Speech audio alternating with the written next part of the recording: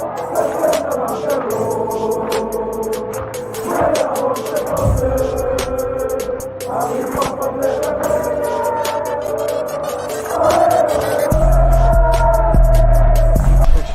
out to Kopish. Shout out to Kopish, guys. Keep all the good work the up. two legends, Emil Heskey, Howard Gill. Can't get much better than that guy. Yeah. You know what to do now. Like, comment, subscribe. I'm with legends, guys. Kopish. Good evening, lovely people. Hope you're well and welcome back to another Rival Watch and Kop-Ish Call-in. My name is Kall-in. We are Team Kop-Ish. As always, guys, massive shout out to you guys. Please do smash the like button if you haven't already. Subscribe if you're new to the channel. Just want to get a bit of housekeeping out of the way as well. Got a massive shout out to our sponsors for the Rival Watch and Kop-Ish Call-in, the one and only FansBet. Guys, make sure you check out FansBet. Their link is in the description of our YouTube video. An amazing company to be partnered up with, an amazing betting company to use and be a part of as well. So, guys, you must be over 18 to play, and you must gamble aware. So, if you have any gambling issues, if you want to just find out more information about gambling, visit begambleaware.org. But most importantly, check out FansBet. There's no Premier League games this weekend, but that doesn't mean there aren't great odds. So make sure you check them out and subscribe to FansBet. Right, people. So a couple of things really want to just talk about this evening. Obviously, we're going to get you guys calling in. For anyone who didn't watch the Prem Panel show, we did the predictions for the FA Cup games. The only one we haven't done yet is the Liverpool game. We will have a separate preview show for Liverpool versus Cardiff, which is looking tasty because for the first time in a long time, we'll have almost a full-strength team, obviously barring the two kings of Africa, Mane and Salah.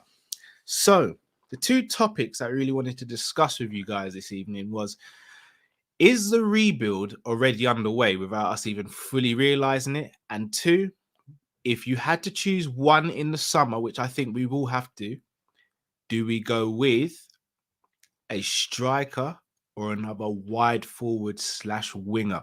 So those are the two topics. I think it's only right we start with the winger one, because we signed Luis Diaz recently. Now, Luis Diaz, a Colombian international superstar player over in South America, made the deal official just before deadline day. Obviously missed out on Carvalho, but we will touch on him shortly. Luis Diaz comes in and he's predominantly a left-sided winger. Sadio Mane has had a fantastic AFCON. And for anyone who says he's finished, he's not. Is he the same Sadio that we maybe signed in 16-17 that we had in 19-20? Maybe not, but he's still one of the best in the world. Let's not get crazy now. That effectively means that Jota, who was playing on the left-hand side, could potentially be our out-and-out striker now. Or for anyone thinking in a different way, it could be Diaz and Jota vying for that left-hand side, and Mane could be one of the players who leaves in the summer potentially. Not something that I want, but something that could happen.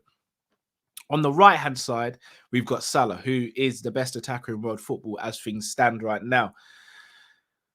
But there is no competition for him, or no direct competition. We've seen Kai Gordon play there. We've seen Minamino. We've seen Jota, and we've seen Ox play there. None of those players have really stamped down a position there or shown that they could be any threat to Salah's position.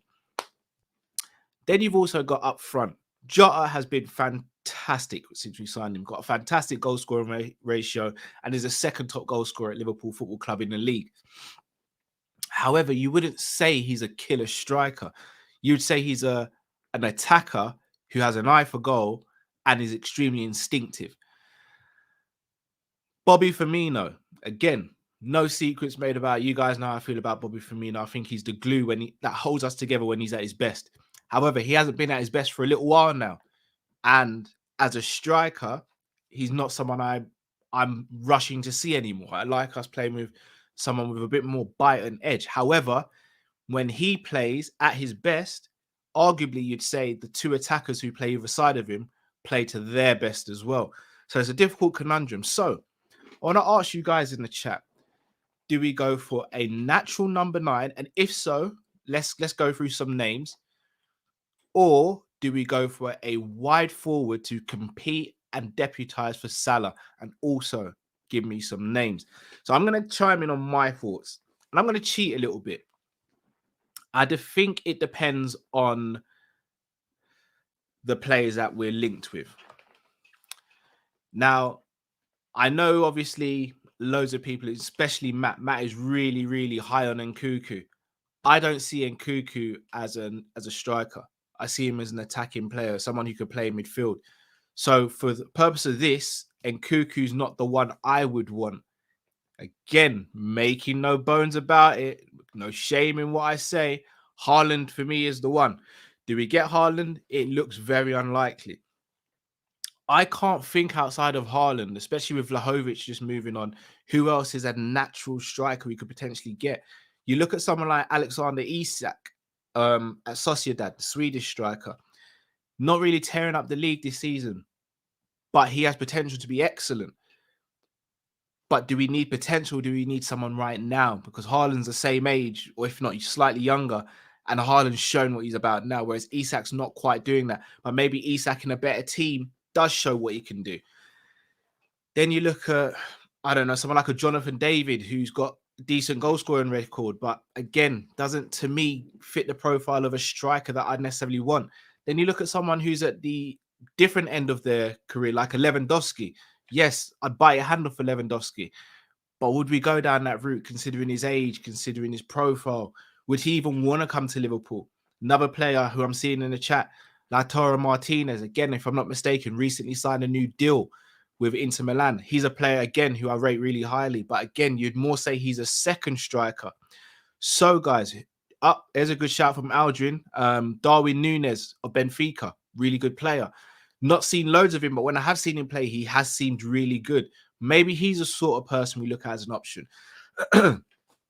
But then, if we're looking at the right-hand side now, I can reel off names for days. However, we have to be realistic in our approach. We all know what Salah is. Salah is almost an anomaly to football. He's a goal-scoring machine. He's a creative player as well. Might not be the prettiest on the eye with these so-called eye tests, but he delivers, and he has done season in, season out. Rafinha is the first name that comes to mind for many people. Would I take him? Hell yes, in a heartbeat. Is he gonna want to come and potentially play second fiddle? Pedro Neto, been injured. Is he going to come back the same sort of player? Fits the profile in terms of age. Only 21, I believe now, maybe 22. Then you look at someone like Moussa Diaby, doing brilliant at Leverkusen. But again, he fits the age profile. Is he going to want to kick on and go to a place where he could be a starter? So this is the difficulty we potentially have. Anthony from Ajax, another player. There's loads you can name. Again, I'm going to say another name who's not necessarily as popular here. Jared Bowen. Another name we've been linked with today. Bukayo Saka. All of these players I would have at Liverpool Football Club. But would you, and would they want to come? How much how much negotiation would it be with the actual player to make these things happen? Because I'll be honest with you, Saka comes to Liverpool, I think he goes up another level. Anthony, I think he goes up a level. Rafinha, I think goes up a level. Neto comes back from the injury, goes up a level. Bowen goes up a level. Klopp's shown it. Every time we sign a player, they go up a level. So what's to say that we couldn't do with these other wingers, but it's whether they would come. And again, you look at Saka, English, homegrown, at a club that is going through it. And I'm enjoying it, by the way, Arsenal. I'm enjoying it. Keep it going. But is he going to want to come to Liverpool? But at the same time, where else does Saka go where he's a guaranteed starter? Don't see him going Man United. City, maybe, but he's not a guaranteed starter there either. I think Saka's one we could really push for. Obviously, the pay might be quite high. The transfer fee might be quite high. But Saka can play left. He can play right. At worst, he could play left back. Can play in the 10. Is that not Klopp's kind of dream type of player? Young, quick, good feet, good shot, good finisher, versatile. I mean, let me know what you guys think. Am I clutching here? Obviously, I'm not saying we're nailed on to get Saka, but I think it would be a hell of a signing. It'd be a hell of a signing. But it's depending on what you guys want. Is it a striker? or he's a winger. I'll be honest, if I knew we could get Haaland, this wouldn't even be a conversation. But because I don't think we're in a position where we can potentially get him, it opens up the conversation. And then also, would you guys be happy getting a wide player and having Firmino and Jota be the two strikers for the season? Because they would be, because it looks unfortunately like Origi's going to move on a free. And we don't necessarily have anyone from the youth academy coming up and really, kicking up a storm to say, yeah, they can be third choice. And then Leighton Stewart was doing excellent before his injury. Again, depends how he comes back from his injury, but Klopp's not going to rush anyone. I don't know. You let me know. You let me know, guys. Second topic I wanted to discuss with you guys, and I think it's a really good topic.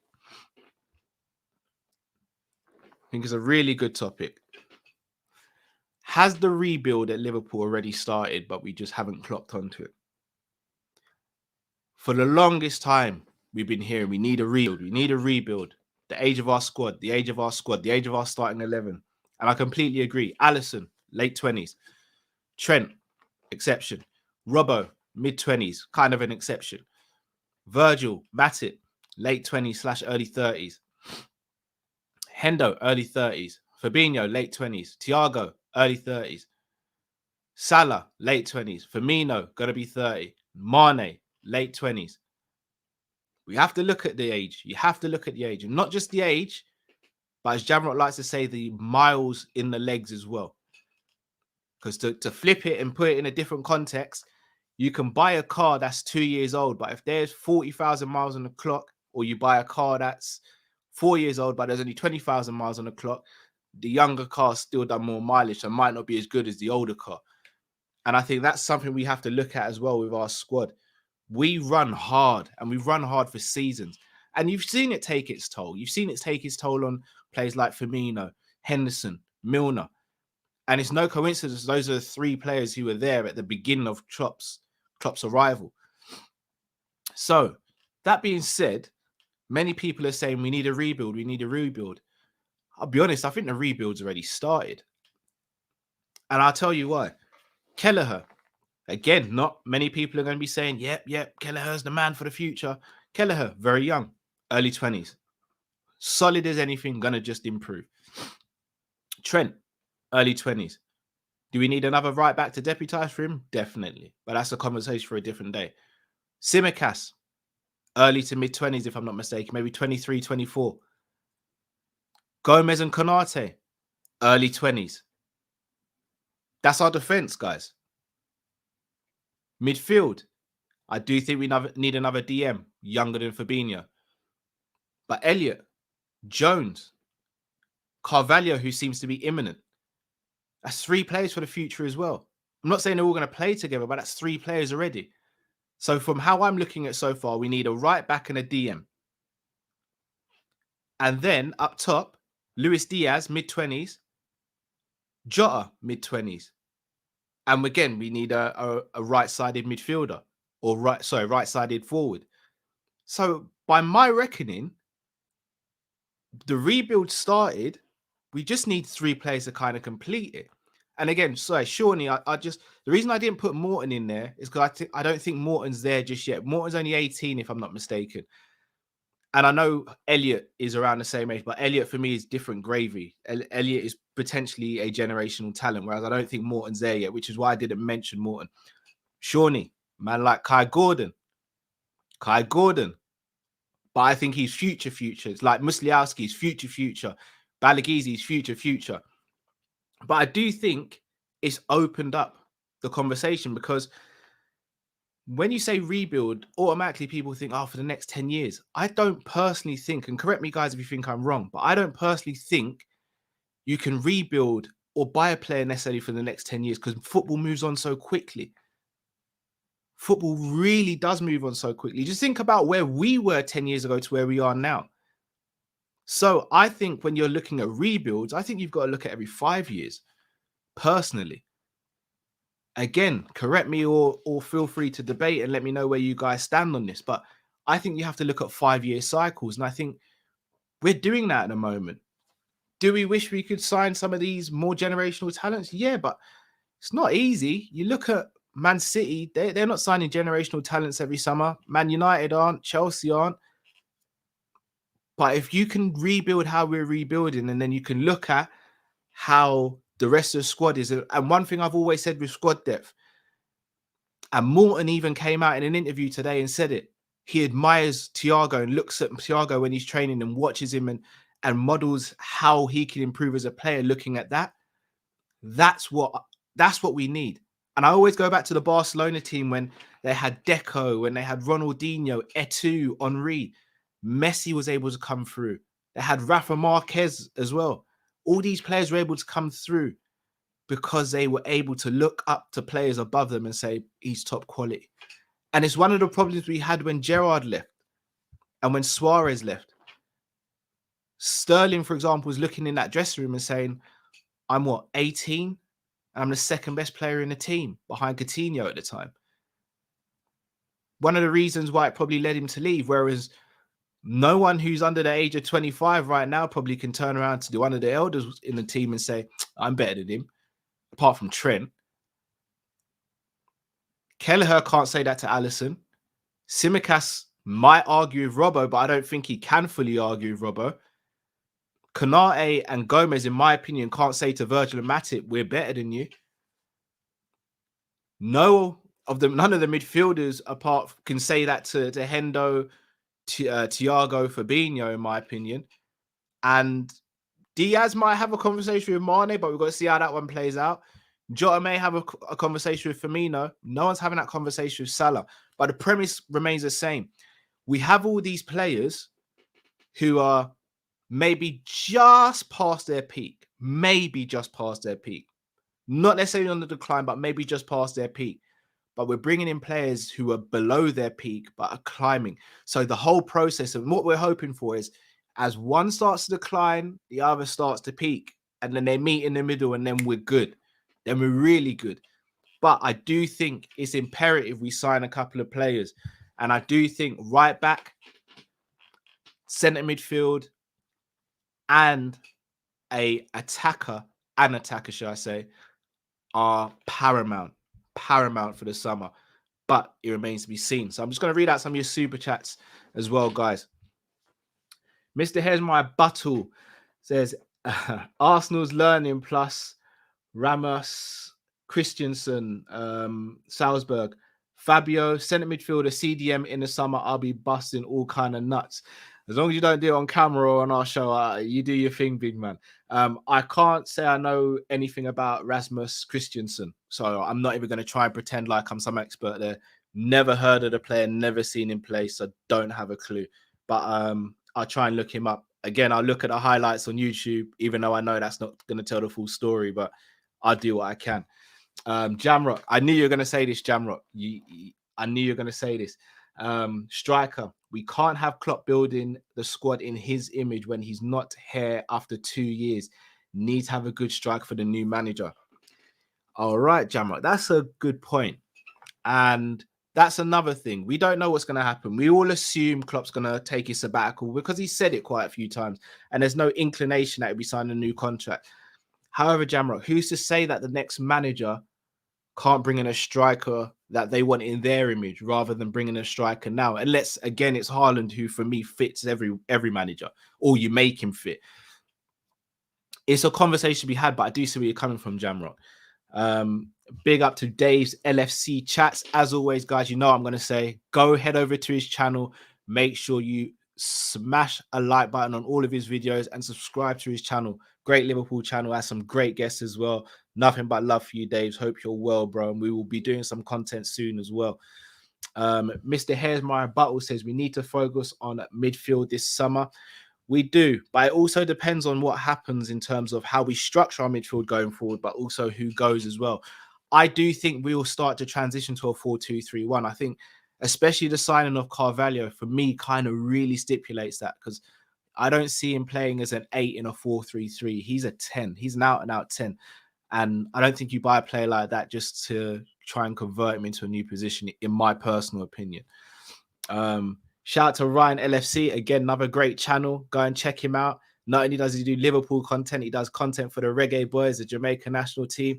Make sure you check him out.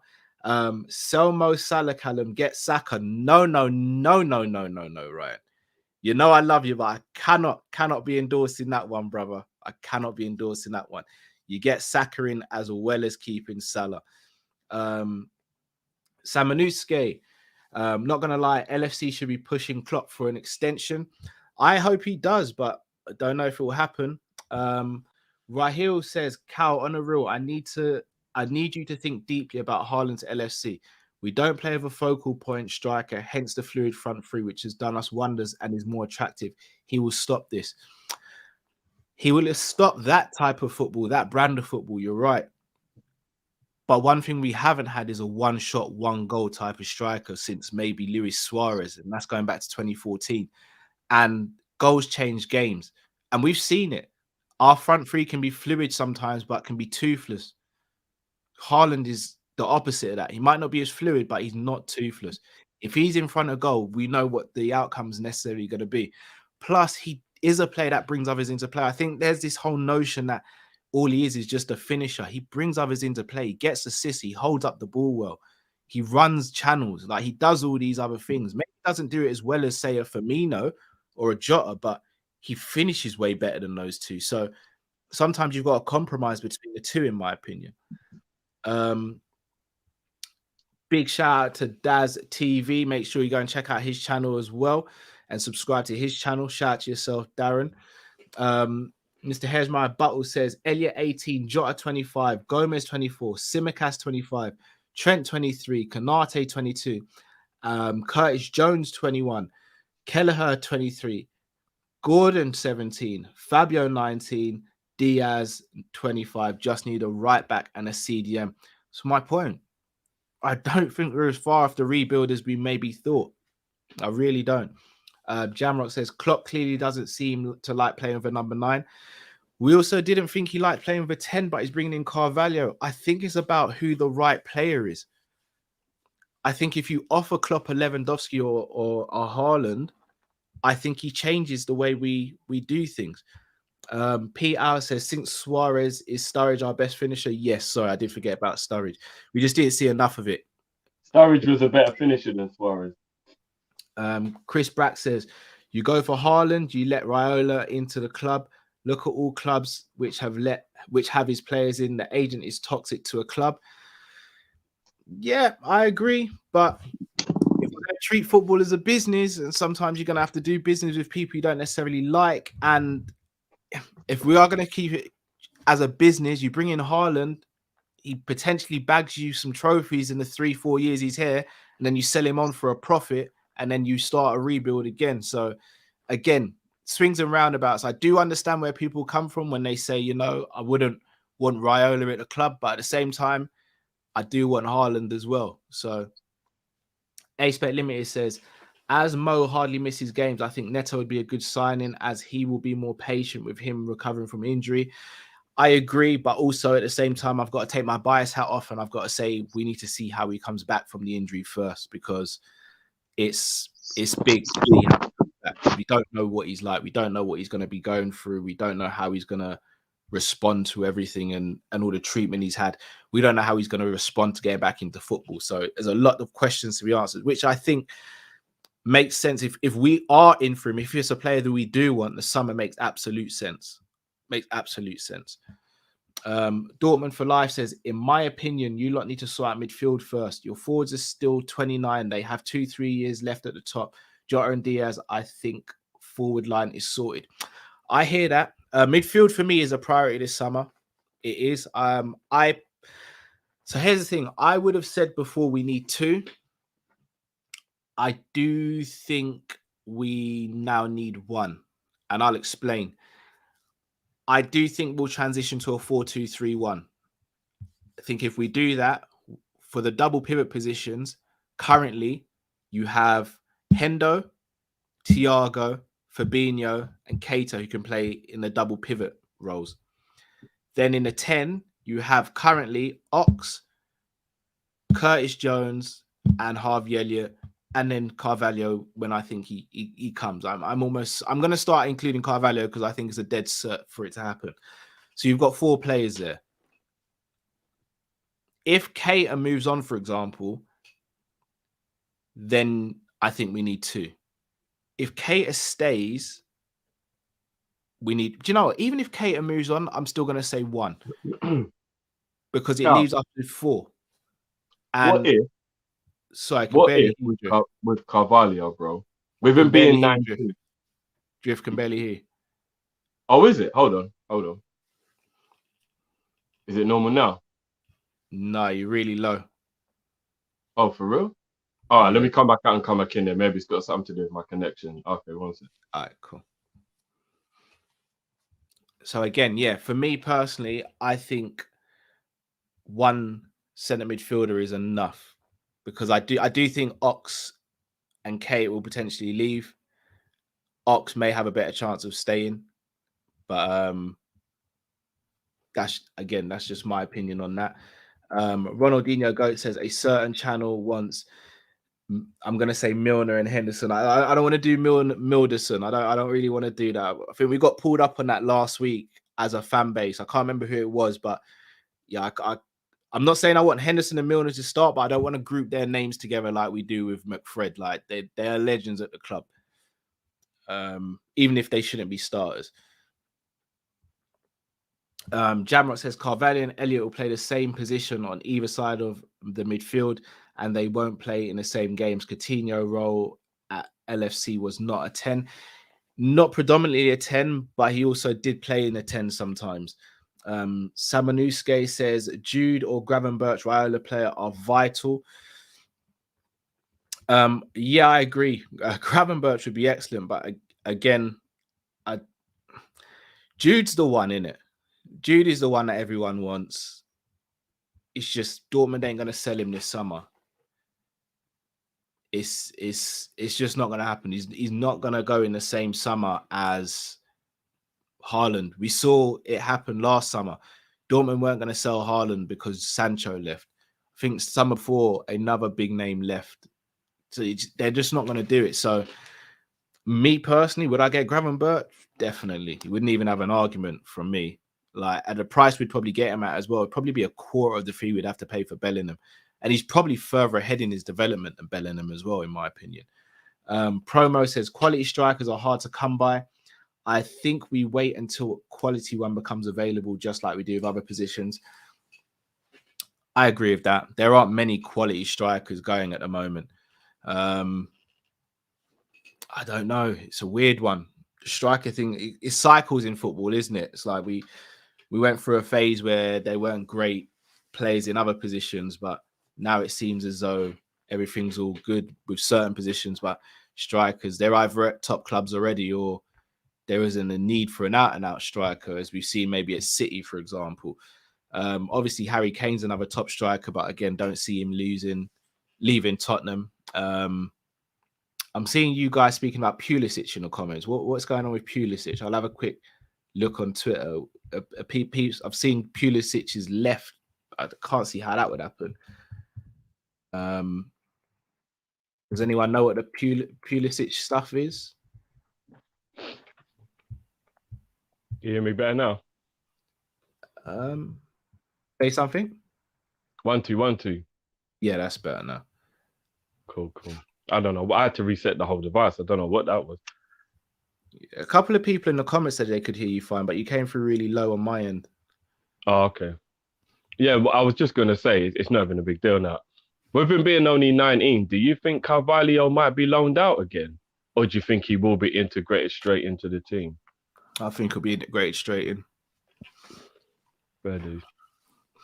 Yeah, apologies. I realised with it being a long one, I better hurry up and eat because I hadn't eaten since 10 o'clock this morning, so I would have passed out. So apologies for the tardiness, people, but I had to eat. Pete Al says, what happened to that Rayner guy? Gio Rayner, yeah, he kind of was really hyped up and then haven't heard or seen much since, so I'm not too sure.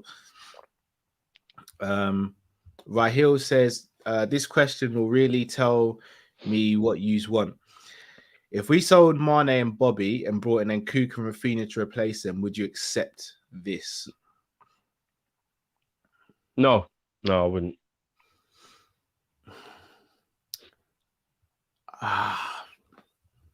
The shiny toy isn't always better than the old toy, man. The thing is, Nkuku for me wouldn't play as a striker in our system.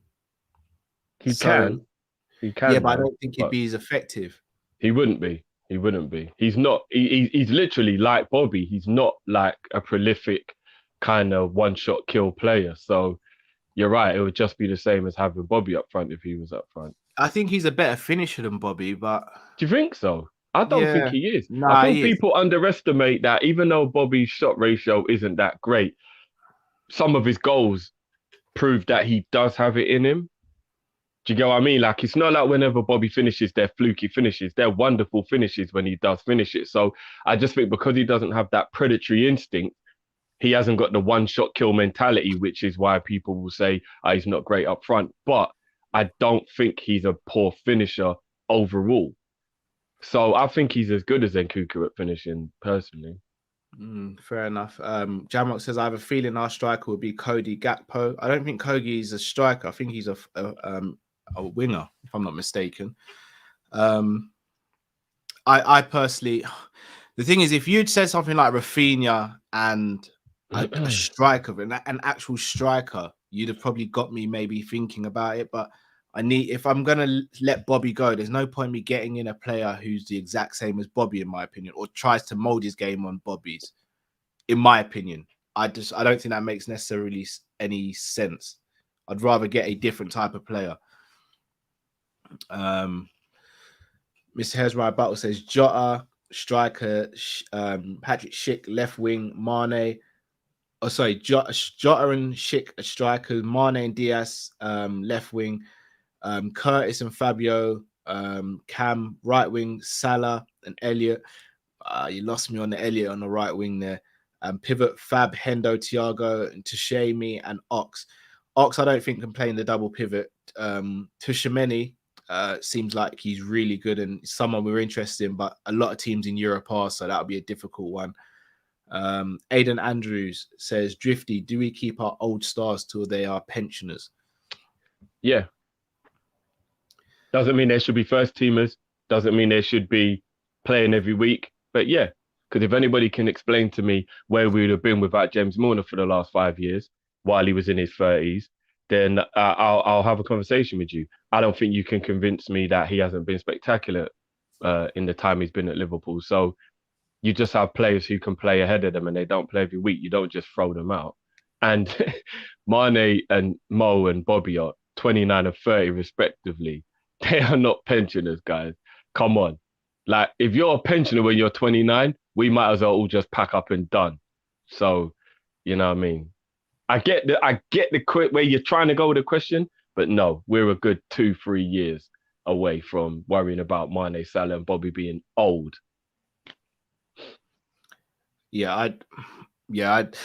It depends on who you're offering me as replacements, if I'm going to be honest with you. Like, are we obviously I'm not talking about you, Cal, but are we to the people in the chat who keep on saying like I'd replace Mane? What are we still on this wave of Mane? Are we not watching AFCON? I mean, guys, there's nothing wrong with him. You're allowed to have poor form. It is amazing how quick people turn their back on someone. This guy's been our best player, arguably, across the stretch of the 5 years he's been at Liverpool.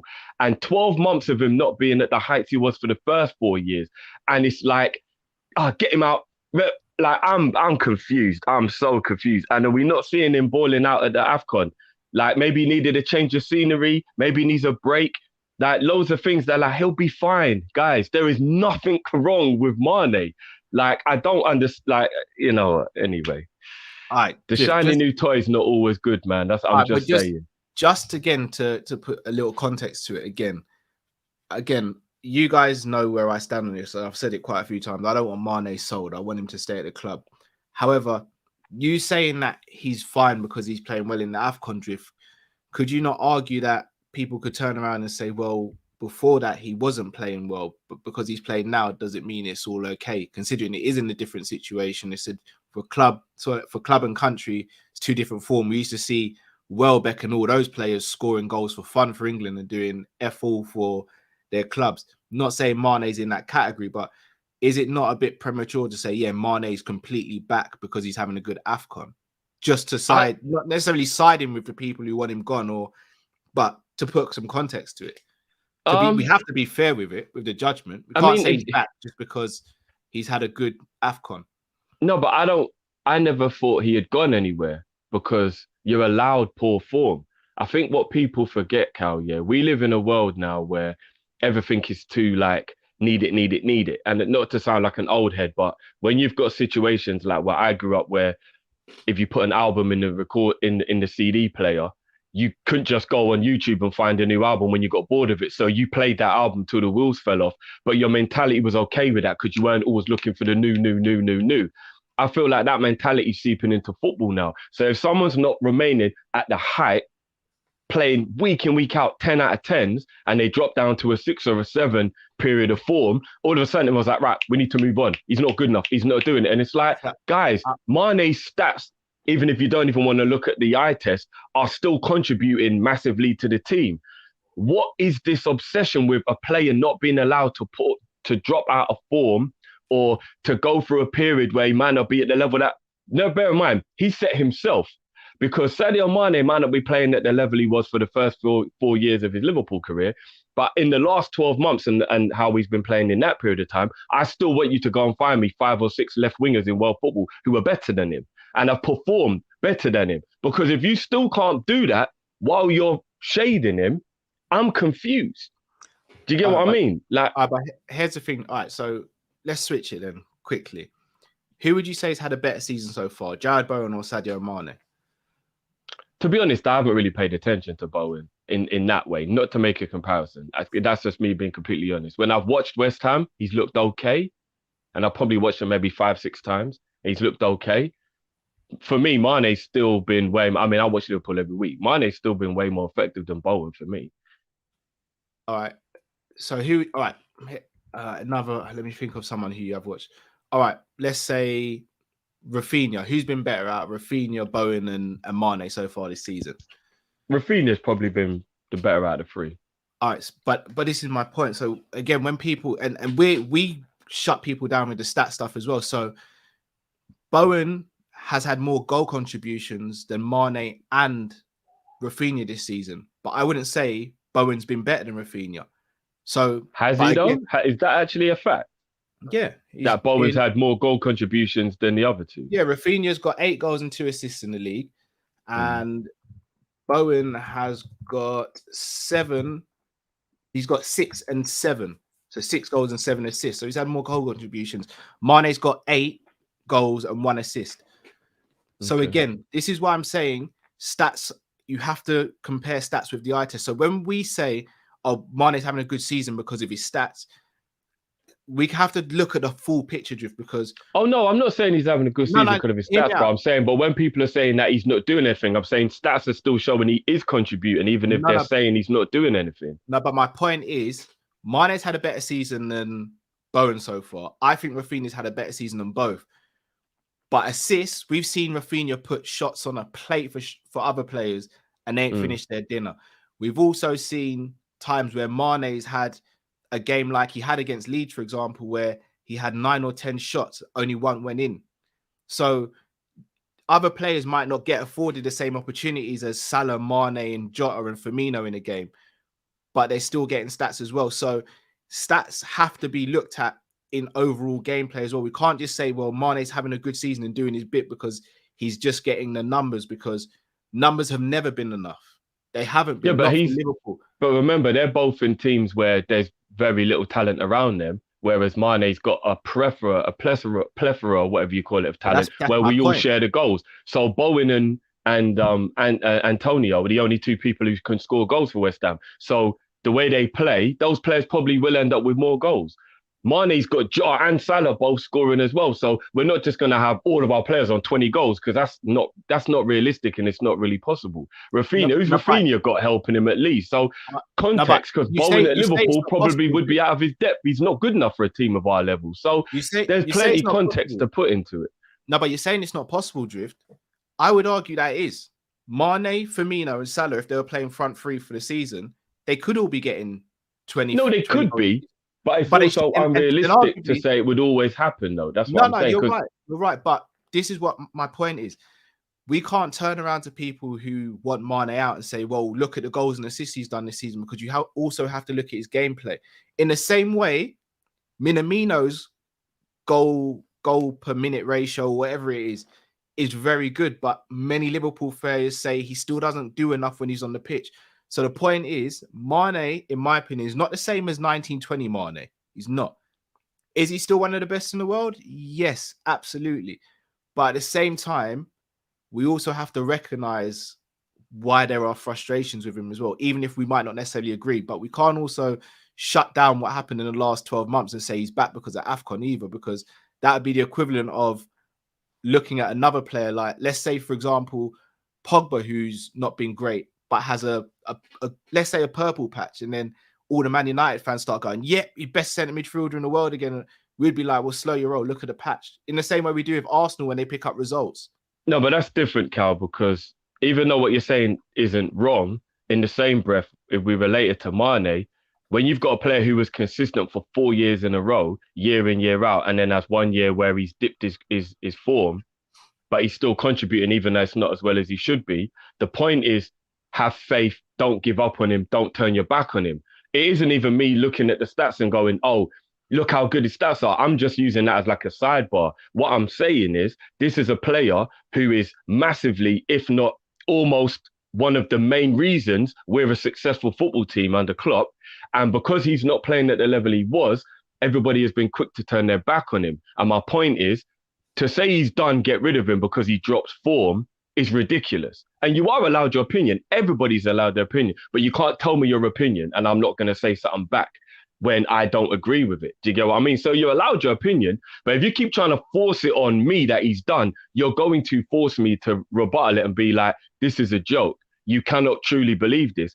And AFCON is proof the player is still there. There's just something at Liverpool, whether it be Klopp's got to get the best out of him again or give him a little break, let him, whatever it is, there's just some tweaking that needs to be done to get his form back, because AFCON is proof that he can still perform at the high level. So when for me, it's just a relief of like, do you know what? Here's just some evidence for you guys who are going to turn around and say Mane's done.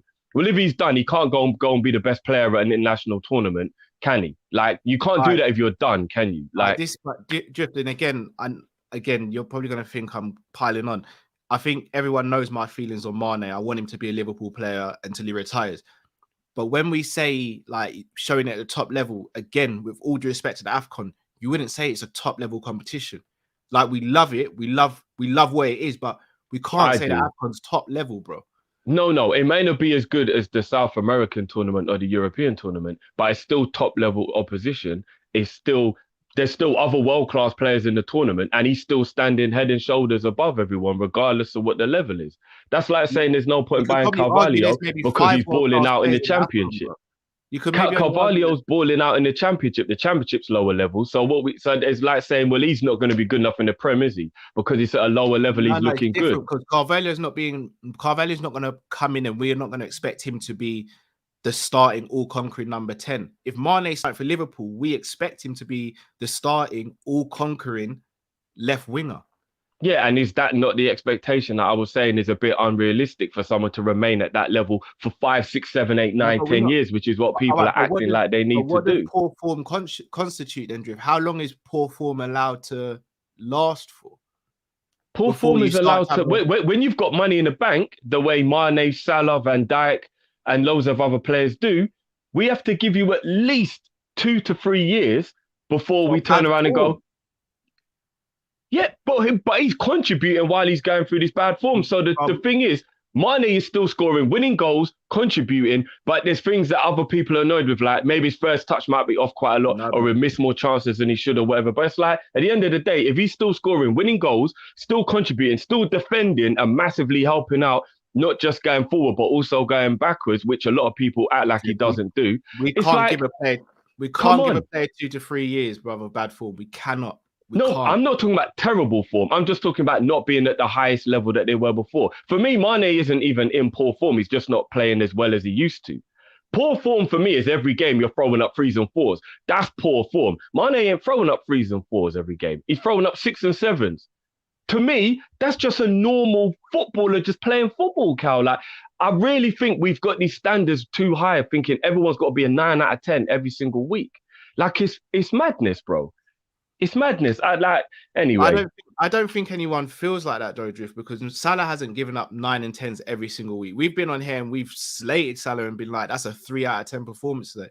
Yeah, in a random game, innit? Yeah, but that's what I'm saying. Like, it's the same reason why I said I don't want to see Bobby as a striker anymore. Because when he plays as a striker, I've seen too many games where he's not playing as an 8, 9, or a 10. I need to see regular 8, 9s, and 10s. I have to at Liverpool. Like, it's what we have to see if we want to be competing for the top echelon of trophies on a consistent basis. So, but is that unrealistic, Cal? Because how do you get the whole team to play 8s and 9s every single game? No, that's unrealistic. No, but it's not the whole team that has to play 8s, 9s, or 10s. But you've got to look at the individuals. Because again, brother, I'll be real with you. Any player, and I have this energy of any player, if I'm seeing regular 5, 6s, then I've got to start asking questions, because if that's a regular thing, it's not. But Mane isn't regularly playing 5s. That's what I'm saying. I'm not. No, but if we were to probably go back and look at his form over the last 12 months, we could say he might see more 5s and 6s than he's seen 8s, 9s, and 10s.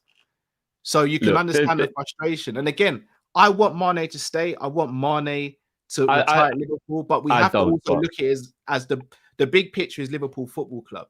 No, I agree with that, but I'm just going to say there's no point us talking about it anymore. Not just you, I mean, even the people in the thing, because I'm never, ever going to agree with it.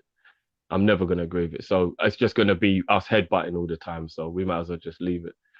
I don't think it's headbutting. I think we're both on the same page, just in different ways. No, I'm talking about anybody who's got an issue with Mane and saying they want him to go. And people might say this is being emotional. And in this sense, I don't care, because you have to involve emotion in football. Otherwise, what's the point in watching it? When it comes to people who've got money in the bank, credit, and they are world level legends, and I don't use that word lightly when I'm talking about players like Mane, Van Dijk, Salah, Bobby, they are legends of the club, yeah? I am always going to give them a little bit of an extra blight, regardless of whatever, when it comes to their form or what's going on, because they deserve that. They've earned that. Do you know what I mean? Like, you if you're talking about someone like, say, Jota, who's come in and performed really, really well, but he's not a staple of the team yet, and then he dropped out of form for a year, you might go, well, you know what I mean? Like, he's not got that much credit in the bank, but let's hope. But when you're a Van Dijk, a Salah, a Mane, a Bobby, a Henderson, Gomez, Matip, Alisson, Trent, Robbo, all the players who were the cornerstone of what we did, I will never turn my back on them, because they've got that credit in the bank, bro. And say he's done, get rid of him, is turning your back on him. And for me, that's ridiculous. Like, my brain can't comprehend that level of traitorness to the player who's brought us that success. It's madness to me. Let me ask you a question then, Drift. Serious question here. We all got annoyed with Klopp for continuing to play Robbo over Tsimikas. If Klopp came out and says, well, Robbo's got money in the bank, so that's why Tsimikas isn't playing over him, wouldn't we say, one, that's favoritism, and two, you're not putting the team first, you're putting your personal form, Cal. That's form. We're not saying put Tsimikas in the sell Robbo. We're just saying put Robbo on the bench, let him get himself together. But that's totally different, Cal.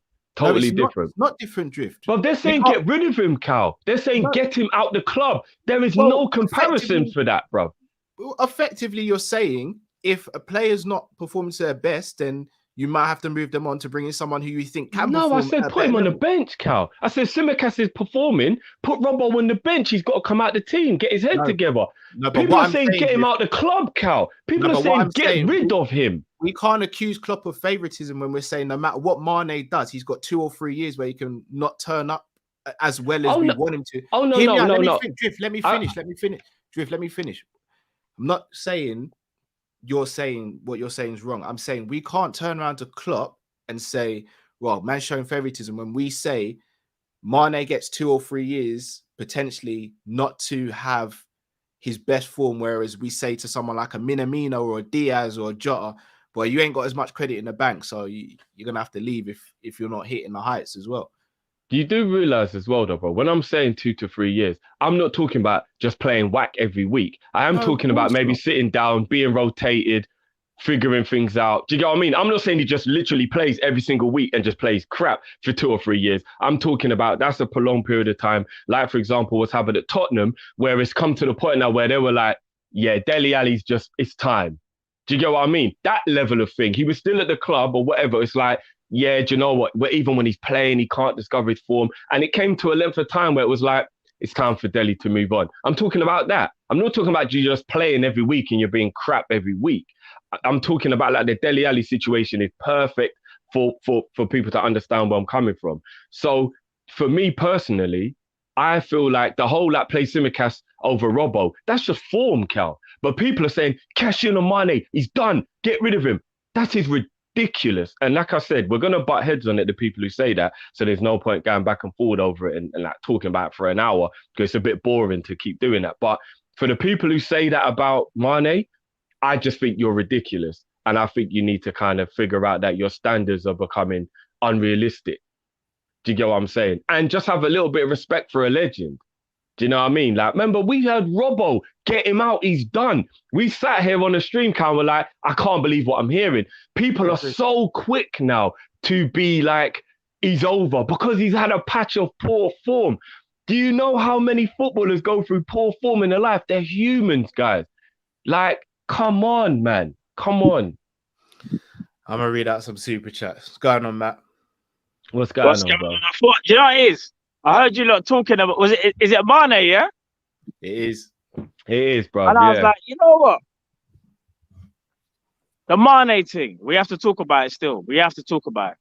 What was the question, though, Kat? Just quickly, I wanted to chime in on it. I didn't hear the question.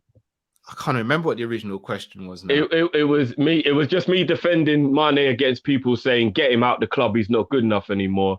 And Cal was just putting up an argument for how long do we let someone play poor form before we think, maybe they're not good enough anymore. Okay, all right. Let me say something about Mane just quickly, yeah? With Sadio and Mane, I can understand people's frustrations in terms of how he's played this season. However, I think when you deep it, when you're used to someone being incredible all year round and they're not doing it, obviously people are going to start asking questions like, is he done? Is he not? Now, I fully understand when people say things like, right, you know what, yeah? Mane's done, rare, tear. He's not done. He's just not the same. And do you want to know something as well? You see this Luis Diaz thing? It can actually be good for him because it will push him. It will actually push him. Now, we're not going to get into contract negotiation or that because that's another story. But in terms of like Mane as a whole, I think what it is in Mane, Drift, yeah, is that we can't lie. He hasn't been in his best shape for Liverpool. Senegal, yes, he's done his thing. But for Liverpool, he kind of hasn't been the same Mane how we kind of used to see it. So that's why people ask questions. And I think it's only right, to be fair, that if there's a little bit of criticism, it's kind of understandable because they're used to a standard. They are used to a standard, isn't it? But Matt, it's not criticism if you say get rid of him. That's actually turning your back on him. That's a totally different thing, bro. It's football. Sorry, because I ain't got my headphones. I'm having to put the thing to my ear. But you see, in terms of like the whole get rid of him, I fully disagree, and I think probably Cal disagrees. But what I'm guessing, loads of times, there's people in the comments who reckon I hate Mane. I've said it loads of times. I don't want Mane sold, but I also have to look at things objectively as well. I have to see where other people are coming from. Yeah, but I'm just arguing against the people who are saying get rid of him. I'm not arguing against anyone who's questioning poor form. I understand that. Of course, you're allowed to do that. I've just got a problem with people turning their back on him and saying, get rid of him. That's the problem that I have. Do you get what I'm saying? And I'll always have a problem with that. So. No, fair enough. And here's the thing. Before I go as well, I will say this as well. Obviously, we've got AFCON coming up. We've got obviously the final Salah and Mane. And obviously, maybe people expected Mane to be there, obviously playing for Senegal and Salah's team obviously not maybe being as strong as Mane's. Mane's not done. He's not finished either. And I think people need to put respect on his name because, bro, this man still got it. It's just that it might not be the same Mane that you kind of used to 18, 19, where he's burning everyone and doing X, Y, and Z. He's still a great player. But I think the Diaz thing, again, correct me if I'm wrong, I think it might improve Mane. Yes, he might be his long-term successor, But Mane, in my opinion, should be able to rise to the challenge, and we might even see a better Mane. I don't know whether people agree with that or not. I don't know. There you go, bruv. Like I said, people are allowed their opinion, but you just can't tell me your opinion, and I'm not going to say something back if I feel like it's a wild statement. Do you get what I'm saying? So, is what it is. I hear it. But anyway, people, love. I'm gonna see. Obviously, we got a game on Sunday. Luis Diaz hopefully should be making his debut. We'll wait and see about that. Yeah. You know what I mean? But no, people are still loving that. And make sure you subscribe and like the channel as well. And make sure you smash that like button. We are always here. Whether there's 3 of us, 2 of us, 1 of us, we're always here, people. So make sure you smash the like button. There's nearly 700 of you in the chat. Come on, man. You know what I'm saying? 100 likes. We always agree to disagree on this channel. Am I lying? We always agree to disagree. So not just on the channel, in life, bro. Yeah, facts, bro. Facts in life. It's the only way to get through life, brother. If you don't agree to disagree, man will be vexed all day, every day, blood. Facts. And not only that as well, it just goes to show you, yeah, as well. No man here, and I'm sure the chat aren't like that. There's no yes man in this camp. Every man has their own opinion. Whether you disagree or agree, it doesn't make it right or wrong. It's just an opinion. Remember, it's an opinion, people. So make sure you smash that like, innit? You know what I'm saying? Yeah, man. Big up, bro. Big up, Matt. Big up you lot, yeah? Love as always, people. Yes, man. Soon, yeah? Cool. Big up. Gonna get through these super chats before we bring in the callers. Promo says Jimenez would be perfect before the head injury. Yeah, absolutely. Conroy. Shout out to Conroy. Conroy always said that as well. Yeah, I would have loved Jimenez. Jamrock says we can only have 17 non-homegrown players. Very true, but I think we're all right for that, Jamrock. I actually think we're all right for that, especially when players move out in the summer. Mr. Hesmire Battle says playing right wing in a 4-2-3-1 is different to playing right wing in a 4-3-3. Slightly, but I think our players are more than adaptable to make those nuanced changes, in my opinion. So I don't think that'd be an issue. No, Pep the Fraud says, nah, Drift, you're reaching. Mane, no way been best. Salah and VVD. That was regarded over the period he's been at the club. I think he's definitely top 5. Definitely top 5. If that's what you think, 2 of those seasons, those other guys weren't there, Mane was still performing and pulling us through. So there's only one season, Mane, Salah weren't there when Mane was. Well, and Van Dijk, a season and a half for Van Dijk as well then. Liam says extend Mane, move on Origi, Taki, Bobby, bring in Rafinha and have Mo, Diaz, Mane, Jota, Raf competing. It's another potential. I disagree with selling Bobby as well. But again, we'll probably just start getting into a whole half an hour Bobby talk, so there's no point. But I disagree with. Yeah, I mean, Bobby's in the same category, in my opinion. Again, Bobby's my favorite player, but I'm all about Liverpool, so I can understand why people may want to move Bobby on and bring in someone of a different type of player. I can understand it. Banter FC says, as much as it pains me to say Bobby, Origi, Taki and Naby need to go, if we get Nkuku and Tushemi, we aim for a treble. Also, Mane's not finished. Again, I disagree with getting rid of Bobby, but fair play. I mean, I disagree with getting rid of Origi as well, but I've given up playing that. So, Rahil says, Drifty, with all due respect, we ain't turning on Mane. He's got 1 year left on his contract, and he ain't getting a new contract on better terms. We need to be future-proof. Need to stop being sentimental. Want to win for longer. I agree that you sell him rather than he goes for free if you're talking about the model. I agree with that, bro. But the point is, why is he not being given a new contract? That's the issue. In my opinion, anyway. Like, it's actually ridiculous. Aidan Andrews says, Drifty, ability declines, will their wages, though? We're not going to do the whole Arsenal argument, guys. Come on. I'll start worrying about whether the player's on wages or not. Mane's been on 100 grand for 4 years. Like, guys, come on. He's not an Aubameyang just rinsing the club out on 350 being, do you know what I mean? Like, come on. But it's a fair question. Mane deserves back pay. Well, is he going to, if we were to give him a new contract, then Drift, which is what we would effectively have to do, are we putting him on a higher contract? Well, if it went up to, say, 150, 160 even, I wouldn't think there was a problem with that, considering what he's done for the club and the fact that he still contributes. It's not astronomical wages. It's not like going to cripple the club or anything. You know what I mean? Like, and if he stays on the same wage, even better. I think that's where the argument's going to be, though, Drift.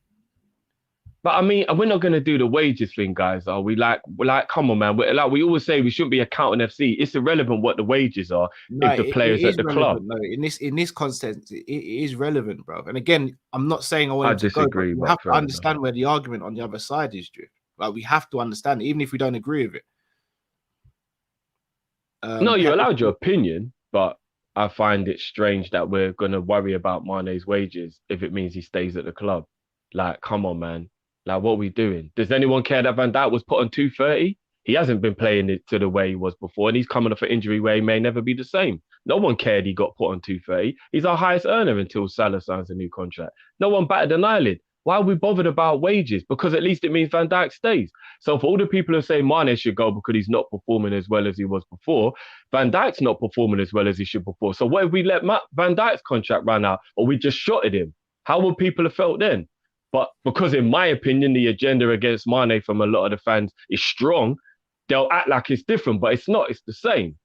Van Dijk is not the same player he was, and nobody's bothered he's on 230 a week. Nobody. People probably didn't even know he's on 230 a week. So I'm just saying, it seems very, the rules seem different for Mane, and I'm confused. I think the Virgil van Dijk one's a different situation, but it's worse, in my opinion, because it's an injury he may never be the same again. Like, he doesn't even have the ability maybe to even be the same player. But I mean, if I ask you right now, is he the best centre back in world football? Would you say no? Yeah, I'll say no, Matip is. But obviously, in ability-wise, yeah, of course he is ability-wise. You're saying that on current form. Yeah, but it's always technically current form, right? Well, no, but this situation with Mane isn't on current form, though. We're looking at the last however long. It's not just current form. We can't just look at current form. But like I said, there's still not 5 left wingers in world football better than him.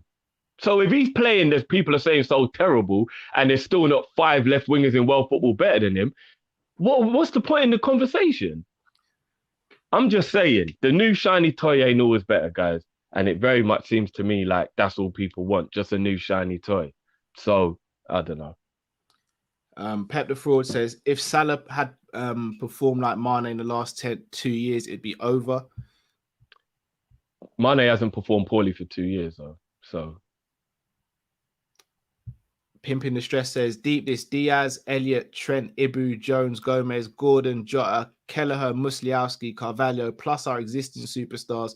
Klopp won't want to leave in 2024 with the best of this squad to come. I really do hope so. I do hope so. I hope so myself. Rahil says, Drift, this ain't prime Sadio, you know, he ain't getting better either. The upside to a Rafinha compared to a declining Sadio is massive. Fair enough. Ron John says, would you build your team around Rafinha or St. Max given the choice? Either. I think they're both fabulous footballers. I'd go Rafinha if I had to pick out the two. I can see why you would do that. But I rate St. Max. Rafinha performing on the international level the way he is slightly making me lean towards the fact that he possibly is the better player. Because I think he's more refined. I think he's more like St. Max is fantastic. He's a player I'd pay money to go and see. St. Max, that type of guy. Same with Rafinha, but I think Rafinha is more refined. I see where you're coming from. I think St. Max is the type of player that if the rest of the squad was brilliant, it'd be the most exceptional player to have in your team. Whereas Rafinha's kind of proven that even in a dead team, no disrespect, Leeds, he can still carry the team, so to speak. So, yeah, I kind of see where you're coming from on that. Crypto Nation, with Mane, his form goes up and down, but we've seen his ability is still there for our fan base. Is just so impatient. He's been a 6, 5, 7 out of 10. He'll probably be at 8, 9 soon, hopefully. I agree with that. Ronaldinho Goat says Mane's been decent, but has missed too many sitters. I think all of our front line have actually been guilty of that, if I'm going to be honest. I was just going to say that, but I just, yeah. Even Jota, who's a great goal scorer, misses sitters, guys. I think our whole front line's kind of like that. It could have something to do with the way we play. I know that might sound like a cop-out for me to say that, but if you look at Mane, Salah, Firmino, and Jota, and the fact that they all miss sitters and have missed chances where we're like, what the hell? Maybe it's the way we play, maybe, or maybe it's the fact that none of them are actually strikers. I think a lot of people forget that as well. They're really like, how many goals have they got? It's like none of them are actually strikers. So I don't know. Jamrock says fans are allowed to be emotional, not directors of footballers and coaches. Yeah, suppose. Ronaldinho Goat says Drifty front four year 2020-30 would be Mane, Origi, and Taki. I would have let that happen personally. Yeah, you can shame me all you want, but by then would have probably won a whole bag of trophies. So yeah. Samanuske, sorry, says 5 better left wingers than Mane in the world we can replace him with. Off the top of my head, I don't know. I don't know. And that's the only argument I'm having as well, is like, get rid of him and what? We probably just bought one of the only guys who's maybe even comparable. So he's at Liverpool now. So we've got them both. So let's just celebrate, innit? Like, do you know what I mean? Like, DJ says AFCON is better than the Copa America. Please respect it. Yeah, I'm not going to do the whole AFCON, and because I know there's a lot attached to when you say certain things about AFCON, so I'm not even going to get into that. Like, everyone knows where we stand in terms of like respect for the AFCON. Like, we've done shows on it and stuff. So, but again, I don't think we can overrate how good the competition is either. Like, we respect the competition, we enjoy it, we celebrate it, but that doesn't mean we turn around and say it's an amazing competition when it's not as well. Like, that's what you know what is funny to me though is that people like to pick and choose when they use the argument you can only beat what's in front of you. It's always funny. I always see the way people twist that in the conversation that they're having. So when Mane's doing well, there'll be people who just want to keep on battering him that'll go, but the level of competition isn't good. But if they want to big someone up and we bring that, they'll be like, but you can only beat who's in front of you. So it's like it always, I noticed that argument always goes like whichever way the person who's got the narrative wants to push it. You know what I mean? So I don't know. A-Spec says people are acting like Mane's recent form is a burden to the team. Yes, he's dropped his level, but he's still better than most of the players in the league. Facts. Yeah, I agree. Jamrock, so people who have a different opinion are ridiculous. If you're saying get rid of Mane, yes. Zabiri says, Matt, I need you on screen because I'm smoking drift when I jump in. If you and Cal can defend this smoke, then fair play, but it's about to go down. Looking forward to it, Zabiri. Come on. I never get smoked. Tyler says, we will know by the end of the season what effect Diaz has on Mane. It's calm. We have options now. Have the convert at the end of the season. Very true as well. Mane, AFCON, Salah World Cup qualifiers need Mane confidence. We say that, but I'm not being funny. The 1920 season, which is Mane, in my opinion, Mane's best season as a Liverpool player, came off the back of him losing in the AFCON. I'm not saying I want him or Salah to win or lose, but I think it's a bit of a false narrative that if Mane loses this game, that he's just going to have a nosedive. It actually might make him go on a mad one.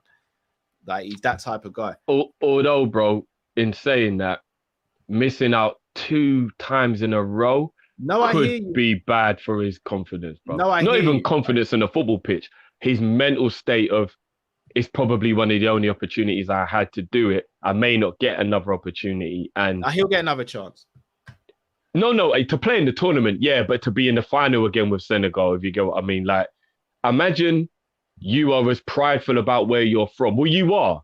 You know what I mean? Like, if you was playing for Jamaica, you would feel this prideful. Yeah. And imagine that want to win the tournament and get into the final twice and losing both times. It's going to affect you. I am worried about Mane's overall happiness if Senegal don't win this. Like, I genuinely am. I'm not worried about Mane in that way. Obviously, I don't want either of them to lose, but I wouldn't be worried for either of them. I think they're both mentally strong enough to deal with whatever comes, personally. Yeah, I mean, I don't disagree with that, yeah. Dinesh says, evening, gentlemen. Would love if Mane wins on Sunday. This could push him to go forward for Liverpool and give him new life. I think Mane will be better and push us to the league. What we just said there, pretty much. Yeah, that's quite ironic. Either way, I think either way would work. Nebek says, Mane 8 goals, 1 assist. Jota 10 goals, 1 assist. Jota's played more games. Am I missing something? People calling out Mane to be sold. You're not missing anything, bro. That's why I call it ridiculous. Again, can't just use stats for an argument, in my opinion.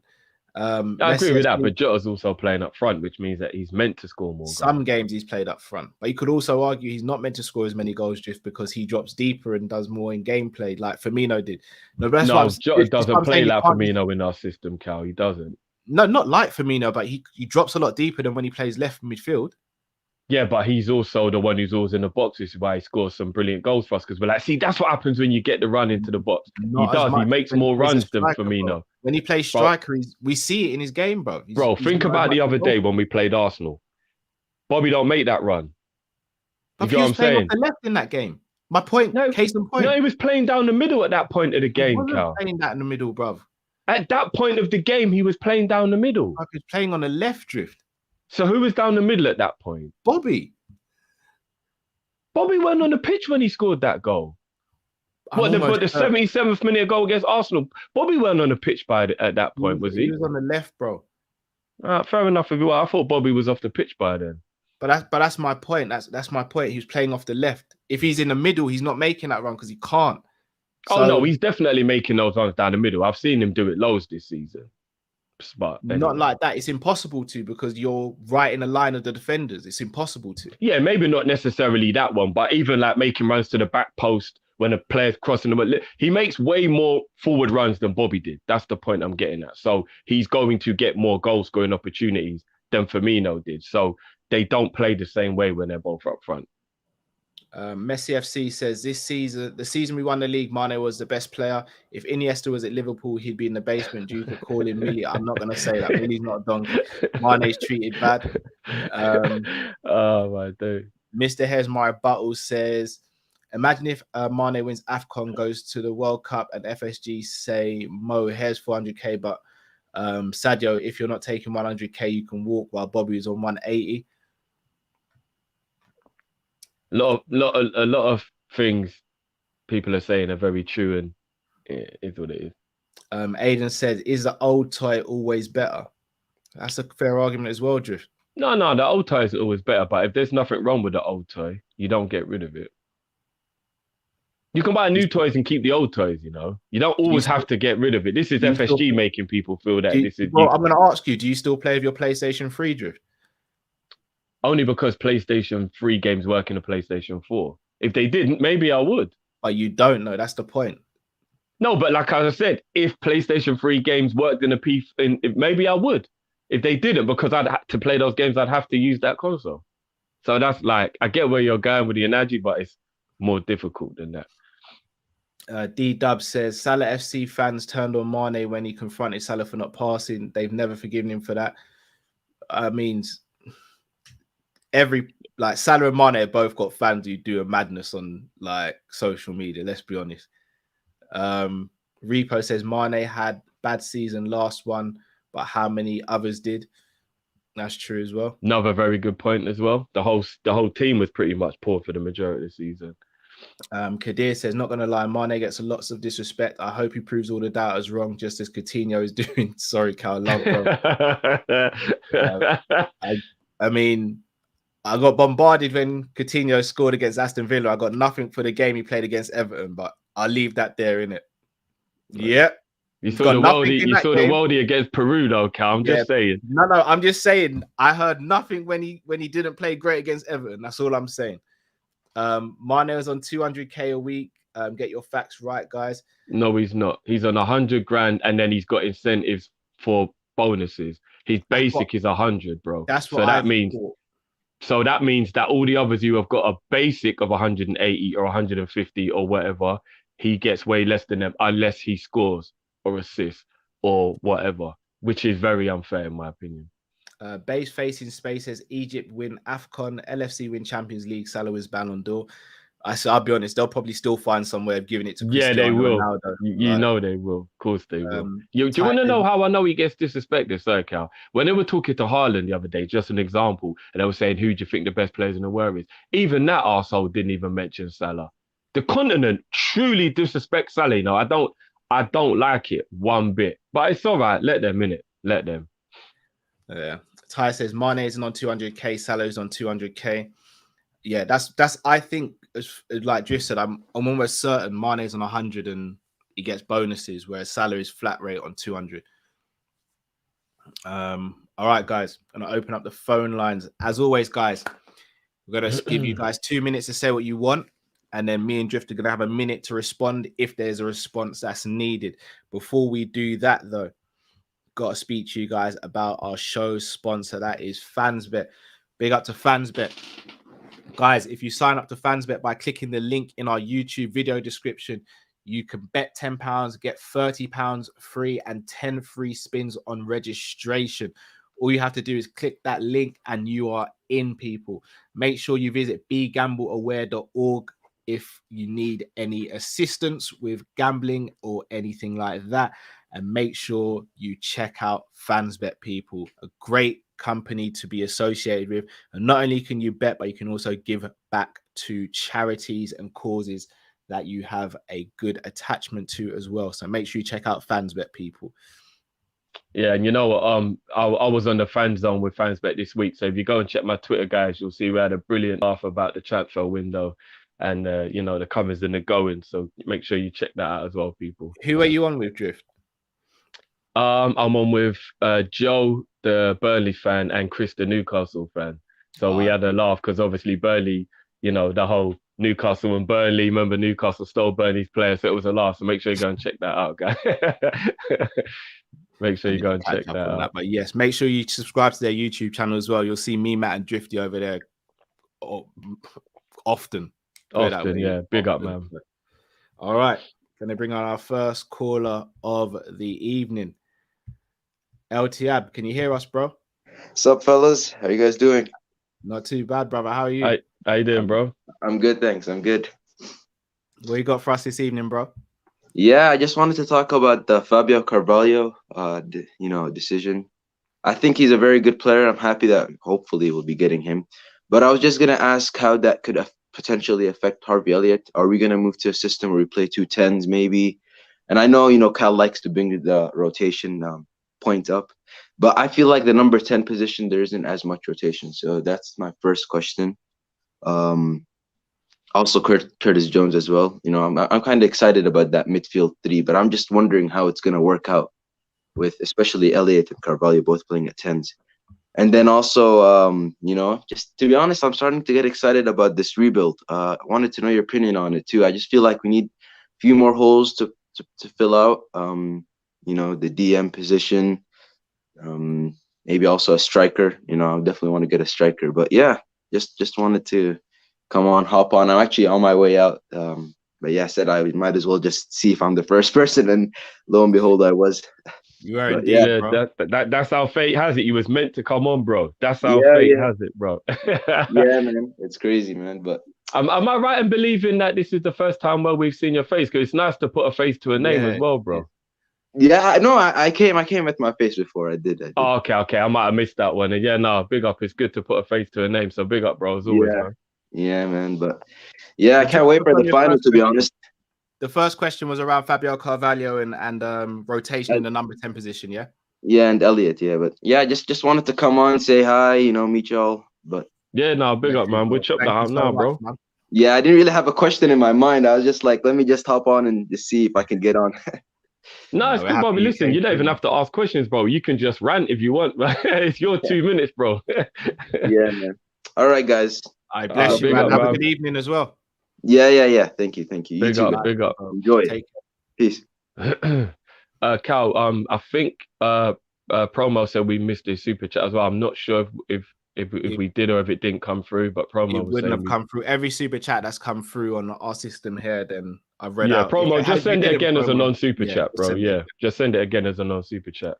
To answer the first question, I think it'll be a rotation. I think Elliott will be the starter in the number 10 position. I think Carvalho will get his minutes as he starts to integrate with the team.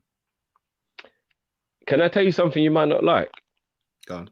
I've got a feeling Elliott might be back up to Salah. No.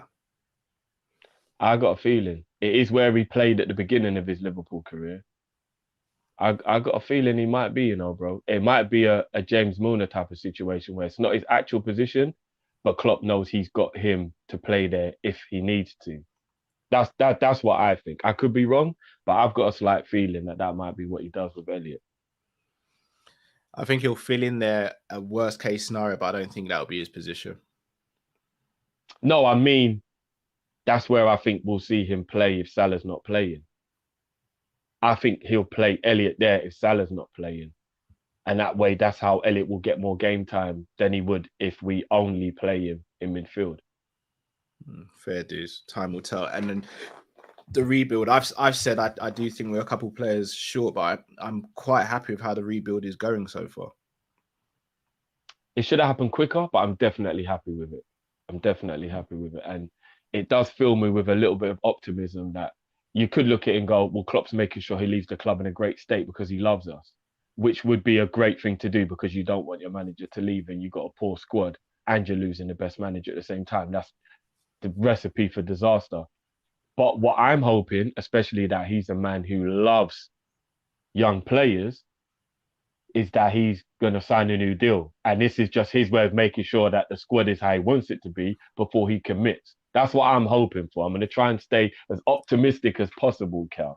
I don't see it happen. I just think Klopp loves the club, so wants to leave it in a good way. I know, and that probably is the way. But I'm hoping he's going to see Carvalho in training, Diaz in training, Elliot in training, Trent, as always, Gomez, Ibu, and he's going to go, why am I going to leave? What am I leaving for? What, with all this, the Jota's still only, 24? What am I leaving? And I've still got all my old guys, all the old guard, the real, you know what I mean? All them man there, like Van Dijk putting his arm around and giving him a little noogie, like, Gaffer, where you going, bruv? Like, bro, I'm just hoping. I want Alisson to invite him to dinner, that humble home. You know what I mean? You know, come round, his wife probably cook a nice meal, sit down and be like, look, Jurgen, why are you going to leave us, bro? Like, come on, man. Like, come on. I don't know. Like, I'm going to hope. His dog's like living there. Come on, I just man. don't see it happening. I hope, but I don't see it happening.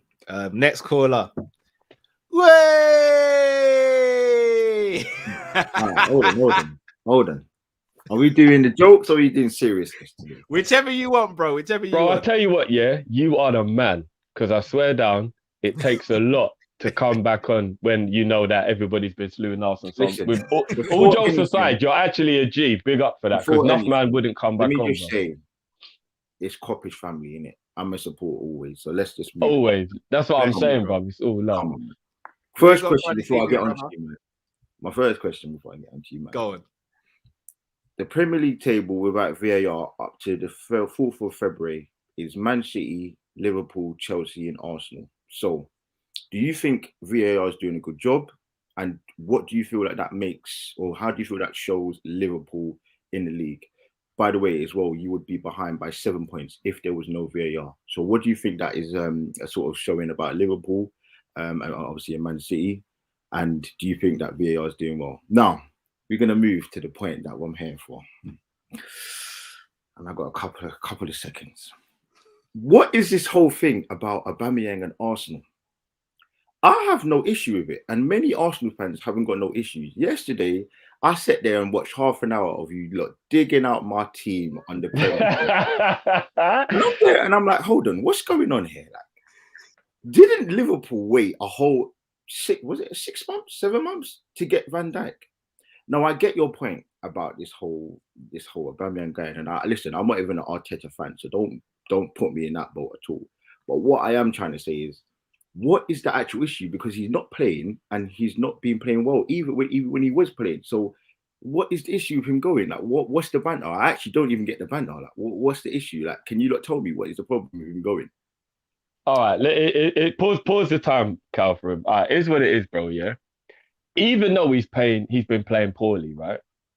My issue as an outsider looking in is, why is Aubameyang being chastised for whatever it is? Okay. And at least people not knowing what it is. If it's that bad, at least let people know to shed a little light. Mainly Arsenal fans, because I think you lot deserve to know. And if he's performing badly, but he's still outperformed by double both of the other players, shouldn't you be swallowing your pride for the sake of the team and keeping him in the team so Arsenal can get top 4, rather than relying on players who are clearly not as good as him, even though he's in poor form? Like, imagine that, bro. You said it yourself. Aubameyang's in poor form and he's still double the player Lacazette is and quadruple the player Nketiah is. Yeah, and he's in poor form, bro.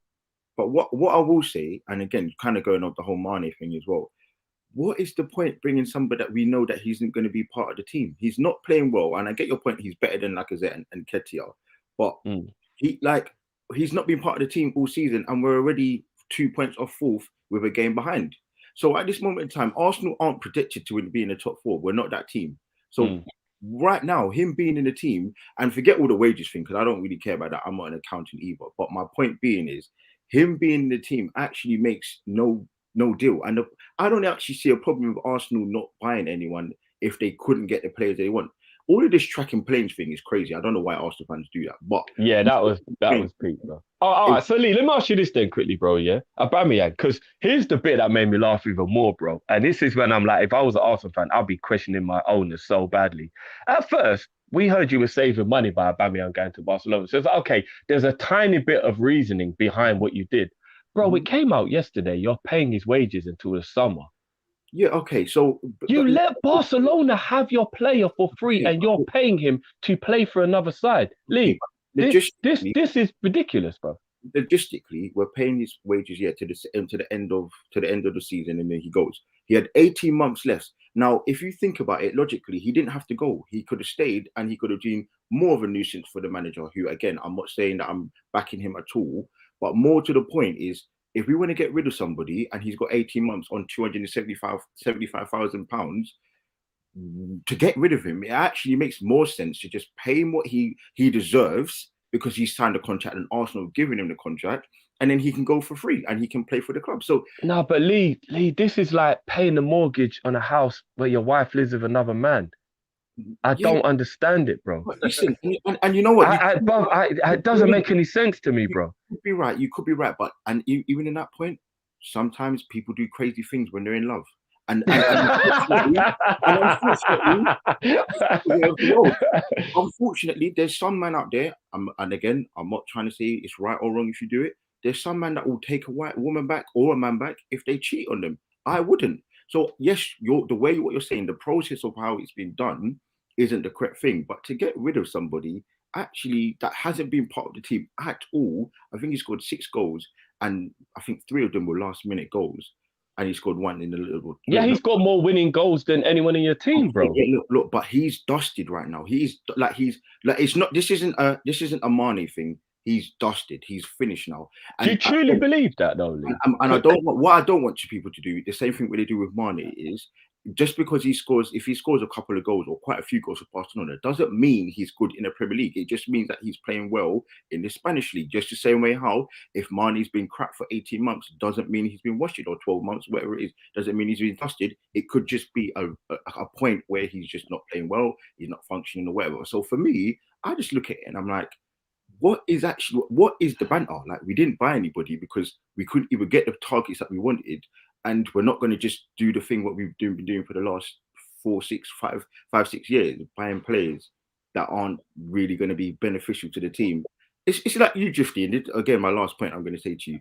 Remember that time when you put that Insta post and you was talking about it online, or say on the stream, sorry, talking about them £600 trainers you wanted. Would you then get the £200? 690, bro. I still want them. You want them bad, innit? You wanted them bad. Yeah. You wouldn't then go, oh, do you know what? I can't get them. I'm going to spend £200 just on another pair of trainers. You would either not get them or wait a bit of time and get the £690 trainers, right? Well, you know what, bro? No, I'm not even just saying this to try and win the argument. I actually did. I had to go and buy the Odell Beckhams, which are £200, ironically. So, like, I did have to settle because I knew I'm never going to have £700 to buy those trainers. Do you get what I'm saying? Like every other club, including Man City, including Liverpool, and again, I'm not comparing Arsenal to those teams at this moment because we're not there. But my point being is, what is the banter if we didn't buy a player that we couldn't get and we didn't spend money buying someone else who's going to beat Morata? You man all know he's washed. So what is the point getting Morata if he's not good enough anyway? I agree with that. I 100% agree with that, bro. But I think what it is, I think the reason why people have an issue with it, bro, is just down to the fact that this is my opinion. You're an Arsenal fan, so I should take your word for it because he plays for your club. But from the outside looking in, Aubameyang's not washed, bro. He don't want to play for Arteta, and Arteta made his surroundings somewhere he didn't like. Therefore, his performance levels will be affected. In my opinion, he's still an elite level striker, and it's actually your manager's problem. No, on the real, I feel like it's your manager's problem because Wenger and Emery had no issue with Aubameyang, but Arteta's come in with his big head and his ego that he don't even deserve to have. And he's trying to throw his weight around, and Aubameyang's like, hold on, big man. You can't tell me nothing. I'm the better man here. And Arteta didn't like it, and he's dashed him out. In my opinion, this is an ego battle, bro. This is, I could be wrong, but this is an ego battle. And you know what? The manager always wins in an ego battle. Look, but I think it was wrong, bro. I think it was wrong. Way too much time. But my last point I'm going to say, and I'm going to leave it there, is we can't speak because we don't know. None of us can speak because we don't know what Aubameyang's done. But there's been a lot that he's done for Arsenal. He's not going to actually leave Arsenal as a legend. Most Arsenal fans are actually happy that he's gone, but we're sad that he's gone because we love him, his smile, his character. He gets along with everybody. I don't want to hear nothing about this guy is a vermin or he's a nasty guy because everyone knows Aubameyang loves the fans and we love him. But we're not sad because he's not a legend. He's not going to leave leave us in a great hole at this moment in time because we've got 2 points off the top four without him, and he's not doing what he should be doing on £275,000 per week. So this is what I was just sitting there thinking, what is the banter? And that George brother, how the hell is he laughing when he supports Tottenham? What is going on? Anyway, big up, bro. You know, bro, and for all the people saying, why did we give Lee more time? For one, because he is a brother, and even though, you know, obviously we give man the banner. No, but you deserve to have the extra time because we have been slewing Arsenal. I'm not going to lie. So do you know what? You deserve the extra time to defend your club because I'm not going to lie. I even said it yesterday. Guys, I'm going to move this on because it's borderline in bullying. We did go in on Arsenal yesterday. But I was just literally thinking, what is the issue? But anyway, look, I've got my question. The chat, please like the thing because these are my guys, innit? Like, let's move. Yeah. Big up, man. That's always, bro. Big up, man. And bless you, bro. But unlike Jiffy, I'm still going to continue slewing Arsenal, bro. Hey, listen, we got them Arsenal fans. I'm going to find where you live, bro. I'm going to find where you live. Love. Yeah, big up, man. Big up. Yeah. All right, so the league table with the VAR is almost the same as it is now, but Arsenal would be in fourth. So I think that kind of means that VAR is making it how it should be, right? If there's only one team that changes if VAR is or isn't in play, maybe it could mean Arsenal maybe get screwed a little bit maybe with VAR, or maybe it just means the league is how it should be, I guess.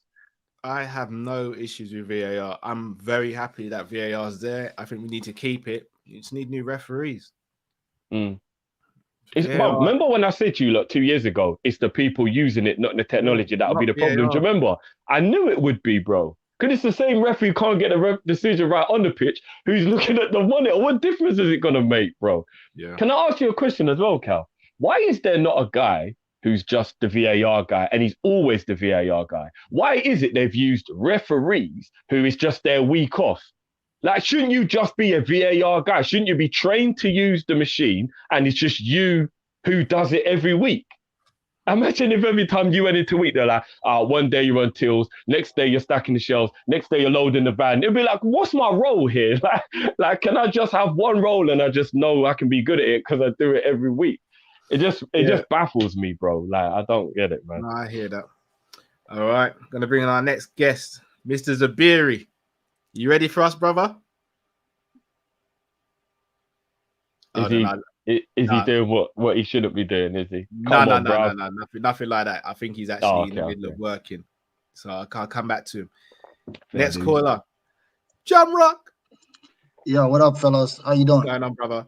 Big up, bro. What's going on? Not much, man. Not much. Question for Drifty. Yeah, and I reckon this is going to be the theme of the night. Go to you, bro. No, you good, man. No, I'm not everyone. I know everyone's got issues with me today, but it's all no. It's not necessarily an issue. You want to keep a lot of our players that helped us win Champions League and Premier League into their mid-30s. That's what it sounds like to me. 100%, yeah. So my question to you is, when do we actually start doing a proper rebuild? When do we get those players out? And then who do we replace them with?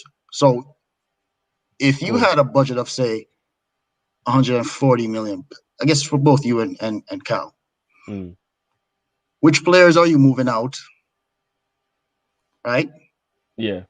And who are you bringing in? And are they going to be homegrown or non-homegrown? Because the reason why I brought up the whole 17 thing is, we want all these players with Gavin Birch and, we want Nkuku and Suma and this and that. And it's like, we only have 17 slots for non-homegrown players. So if we're going to be trying to get all these players in, players got to go out. Yeah, I hear that. Right. The other thing that I kind of took exception to, I mean, maybe it was just an emotional thing, is when you said that people who felt like Mane should be moved on is ridiculous. It's not really ridiculous to have a difference in opinion, because even though I don't agree with Mane moving on, I get why people would want Mane to be moved on, because they're looking to start the rebuild and move the rebuild past a little faster, because there's only a finite amount of good attackers out there. And it's better to get them now and move on some of the veterans than to wait and not have any of those talented attackers that are out there right now. Fair dues. I mean, I can answer both of those, but fair dues. We'll get into it then. All right.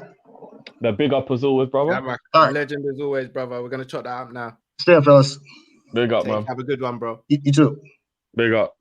All right, I'll do the last one first because the second one involves both of us. So when it comes to the whole, I think it's ridiculous when people say to get rid of him.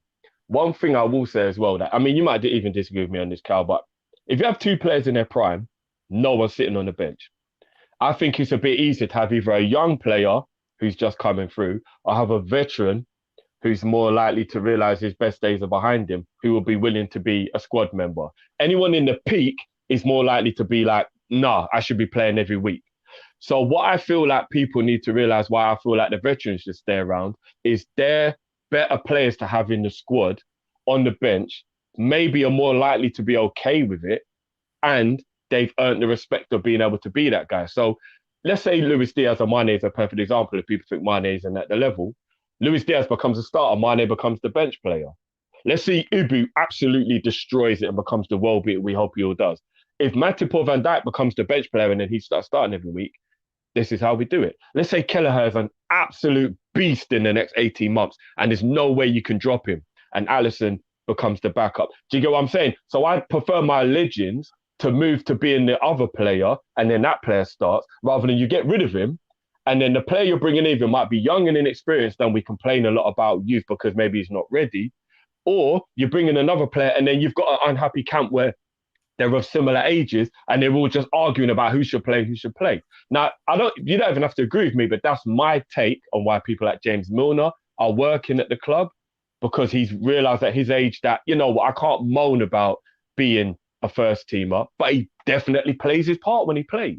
So for me, that's why I would prefer to see Salah become the backup and we buy a new guy, Mane become the backup and Bobby and whatever, rather than you just get rid of them and then where'd you go from there?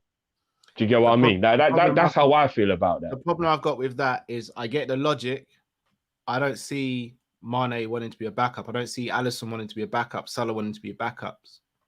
At this stage of their career, no, because they're way too young for that to be the case, which is why I have a problem when people say getting rid of them. But by the time they're 32, 33...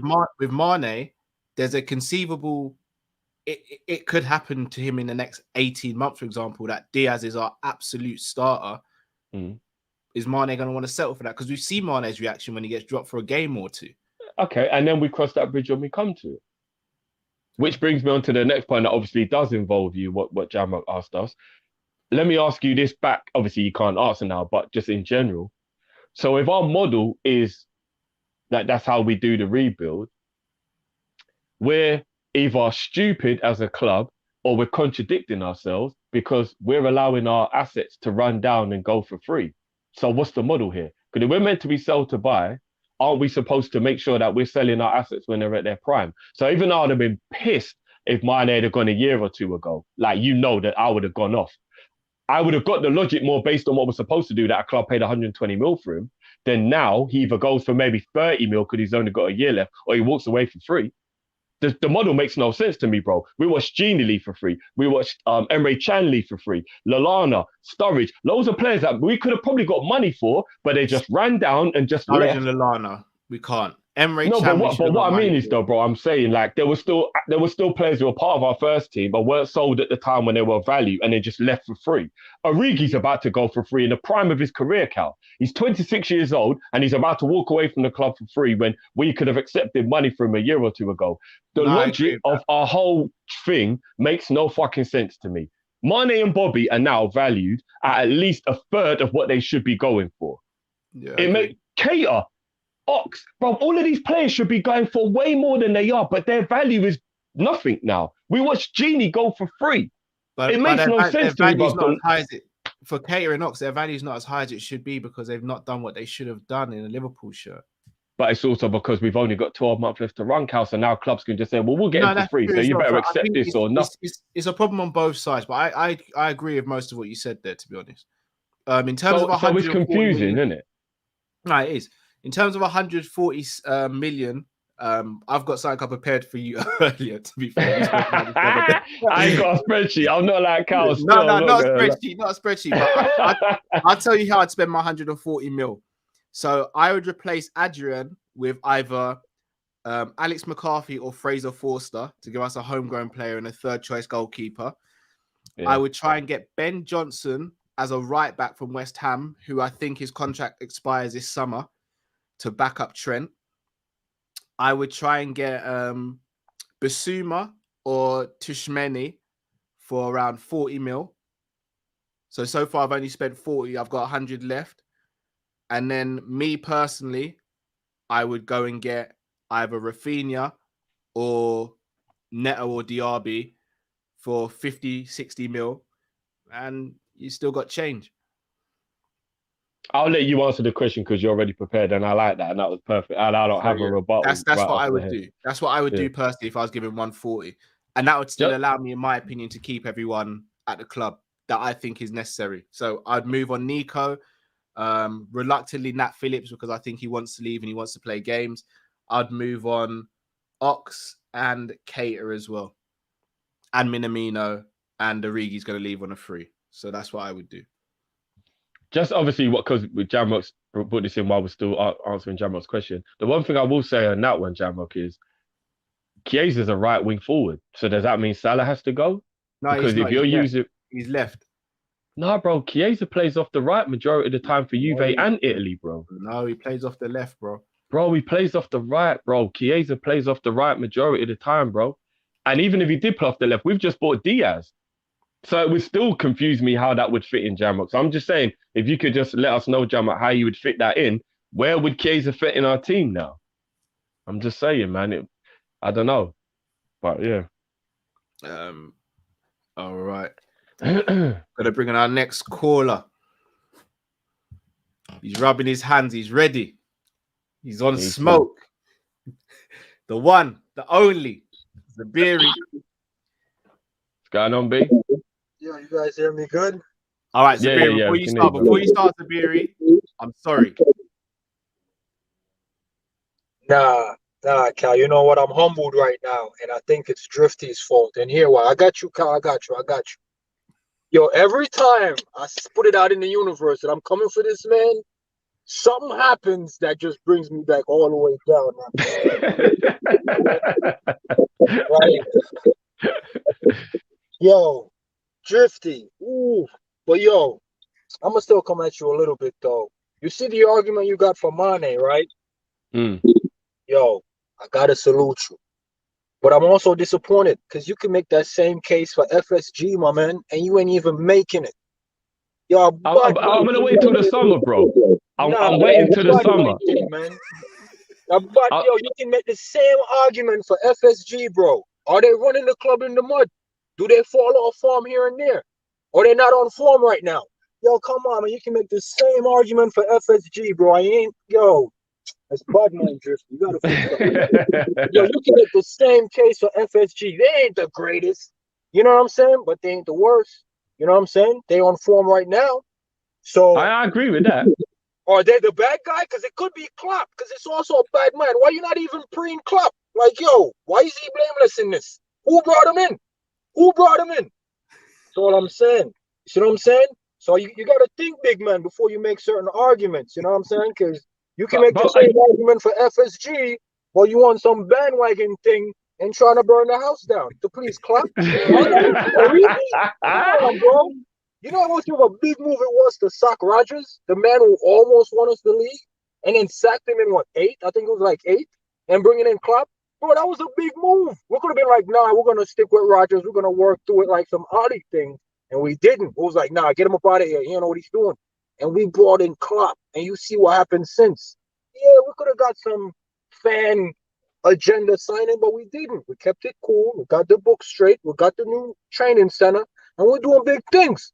So for y'all man to just FSG out, it's like, whoa, calm down, man. Calm down. Y'all getting too excited about Klopp because Klopp might be the problem. I'm just saying. The same argument can be made for FSG, and I hear you making it, my guy. So what's up? All right. What's up? I can chop that up now, bro. I'll chop that up. I'm just saying. You're picking and choosing, moving the goalposts. I'm just saying, you're doing the Matt thing. I see Matt do that with Genie. Wait till Matt was out of here, then bring up the Genie visuals. That's what you want to do with FSG. You're going harder and get at certain other men, Melly. But I'm like, nah, let me just calm down. Because, you know what I mean? It's raining out here. I'm out here in the rain. I'm doing a job that I told him what the fix was 4 months ago. They ain't addressed the fix. They're doing this little patch league thing, sending me back out here. What am I doing out here? Y'all ain't fixed the problem. What am I doing here? That's Old Trafford. That's the Old Trafford thing about patches. Yeah, you know what I'm saying? I'm out here representing FSG, and y'all ain't even seen the big picture. Come on, man. Y'all fix up, man. All right. I'll chop it up. I'll chop it up now, bro. I'll chop it up now, but you know it's all love, bro. You know what I'm saying? It's all love, bro, but your boy Miller, he needs to go, man. Get him out of here. And old bench. We need a new captain. We need a lot of things. But we're working on FSG time. And put some respect on that time, Drifty. It ain't your time. It's FSG time, man. We're for FSG, baby. You know what I mean? I'm not even gonna lie. I know Cal sitting there thinking, bro, I'm the one who smokes FSG the most. So I'm catching strays here. But I'll chop it up, bro. Don't this as straight? Nah. There's Dark Cal on the screen right now. Look at that grin. That's Dark Cal. That's my man. That's Dark Cal right there. That's Dark Cal. He didn't try over it.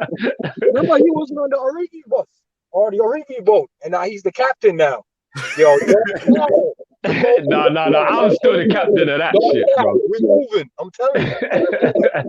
Yeah, right there. I love Dark Cow, man. What you talking about? No, big up, bro. Big up, man. Love you, bro. Yo, I want to see Matt's reaction, man. Yo, I wish Matt was here, though. But, yo, that's all I love, man. We move. I'm going to go over here and play around in the rain. All right, make sure you're safe, bro. Yeah, nah, Cal, call me and ask me that, man. I'll be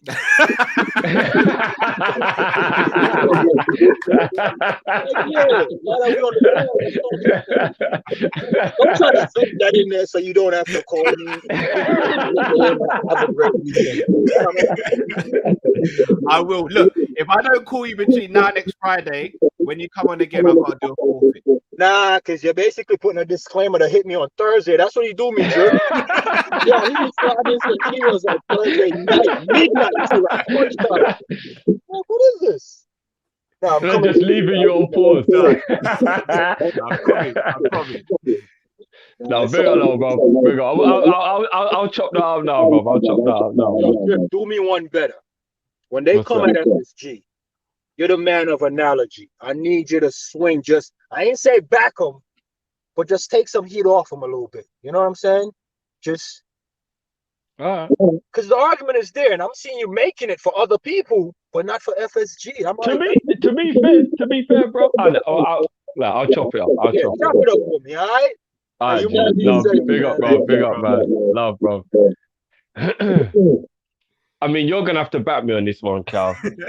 There has been you, bro. But I'm saying there has been a lot of times where I have sat here and I've said, look, as much as we have heat for FSG, they aren't the worst owners, and I would much prefer to have them than Kroenke, the Glazers, and a few others. Like I have said that, you know what I mean? That's on record. There's receipts for that. That's not me just saying it now because Zabiri asked me. What my problem is with FSG, which it always will be, is things don't make sense. Just like we're just talking about the contract situation.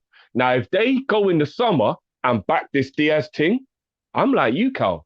I will hold my hands up and say they had a plan and it took way longer than it needed to come to fruition. But I got to applaud it when it comes through. So if they back Klopp now in the summer and go and add the additions that we feel like they need to, I will fully pull back on FSG. But right now, the reason why I'm still like ready for them is just because this took too long. And on the Klopp point, bro, remember the heat I got last season? I did put the heat on Klopp. And a lot of people said that I was going too far. So I have put the heat on Klopp as well. You did go too far.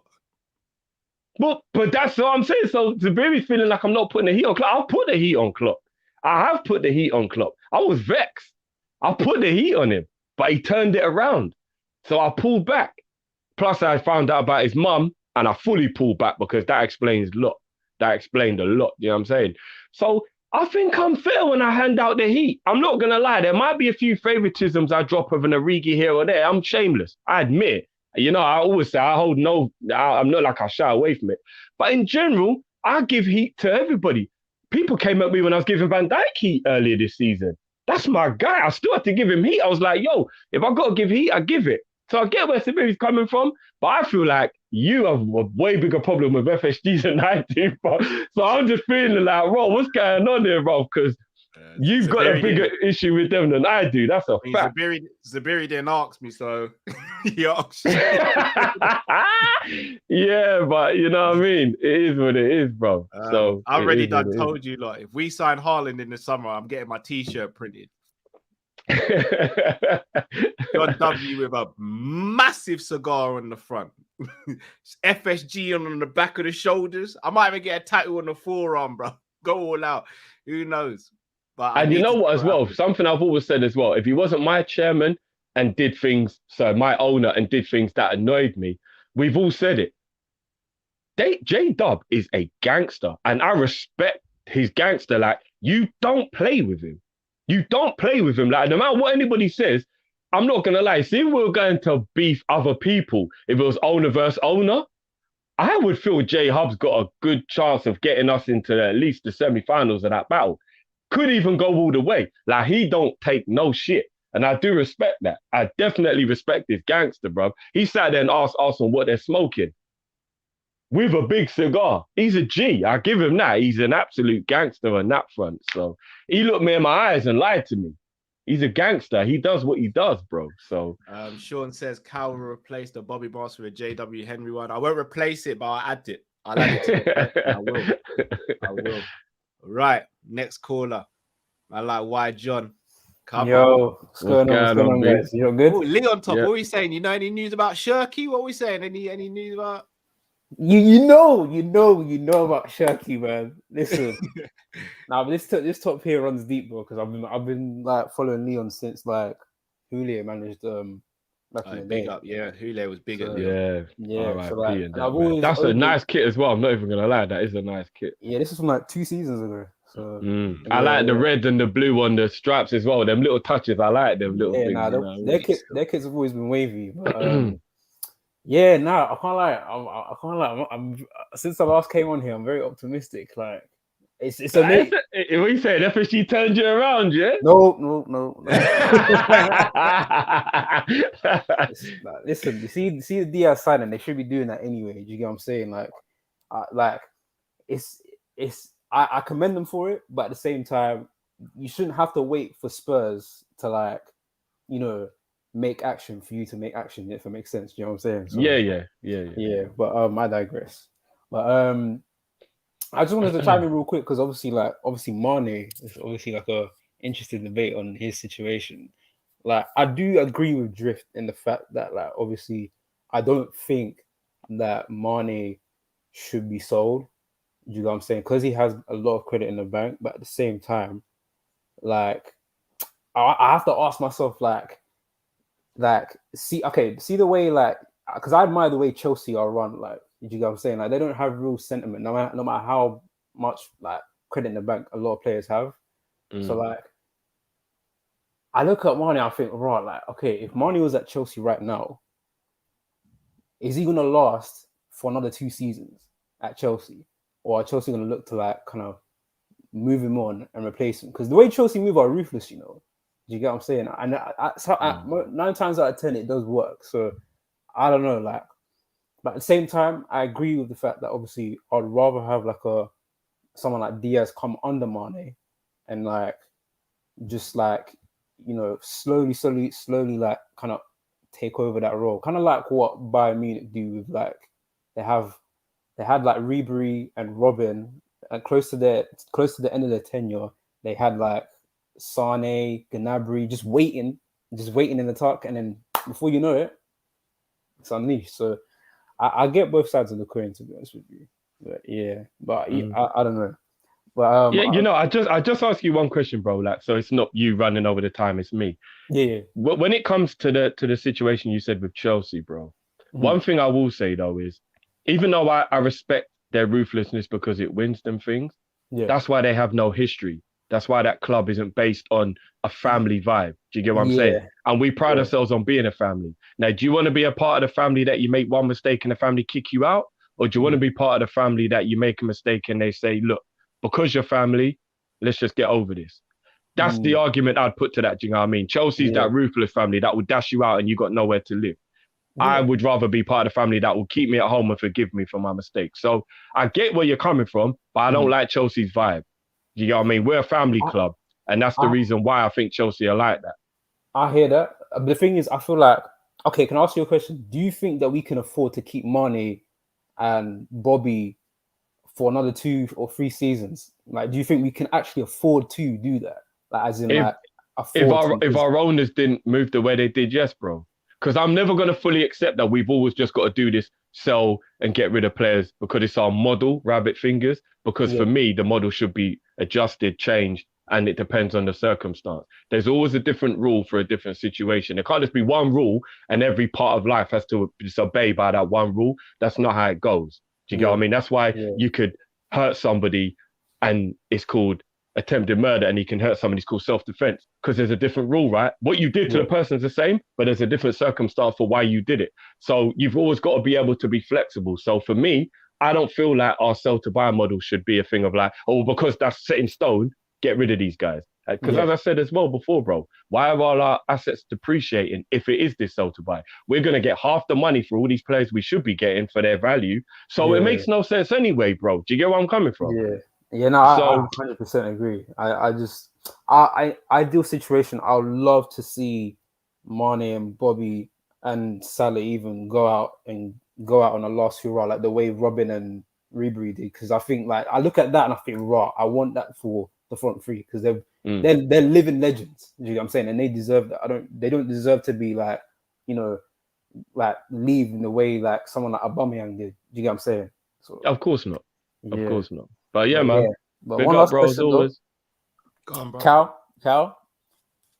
And obviously I want Carvalho to sign, but if it doesn't happen, what are we saying about Turkey, bro? But even if Carvalho signs, I want Shirky still. Cal wants it all, bro.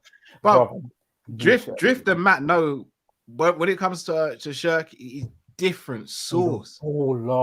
He's a ball. And the thing is, it's like Lyon. They are financially, they're not great, so they have. Yeah, and he's only got 18 months left on his deal. In the summer, he's only got a year left. He's what, 18, right? He's 18, yeah. Go and get him now. This shouldn't even be like, get it done. Yeah, no, I think we need to get it done. Like, I feel, get it done. Ryan Shirky. By the way, I am agent Leon, so I can give you all the latest scoop on, like, obviously the players on the come up and whatnot. So Shirky's different with it, man. Shirky's cold. Ever since Cal put me onto him, I agree. We need to go and try and get him. Yeah, he's a G. 100%. Yeah. But love, brother, as always. Big up, man. Bless you, my bro. All right, man. Big up. All right, gonna get our next caller in. Always on point. What's going on, guys? What's going on? Big up, man. Big up, bro. How you doing, bro? Hey, first and foremost, before the timer gets on, been a big fan of the show. I've been watching you guys for a year and some change, man. I remember watching Fan Park Live, seeing Kall-in with the shirt and tie over there, dropping the you know what I mean? The football banner show you guys are doing. This platform is amazing. So, love, bro. Big two up, things that I wanted to bring up here. Number one was to comment on the Mane topic, but from a different perspective. And then secondly was to kind of double back on what Zuberi was mentioning about FSG, because I thought he brought some good points in. And do not mind my hair. I need a shape up. So don't mind what's going on over Nah, here. bro, I ain't even got no hair, bro. I I'm on can't the say natural nothing. hair journey. That's what I'm telling people. So first and foremost about the Mane thing. This is where I think as a group and as a fan club, as a community, we get kind of frustrated with. It's the inconsistencies about how we define talent, how we define progression, how we define a player declining. Do you see what I'm saying? If we're holding Mane to the same standards as we did with him bagging in a bunch of goals and going crazy and being such a threat, is it not fair to say that at some point in time that may come down, like that regression may come down to the mean, where he may have some positive games, he may have some inconsistent games, but at the same time, the skill set and the threat is still there, right? So for me, my thing is that if you want to sell him from the standpoint of, listen, we understand that, it may be time. He may be looking to move on. He may be thinking, hey, listen, you know what? I want, X amount of dollars. We're not willing to meet them. At that point, I totally get it. If you say, hey, listen, Mane, this is how I value. And he says, listen, I'm 175, 200K. We can't work it out. We'll move on. No issues. My last quick point about Zuberi and the FSG thing, although I agree with him about him saying, Drifty could have used some of those points to support FSG. And I hear you, where it becomes frustrating. And I don't think a lot of folks haven't really mentioned this before. Where it becomes a little frustrating is the lack of transparency between what the goals are, the goals of FSG align with us as fans. I feel like that transparency is like there's so much of a gap there. There's so much gray area that as a result, we're left to kind of think about, well, maybe this is why they're doing this, or maybe this is why they're doing that. So as fans, we don't want to be too emotional, but how can we not when we're not understanding what's going on, if that makes sense? No, 100% agree, bro. I mean, 100% agree. Nonetheless, guys, don't want to hold up too much of your time. Big supporter, man. I'm gonna drop a couple of super chats, man. Big love, big love. I actually live out here in the States in Boston, so trust me, I'm around with the Red Sox, FSG, man. Keep us posted, bro. Keep us posted. Big ups to you guys, man. Nah, love, brother. Love. Big up, man. Thank you so much, bro. Big up, man. I love both those points, I do. I love both of those points, man. What I will say, and this is where I've got to take my fan hat off, but I fully agree with Always On Point, but this is where I take my fan's hat off. Do the owners have a responsibility to tell us what the plan is? Because they kind of don't. They don't. No, they do. They do. Why? They do. Why? Because it would be like, for an example, let me use you as an example. If you were going to take a job in Sweden or Switzerland or somewhere like that, right?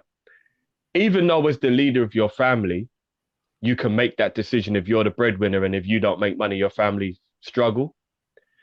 You've still got to sit down your wife and your kids and go like, guys, are you going to be all right with this? This is my 100%. Plan and I need you to follow me, bro. But let me stop you there. My wife and my kids in comparison to this situation is Klopp and his Klopp's the wife and as the kids we're the fans, bro. No, I think the kids are the coaching staff and the players, bro. I don't think we're I think as the fans, we're the kids, bro. So we're not allowed, we're not in control in any way, but you've got to let us know what's happening. Because your kids aren't in control in any way, but they can say, Daddy, I don't want to go. All my friends are here. I don't want to live in another country and rare. And then you've got to consider the happiness of your children. Do you get where I'm coming from? No, so you're the breadwinner, but you have to take into consideration your family's happiness, bro. I don't think we're the kids in this. I think the fans are the children, bro. As much as I'd love to know the plans, I don't think they have a responsibility to tell us. I really don't. I tell you why I believe that the kids are the fans, right? If you take us away, there's no family anymore. So you and your wife are not a family without children. You're a couple, but you're only a family because you have children. If you take the fans away, they own a club, but who cares?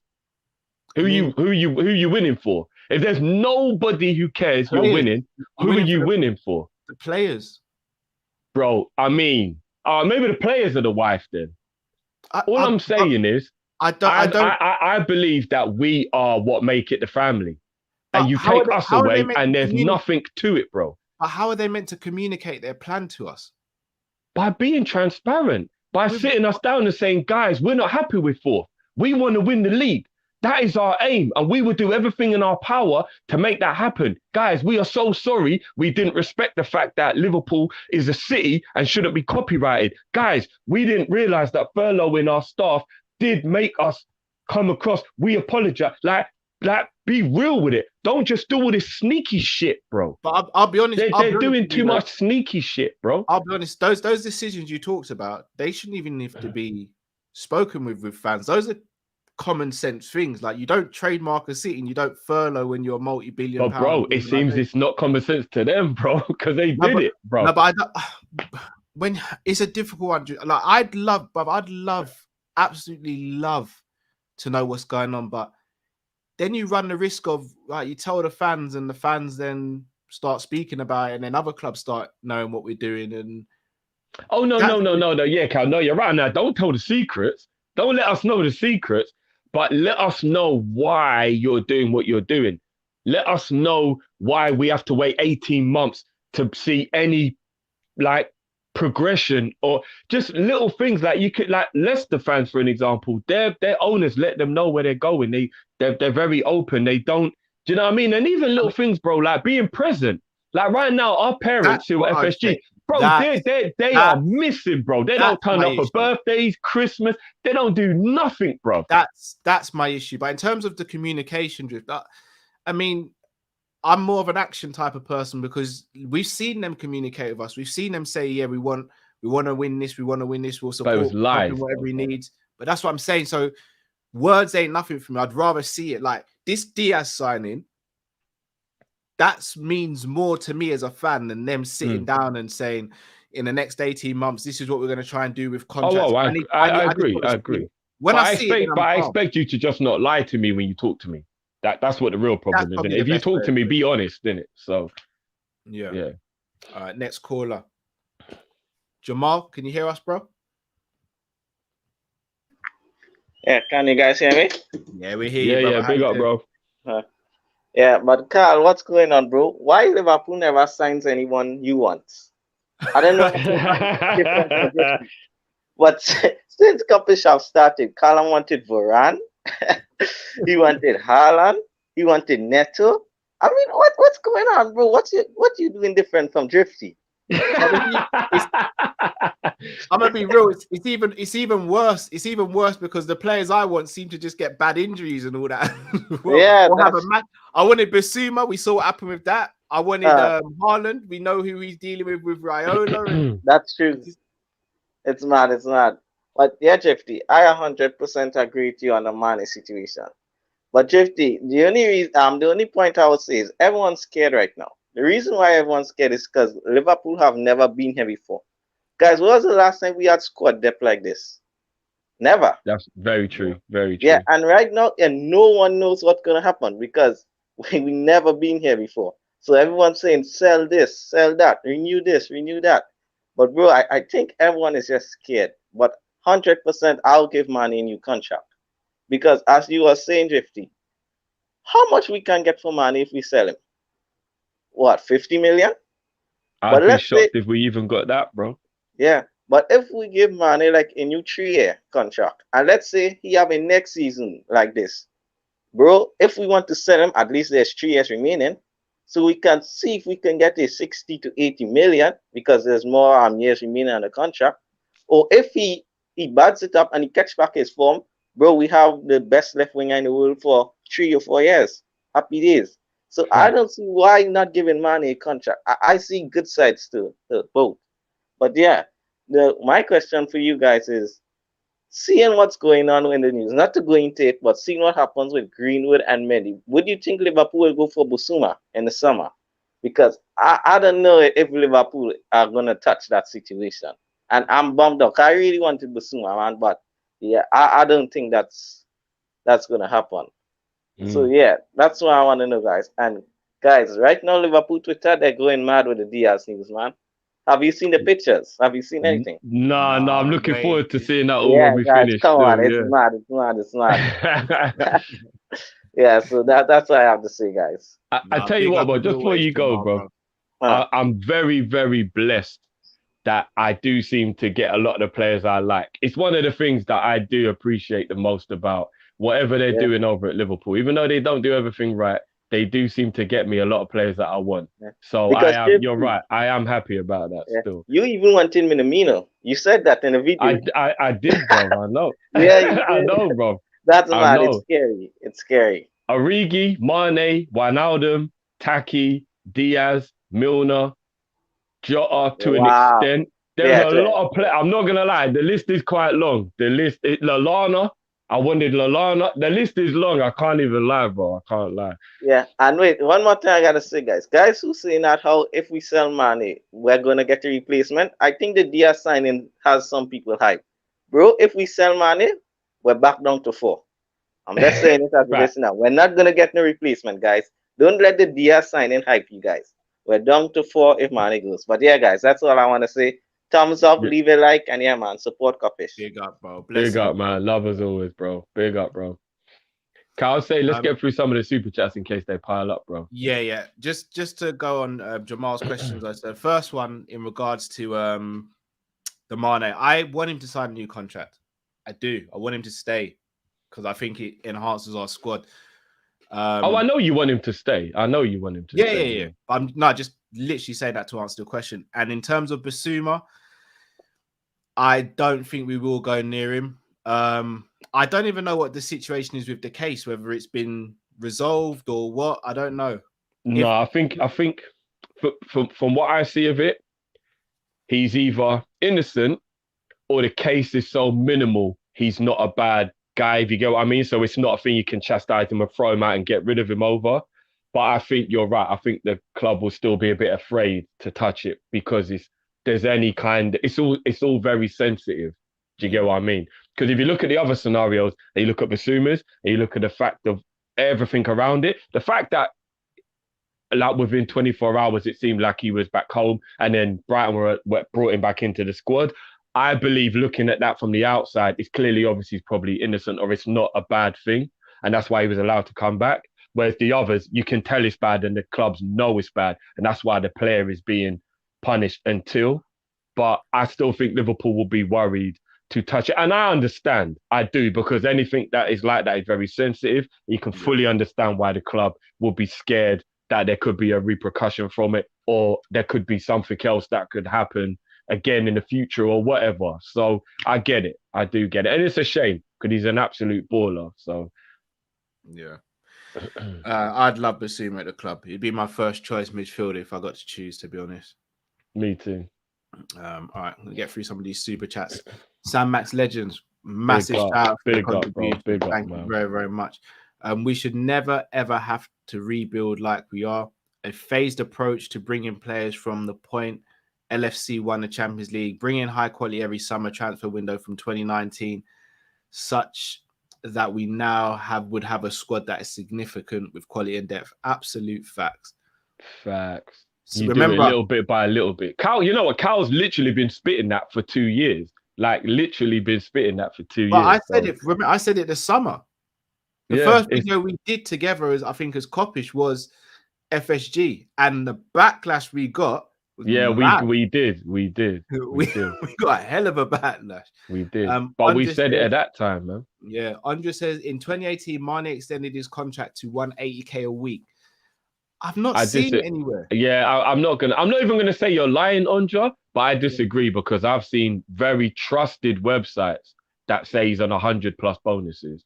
So I would like, by all means, let us know where you're getting your source from, bro. But if you ask the majority of people who've checked like sources that are normally reliable, it says he's on 100 grand plus bonuses, bro.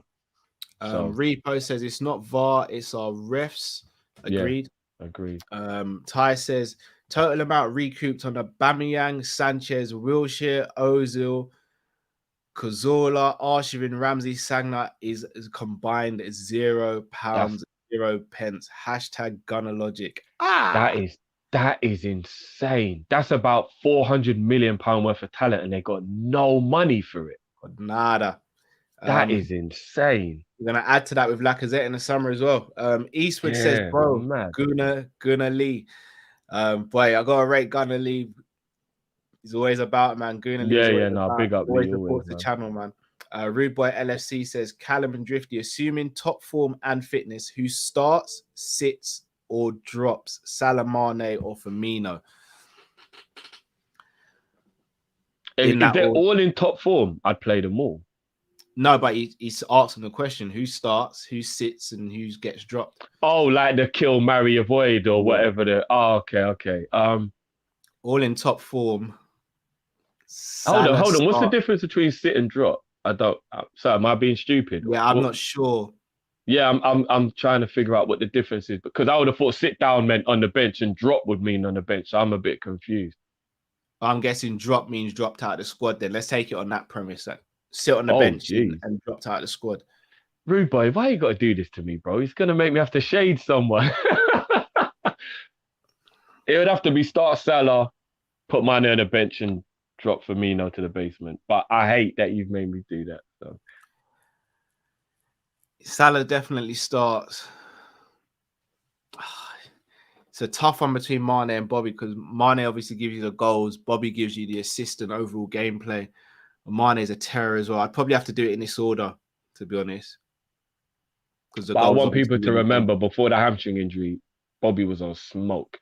Yeah. That injury totally ruined his form, man. He was on smoke. That 20-0 comps, I'm still believing in it, but I reckon we'd almost be 2/3 of the way there now if he hadn't had that injury. I really do. I agree.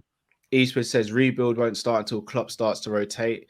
Well, I'm hoping the fact that we're getting in these players, it would hopefully mean that. Jay Finn says Zaburi. Most fans wanted Carlo, not Klopp. That is true. I wasn't one of them, but I do think that's. No, I was. Though. I'll be honest. I was one of them. Were you? Okay, yeah. Fair enough. Love Klopp. Did love Klopp. But I just thought Ancelotti would bring us success quicker than. I get the logic, because at the time Ancelotti was a better manager than Klopp, so I get the logic. Yeah. Jamrock says Chiesa can play up top and both wings, fellas. He can. I know, but he's predominantly right, though. We have to remember he is predominantly right wing. I don't think he is, Drift. He is, Cal. Trust me, bro. Trust me. He's predominantly right wing. Jamrock says we can't compare Bayern having some players into their mid-30s in the Bundesliga, where there are only maybe 2 teams in England, to LFC in England. That's very true. I've said Although, that. is it fair for us to just always say because City is such a monster that we can't do? It's not just City though, bro. Chelsea are a top team, but Man Chelsea United are doing it though, Cal. Like, if they've got players like Azpilicueta who's getting on and they're trying to keep him. Like, I think they are a club who do know about keeping older players. About in terms of buying and handing on to these players and let them go for free because they monopolize that league. We can't monopolize the Premier. Oh, I thought he meant as in just having them as squad players like Robin and Ribery became. Like, yeah. I don't know. I think we can, but Samanuske says, I don't care for the best of FSG, only the best for LFC. We're an institution of European football, not a portfolio asset. Some accept being an asset. Facts. I totally get where he's coming from. That's my thinking behind it as well. Bajan Barnes says, busy day at work, -5 in Toronto. Jeez. Wow. Kyle and Drift, blessings to yourself, bro. Emotionally messed on Sunday for the final. I'm gonna be in the mud, smashing like we all are. You know, Cal, should we let them know from now, or is it not official? Not yet. Okay. And plus, I just want to say as well, big up Toronto. I really badly want to go Canada. You know, there's places you want to tick off in your list of like places you want to go. I really badly want to go Toronto. I can't wait until I get to go Canada. LFC Aaron says, hi guys, watched the Tifo video about Diaz earlier. They clocked his speed in the Champions League this season as both faster than Mane and Salah. yeah, first and foremost, big up to Tifo Football because they are literally one of my favorite YouTube channels. They are absolutely brilliant in the way they break stuff down. Again, just to take it with a pinch of salt, Diaz is obviously fast, but what I will say is sometimes your top clock speed doesn't necessarily mean you're faster than someone else. It just means you've been able to run at a faster speed in a particular situation because Mane and Salah, for example, don't get much space in behind for them to clock a certain speed as well. So that's another thing. Whereas Virgil, for example, clocked the highest speed in the Champions League in the season where we won it because he was able to sprint virtually the whole length of the pitch. You know what I mean? So that's what I would say on that. Not saying he's slow. He probably is faster than Salah and Mane, but it's not a given. That's what I would say. Let's put it like this. So we've got three wingers who are all rapid. We love it. We love it. But also, Joe Gomez, from what I've heard, is probably the fastest player we have in the team. But Joe has never clocked the fastest speed because he's never been in a position to. So I think Mane even said it in training. Joe's actually the quickest player across 60 meters or whatever. So Gomez is rapid. Yeah, stupidly fast. John the second says Diaz is doing the Dougie on the content. Yes, I love that. I can't wait to see it. I'm not even gonna lie. I can't wait to see it. I'm gassed. Jamrock says after new charges emerged from Mendy, Basuma, no. It's another point as well because Mendy's just every week there's a new charge with that brother as well. It's mad. It's mad. Yeah. Jamrock says if Mane came to LFC on 90k and every other players were signed on huge pay increases after the Champions League, he only signed for an additional 10k. I want Mane's agent investigated. That is true. Well, again, Jambo, it was 100 basic. So he does earn more than that when he gets goals and assists and performances like wins and stuff. But he's on the basic of 100. So you're right. It does need to be seen as to why that was the case. But it's incentive based, I guess. I don't know. Do you know what I mean? Like, remember, Genie weren't given a contract. There was a lot of mad stuff that happened after that Champions League that we've got to question. So yeah. Zabiri says the Carlo talks confirm the fans didn't know what's best. Do you know who J Dubs is? Look what Carlo did to Everton and James Rodriguez. We move still. Oh yeah, without a shadow of a doubt. It was the best thing ever that they chose Klopp over Carlo. 100%. Bajan Barnes says, Drift, you come to Toronto, just let me know and I'll show you around, bro. Yeah, man, of course, bro. I can't wait, to know man. when the summer is in Toronto because I ain't traveling from England to go to somewhere that's even colder. I'm not gonna lie. But bro, the skiing is one of the things I'd love to do over there, though, bro. That's why I'd love to go Canada because I heard it's one of the best places to go skiing, bro. I've never been. I'd love to go skiing. So. Zabiri says, Ban Canada, I'm on their block list for pulling up with that different gravy and and a bad chick on deck bringing sand to the beach. Oh my days. Big up to yourself as well, Rods. Big up, Rods. Go and check out Rods' channel as well, people. Yeah, definitely. Plus, I've heard Canada's one of the best places because their summers are beautiful and their winters are snowy. And that's what I wish England was like. I wish we had nice summers and snowy winters. But yeah. Well, -5, Drift. I don't know about that still. Bro, all you got to do is put on a coat, man. You'll be fine. Oh! Bro, I put on my Tim, put on a coat and I'm good to go, bro. You know them all-in-ones, bro. They're like the skiing. Bro. You know, just put on one of them, bro. You'll be all right. -5. I don't even know if I'm leaving the house at -5, bro. Right, you know me, bro. Cold don't worry me, bro. Yeah, bro. It does worry me, bro. John Moore, bro. Can you hear us? John, can you hear us, bro? Yeah, big up, man. How's you? Yes. How you going? Big up, bro. Not bad, man. How's things? Not too bad. Nah, another not too classic bad. shirt, John. Another classic shirt. I'm feeling it. Love it, man. Love it. I'd rather have a classic shirt than a new shirt. Same. I was just going to say, Cal's exactly the same. Yeah, I'm the exact same. But we got for us this evening, brother. Anyway, 100% agree with what you said about Mane. People need to put respect on his name. 100%. After everything that guy's done for us, the Champions League, Club World Cup, Premier League, Super Cup, what more do people want? I don't know, bro. I don't know. If anyone deserves a new contract, it's Manny. Facts. To me, that's main boggling why he hasn't got one already. And 100 grand a week. The guy deserves to be on at least 200 grand a week. That's what I'm saying, bro. He's one of the lowest paid players in the team. It's confusing. It's confusing, bro. I don't get it. He deserves the back pay. 100%. I'm getting that T-shirt made, you know. Swear down. Kal, you're dirty. You just sat there and let Drifty take abuse over FSG. Biggest FSG out on channel. Tell him again, John. He just let me get rushed, and then he just told me when they left. I get fucking beat left, right, and centre, and you just sat there and watched. That is dirty. We all John, know the question wasn't asked to me. The question wasn't addressed to me. But you could have stuck up for your fucking. You could have stuck up for him. That's dirty. That's wrong, man. Come on. Everyone knows where I stand with FSG, though. Everyone knows. That's bang over. But another thing, I think personally, Klopp's going to sign a new contract. And I'll tell you why. He said a couple of years ago when he signed his last deal, they want the players to be reassured of the development of the club. Now, if he's going after a 19-year-old kid and Luis Diaz, who's only 24, he told them I'm here for a long run. They spoke to him to make sure he's going to be there for the long run. That's what I'm hoping, bro. That's definitely what I'm hoping. Cal tried to burst my bubble, but I'm hoping. Klopp's not going to sign a 19-year-old kid and leave in 2 years' time. I hope you're right, if you're sitting there 19 years old, why would he join Liverpool if Klopp's going to leave in 2 years' time? Because Gerrard might be there in 2 years' time. Is he? But he will be.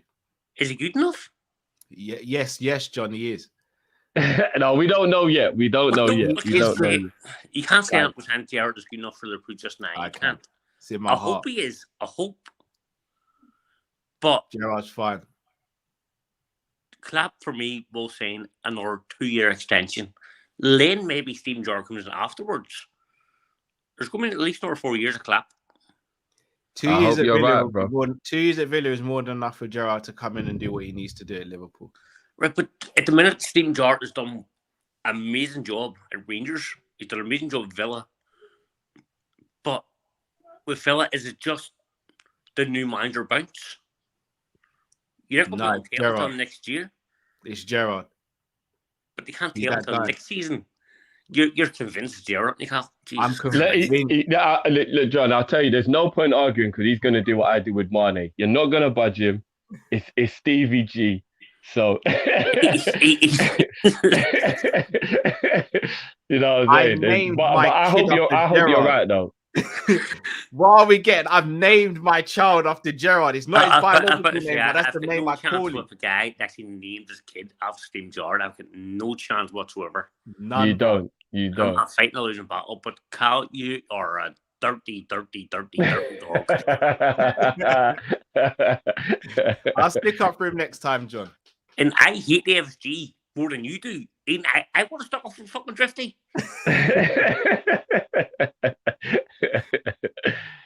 I'm looking at you right now, Cal, so make sure you're hearing it, yeah? Drifty, you need to get a new contract with improved wages. You heard it here first, guys. I'm going to get that sorted. Make sure you get reasoned on that and get yourself a new deal. Because he's doing you dirty. He is. I'll redeem myself. Well, John, I'm sorry. I'll watch. I'll keep on telling you, I'll watch. I know you will. Well, big up as always, though, bro. Love, man. Big up, bro. I want to see what the classic shirt's going to be next week as well, bro. Well, we'll see. Big up, bro. Say again? I've got a good few of them, so I'm gonna go shirt for shirt with you next week. I'm gonna do another classic next week as well. Well, we'll see what we can pull out. Yeah, I'm down. Cool. Nice one, bro. lads. Big up, man. Thanks, Big bro. up. Big Take up, bro. I gotta bring our next caller. He's combing out the afro at the moment. We're gonna bring him on now. Man, like abs. What's going on, bro? Not gonna lie, abs. The hair's looking healthy still. Trust me, you know. Looking healthy. Now my dad Yeah, sent me. you lot are both making me feel hella jealous. You hear me? Now, trust. I got this picture of Jackie Jackson when he was younger. Apparently, I could, yeah. It's almost there, bro. To be fair. They have to change it to the Jackson 6 now, the new reincarnated member born about. I remember them days. Yeah, trust. What's going on, though, bro? What's on your mind? No, we good. Obviously, last 2 weeks been good. Obviously, we rolled up the Rizzler and bun the Arsenal pack because they couldn't beat Burnley. And I found myself defending Gerrard today because a couple man was putting a bit too much disrespect on him, and I can't have that. Stevie G's a don, man. But yeah, so come on. It was. I've said it. I'm not. I won't say what I said again about the whole debate, but you know my thoughts on it. Yeah. But anyway, so that actually brings me on to one of my things. So, do you think that too many of these legends get too disrespected, like on a consistent basis? Because I saw someone put Neymar in the same sentence as Ronaldinho. I'm sorry, Ronaldinho. If Neymar's from Earth, Ronaldinho's from Jupiter, Pluto, and sorry, finger slip. Sorry, Ad, my finger slip. Yeah, of course it did. Wait, what's this? No, don't tell me. Like you my finger slip, bro. I'm not gonna say anything else, but my finger slip. No. I never compared Neymar to him, but because he knows that I love Neymar, he's trying to draw me out. He's trying to draw me out. But it's all right, Cal. I see you. Listen, I love Neymar, but I'm telling Ronaldinho made me love football, and I know he made Cal love football, even though Cal don't rate him. But so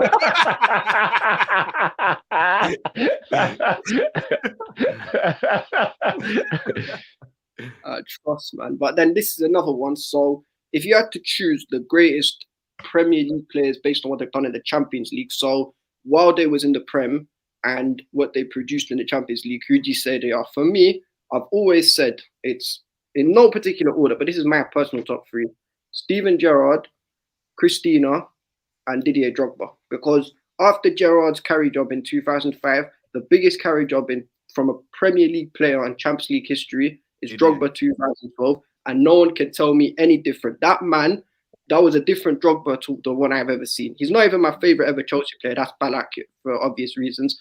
But Drogba, that season, he was a monster, and I don't think any team in Europe would have. Man banged against Prime Bayern and Prime Barca. Tell me that's not a massive carry job. Yeah, facts. All right, bro. Yeah. We'll chop that up now then, brother. Yeah, Big up as always. Yeah, Neymar will never, ever, ever, ever come close to the goal.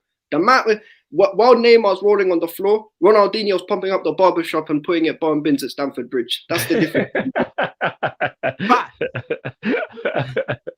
Big facts. There's no way the two can be compared. It's like even when, and also just because I know Drift loves this guy as well, I'm gonna say it anyway. Prime Modric is better than Prime Xavi. Rotted. I thought we were friends, bro. I thought we were friends. He is. You know what, bro? We'll talk about that one next week because that's going to need some real chopping up, bro. We'll have to chop that up next week, bro. That's a big shout. Trust me. I love know. Bro. Yes, about Xavi, but anyway, love my people. I love my big up. I'm not even gonna lie, yeah. I've just quickly slapped me on the way out and just breezed out there, bro. Like, that wasn't a slap, that was a knockout punch, bro. I think Xavi might be the greatest midfielder I've ever seen. So we'll talk about that next week. Clutch players, do you know what? This is gonna sound like I'm being stupid because I'm naming Man United players, but I remember how clutch York and Cole were in the Champions League for Man United. Like, because remember, it's not just about winning a final for me, even though Drogba and Gerrard did do that. Like, do you remember Cole and York, what they used to do in the Champions League for Man U, bro? It was different, bro. Roy Keane, do you remember Roy Keane in the Champions League for Man U, bro? He was different, bro. So I've definitely got to give respect to those guys if I'm talking Champions League. Even though they never won anything, Henry was a beast in the Champions League for Arsenal. Obviously, I agree with the ones that Ab said, 100%. The For ones me, that he it's the said, ones that definitely. they're the top three for me. Like they're the certified ones. For Roy me, they're Keane the was a beast in the Like Champions he League. was, You but know? the other three weren't smoke. I remember Roy Keane didn't get to play in the final. He probably would have helped them win that final as well. Remember, Nah, he was he only would've. suspended in that final, bro. Yeah, he would not. I bruv, Roy Keane and as you said, Cole and York, yeah, hands down. But you could even make an argument for a couple other Liverpool man like Torres at Liverpool. But Yeah, them that's three true. there. And you know what? I know it's going to Ronaldo, sound like I'm being Pogba. agenda driven, but can we move the goalpost and just call it Europe and put Owen in there? Because Owen was a monster in the UEFA Cup for us. No, it said Champions League, bro. Okay. I knew you was going to do that to me. But I gotta be fair to the ball, bro. I gotta be fair to the ball. I just, I got to throw the Owens in there whenever I can, bro. Like, In response to Abs's first point, disrespected legends, 100% it is ridiculous. I've seen Gerrard get disrespected, Lampard, Rooney get disrespected. Oh, Rooney gets Are we hella forgetting what these players did on a weekly basis? This weren't the days of social media where a man could do a nutmeg and everyone's tweeting it 50,000 times. These were the days where you had to pull out performances over the course of 90 minutes regularly. I think but the disrespect is ridiculous. Yeah, you hit the nail on the head. Ferdinand, Yeah, Ashley Cole, Schmeichel, check. Are we forgetting what some of these players were doing on a week? Thierry Henry. I think if everybody really deeps what Rooney did between the age of 17 and 27, I think they would feel a bit bad about some of the stuff they do. He was one of the greatest footballers I've ever seen between the age of 17 to 27. I'm sorry, Rooney was gravy. Different. He didn't look after himself well when his career didn't end the way it should have, granted. But if you look at his peak years, Rooney was different, man. Come on. Rooney was different, man. Like, you know what I mean? You're right. A lot of these legends, they do get disrespected. 100%. It's ridiculous, man. People forget, like, when I speak about Fowler, people are like, yeah, Fowler, but he was slow, though. Slow? His brain weren't. Like, his brain weren't. And it ain't Pro Evo, man. It's not just about speed, man. Come on. Some of the players back in the day would destroy the league now. And granted, some of the players we have today would destroy the league back then as well. But some of the disrespect I see on some of the older players, man, it's just like, are we forgetting what's gone on here? Like, do you know what foundation was laid? Cal, I'd probably say Henry might be one of the only GOATs that doesn't get disrespected. You know, I don't really ever hear anyone disrespect Henry, to be fair. No, what can you disrespect him with? I know, but that's what I'm saying. So I think he may be one of the only legends that does truly get the respect. Yeah. Do you get where I'm coming from? I think Aguero always gets respect. I don't think Aguero's ever shaded because he's a legend. Aguero's still kind of new school, though, isn't it? He's still kind of yeah, I guess so. But he's still a legend, though, isn't it? So yeah. I get what you mean. Some of the players who I'm talking about players who kind of not either retired or like winding down their careers in the last 5 years. They're the ones that seem to get like.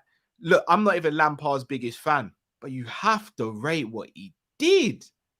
Have to. Do you know how many only thing with Lampard is I just don't like him being put in the Gerrard category. That's the only thing I hate about that. He should be put in that category. He's not better than Gerrard, but there's a debate to be had. I don't think there is. Personally, I don't think he's better than Gerrard, but you can have a debate. You can have a reasonable debate, Drift. You can. In terms of goal scoring, 1000%. In terms of overall ability as a player, I don't think it's a conversation. But fair enough. But Lampard was sick, bro. No, he was. Come on, like you don't achieve what he did if you weren't a top baller. Yeah, that's a fact. Sick. Gotta do better, man. Gotta do better. Right. Next call. Narek, can you hear us, bro? Oh yes, can you guys hear me? Yeah, we hear you, bro. Big up, bro. Yeah, it's my first time here. Another cold shirt. Loving it. it's my debut today, so It's like candy. yeah. Yeah, big up, Thanks man. for Love that shirt. thanks for having me on. And I knew you would mention about the shirt because you're on that topic. But Drift, I got you as well. I see it. Yeah, hey, that's definitely in my top 3. You know, I love that kit, man. I really love that kit. Yeah. So, Cal, if you don't mind, can you give me a minute before you start the timer? Go for it. I just wanted to praise you guys that, you know, I don't think you guys need a reminder, but I just want to praise that you guys have been excellent. I've been watching you guys for over a year now, and I wait for Kop-Ish like I wait for Liverpool games. I love my bro. Big up, man. Yeah, like, you know, the past year has been rough for everyone, and just wanted to let you guys know that you've been helping lots of people, you know, putting smiles on our faces. So continue doing what you're doing, and shout out to Matt as well. Yeah, no, big up, bro. Big up, man. Yeah, and it's gonna be first of many. Hopefully, I'll be coming on more, but it's difficult because it's 4 a.m. here in Bangkok right now. Oh wow! All right, now you big up people more, bro. My day. Really sorry to cut you, bro. Do you have a channel? I don't, but I started. Actually, I do with my friends here, but it's called Breathe and Bleed Football, and we're not even on 100 subscribers. We started almost a year ago, but like we don't do a weekly. What's content. the name of it? We'll put it in a chat now. What's the name of it? Oh, thank you so much. It's called Breathe and Bleed Football. But Breathe and Bleed Football, yes. And unfortunately, I'm on the channel with 2 of my mates who are both United fans. But we cover the whole Premier League in general. So yeah. Yeah. Now make sure you go check him out, your setup guys. looks like you've got a channel.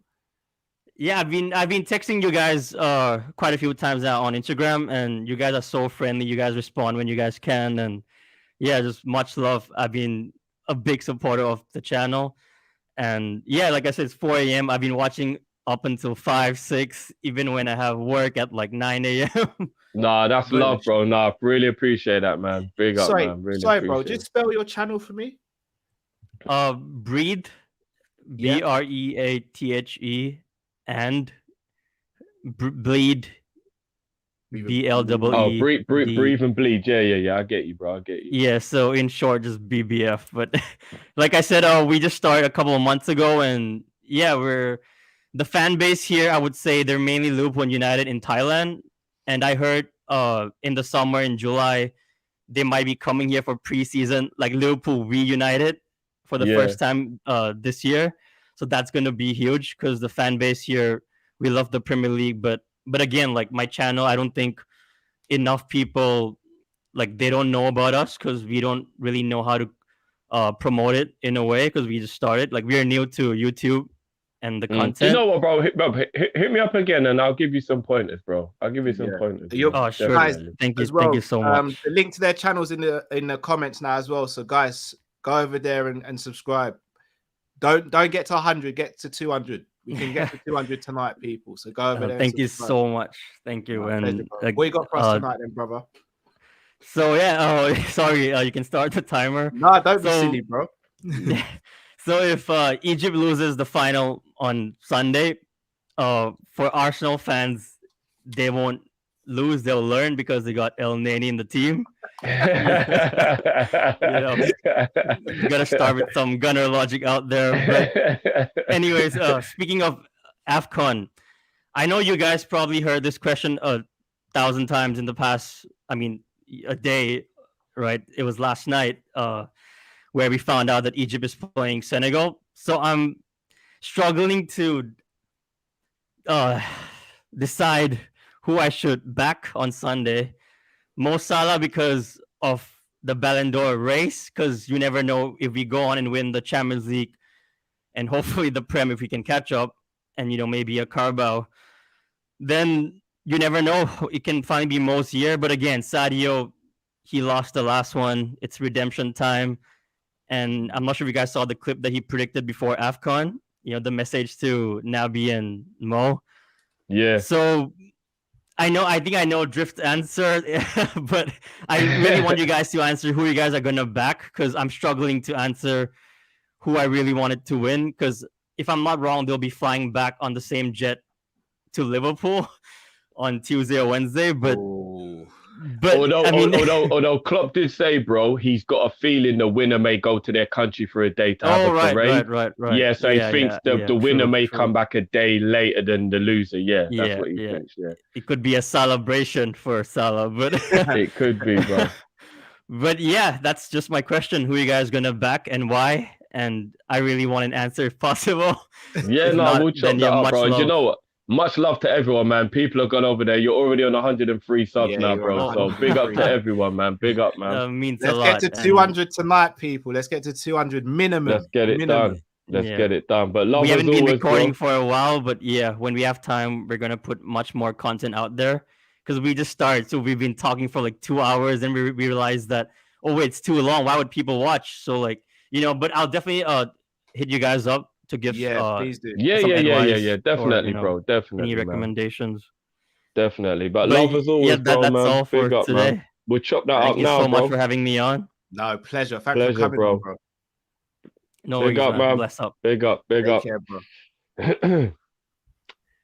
You know what, Cal? Even though everybody knows Sadio is my guy, don't get it twisted. I love Mo, and I'm still torn. This is a mad emotional. Like, I do not want to see Mo unhappy while watching Mane celebrate, even though I want Mane to win it. Do you get what I mean? Like, it's almost the worst case. There was a little part of me that almost wanted Cameroon to be there so I didn't have to go through it. I know that sounds twisted, but do you get my logic? Like, I do. I fully do. Do you get what I mean? Like, this is mad emotional, bro. And like, I don't want to take up too much time because I know we've got quite a few more guests to get through, but could this affect the loser in terms of their camaraderie, do you think? Do you think they're professional and friends enough that this won't get in the way at all? The only way it gets in the way is if one of them were to cheat to win. Okay. Yeah. I need your reassurance, bro. I'm asking you for reassurance. I need you to reassure me. You see what Cristiano Ronaldo did to Rooney, for example, in Euro 2004? Like, yeah, that's scumbaggery. Yeah. Something like that. I could understand, but with one of them just winning, the other losing, providing none of them cheat or none of their teams cheat, I don't think it'd be an issue. And you know, a thing that nobody's actually realized, if they play Sadio left wing like they did in the semi-final, they're up against each other, bro. They're actually up. They're not even just on the pitch together. Well, they're actually up against each other, bro. I actually think the Senegal manager will do that. You think so? It's the smart thing to do. You put Sadio on that side. Of course it is. Yeah, so he can help come back and defend against Mo. Yeah, it's true. Yeah, 100%. Knows all of his moves. Knows most of his tricks. It's what you do. Yeah. And I tell you what, if Salah does win it, with the fact that he does have a very weakened squad in comparison, because without disrespect, Egypt are a much weaker squad than Senegal, it's got to be Ballon d'Or straight out the bat, isn't it? Here's the thing. I know Narek wants an answer, and I know I'm going to sound like I'm just sitting on the fence. I genuinely can't choose who I want out of the two, though. And I can understand where you're coming from. I can. And the thing is, I don't even get annoyed with you, for example, saying Mane or others in the chat saying Salah. Like, but I can't genuinely choose because I think of pros and cons for both, and I just it's like literally whoever wins, I'll be so happy for. But at the same time, I'm gonna be devastated for when they didn't win it, when Senegal didn't win it the last time and Algeria won it. I was devastated for Mane. When I saw him crying, it broke my heart. This is what I'm saying, bro. So I don't know, man. And I think that is why I'm leaning towards Mane as well. But if I want to take my bias out of it with regards to the players, as somebody said to me online, Egypt have a strong heritage in AFCON that they can live of knowing that they've got that. Senegal have never won it. And a nation as great as that, they deserve to have their name on the winner's platter. Do you know what I mean? So it's not even just about Mane and Salah. It's about Senegal, man. Senegal deserve to have their name on that. So Narek set us up and he can't even go. Big up Narek. Zabiri says, pick FSG, Cal, save his pig. Zabiri, I'm thinking you're on the payroll. I thought it's Jamrock on the payroll, but it's really Zabiri, isn't it?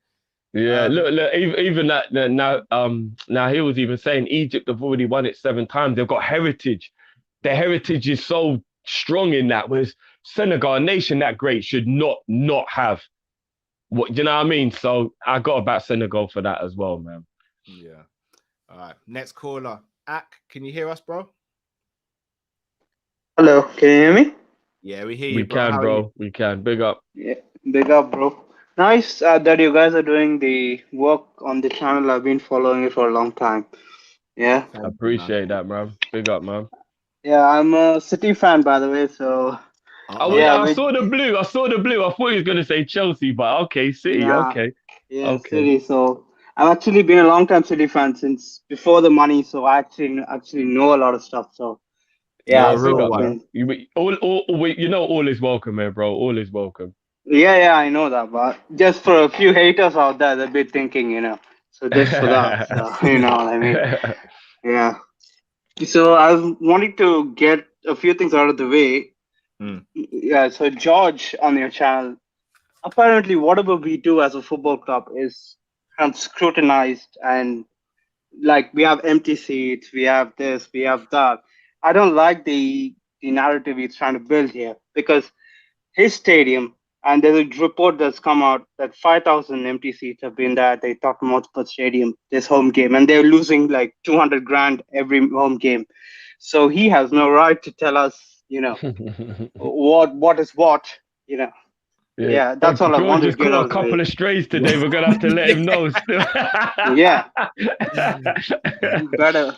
I'll be honest. Just to be transparent, I'm probably one of the main components of leading that charge about City. So Yeah.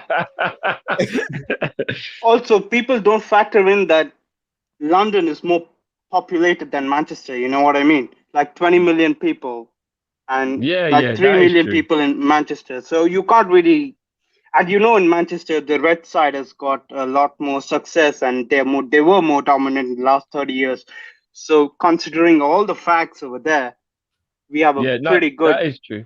That is true. If you look at it like that, so we have a pretty good, attendance and stuff. So yeah, that's what I wanted to make. And I also wanted to ask, what's your opinions on Erling Haaland joining, if he joins Manchester City? Because there are a few ITKs out there that have in the City forum that have said he has apparently said yes to the City move in the summer. So that's all I wanted to say. Yeah. Okay.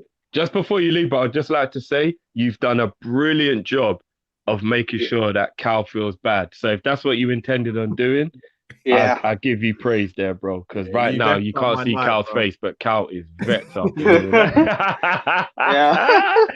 Yeah, because if you bring up the facts, right, people can't say shit. So it's facts. It's literally facts. So you can't really change it, can you know what I mean? Yeah, we'll chop that out now, though. But big up, bro. Yeah. Love as always. Big up, love you guys, and keep up the good work. All love, big bless love. you, bro. Big up, bro. Thank you, man. Big up. Big See you up. guys. Bye. Yeah, see you later, man. To answer his question before you get more and more upset, if City keep Pep and get Haaland, it's a wrap for another few years, easy, right? I mean, I think as a Liverpool fan, I can safely say they're already superb and superior, and then you add Haaland to it. I mean, what are we supposed to do? Bit of a cheat code, but it is what it is. First and foremost, if City get Haaland, I'm gonna be livid. Yeah. Livid ain't a big enough word, bro, to be honest. Yeah, but I don't want to swear on there. Secondly, if we get our players that we need, i.e. a right back, at least one centre midfielder and another attacker, I'm gonna go out on a limb and say it. We are the best. And we'll do it. City will run us very close, especially with Haaland. But we'll do it. I'm all for that positivity, bro. Let's be honest. Back in the day when people always say, oh, what would have happened if Muhammad Ali and Mike Tyson have both been in their prime in the same era? Liverpool and City are basically that right now, isn't it? And I think when we look back on this in years to come, it's going to be like, bro, do you remember that? Same way we look at the Wenger and the Ferguson era where they were at their peak and it was unbelievable battle. It was unbelievable. I think the City and the Klopp and the Pep thing is like that, but the new age version of it. Do you get what I mean? And like, yeah, bro, it's mad. So I hope that you're right. I hope you're right, bro. Yeah. As I've always said, if we do our business, I don't really fear anyone else. I respect other teams, but I don't fear anyone. If we do our business, I don't fear anyone. Fair dues. With Klopp there, with Salah, Virgil. If any team can deal with Haaland, it's us. You ain't bullying Virgil and doing all that nonsense to Virgil and Gomez and Ibu and Matip. You ain't doing that nonsense to them. Like, we still give them hella problems. No, I fully hear where you're coming from, bro. So if we do our business, then it's on. If they get Haaland and we don't do our business, then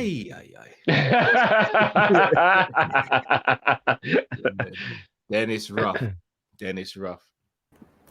Ronaldinho, the GOAT, or is the GOAT? Welcome to the show, bro.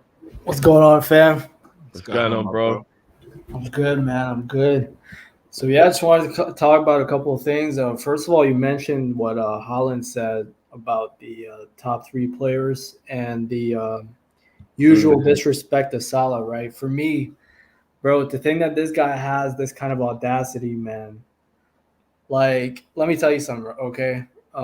For me, I've said this before, I would love to see what Lewandowski and Haaland would do in the Premier League. Yeah, that is very true. Right? Because, again, if you watch the matches, they literally have like 20 chances to score. It's like a basketball game with the high lines. You know, in Germany, the kind of football that they play is completely different to any top league. In the Premier League, you're talking like a lot of the matches, you don't even have like a proper chance at goal. You know, how many teams park the bus in the Premier League? You know, you talk about, you know, Crystal Palace, Burnley. How many Burnleys are there? A lot. And so for me, I want to talk about Lewandowski specifically, okay? Because I'm sorry, but there's no way in hell that you can tell me that Lewandowski is the best player in the world. You know what I mean? I don't know if you guys agree with this or not. He might be the best goal scorer.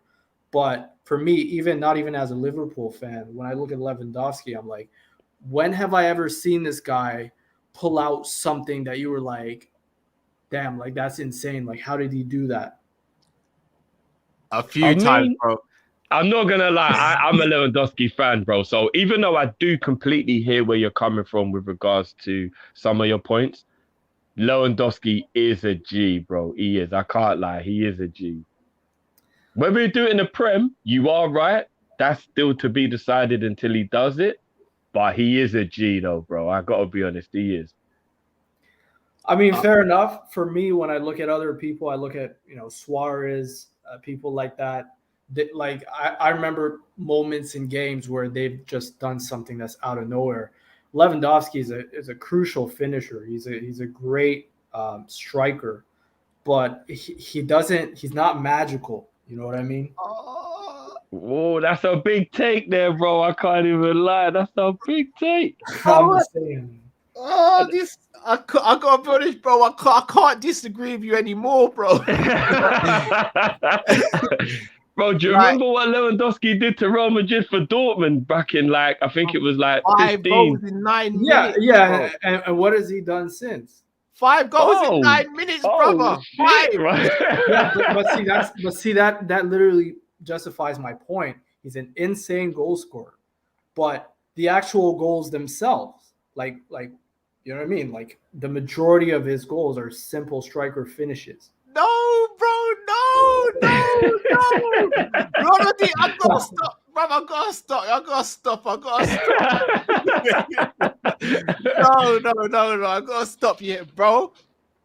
Lewandowski, since he's been at Borussia Dortmund, has been a top 5 striker in world football. We're talking about a decade, brother. Not just that. He can do the false 9 or the normal 9. The reason why he only does the strikers thing at Bayern Munich is because he's got so much around him. I guarantee you, if he was to come to a Liverpool and you asked him to get involved in the game, he would have no problems with it, and he would do it better than Jota does it. Not even disrespecting Jota. Everyone knows I love Jota. Lewandowski's got feet. He's got hold-up play. He can score goals with both feet. He can create, and he's great in the air. He's got everything. Like, if he was about 25, 26 right now, no one would be talking about Haaland this summer. It would be who's going to get Lewandowski potentially. I agree It's with that. only his age where people are thinking, but and I get Bundesliga attacks. We've seen it with Werner and people like that. We have seen it. But let's not act like in the Spanish league, maybe not as high line as the German league, but they play a slightly higher line.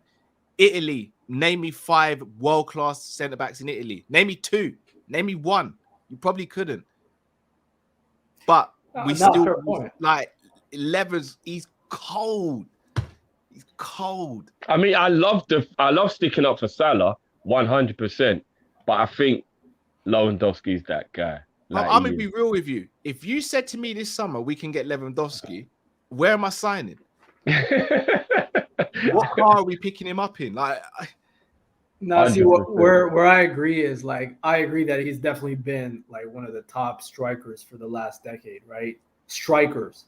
But for me, the way I see it is, if you want to be the best player in the world, then there needs to be something that's just outrageous. You know what I mean? You look at Salah this year, the insane solo goals. Suarez before, for me, Suarez at some point was the best player in the world. That's just my opinion, because he just did this one moment in the game where everyone was like, that's a viral moment. Like, that's just out of this world.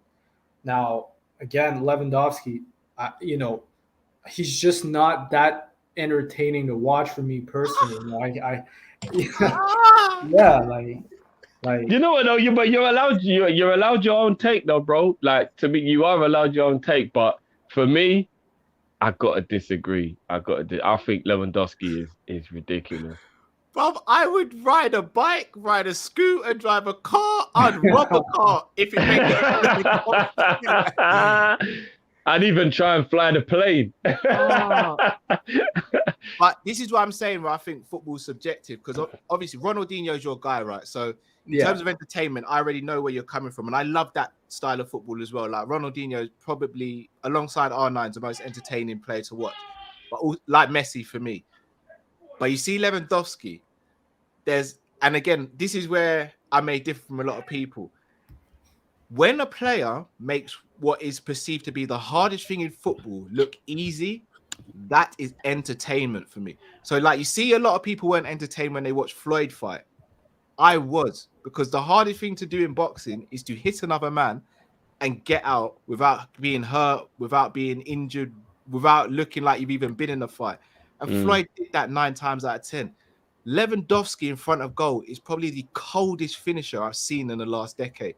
Suarez is an all-round better player, but as a finisher, if you put them both in front of goal, I'm putting my house on Lewandowski over Suarez, because the array of finishing, he makes every finish look easy. He knows where to be, when not to be, knows when to head into the 6-yard box, when to hang on the penalty spot.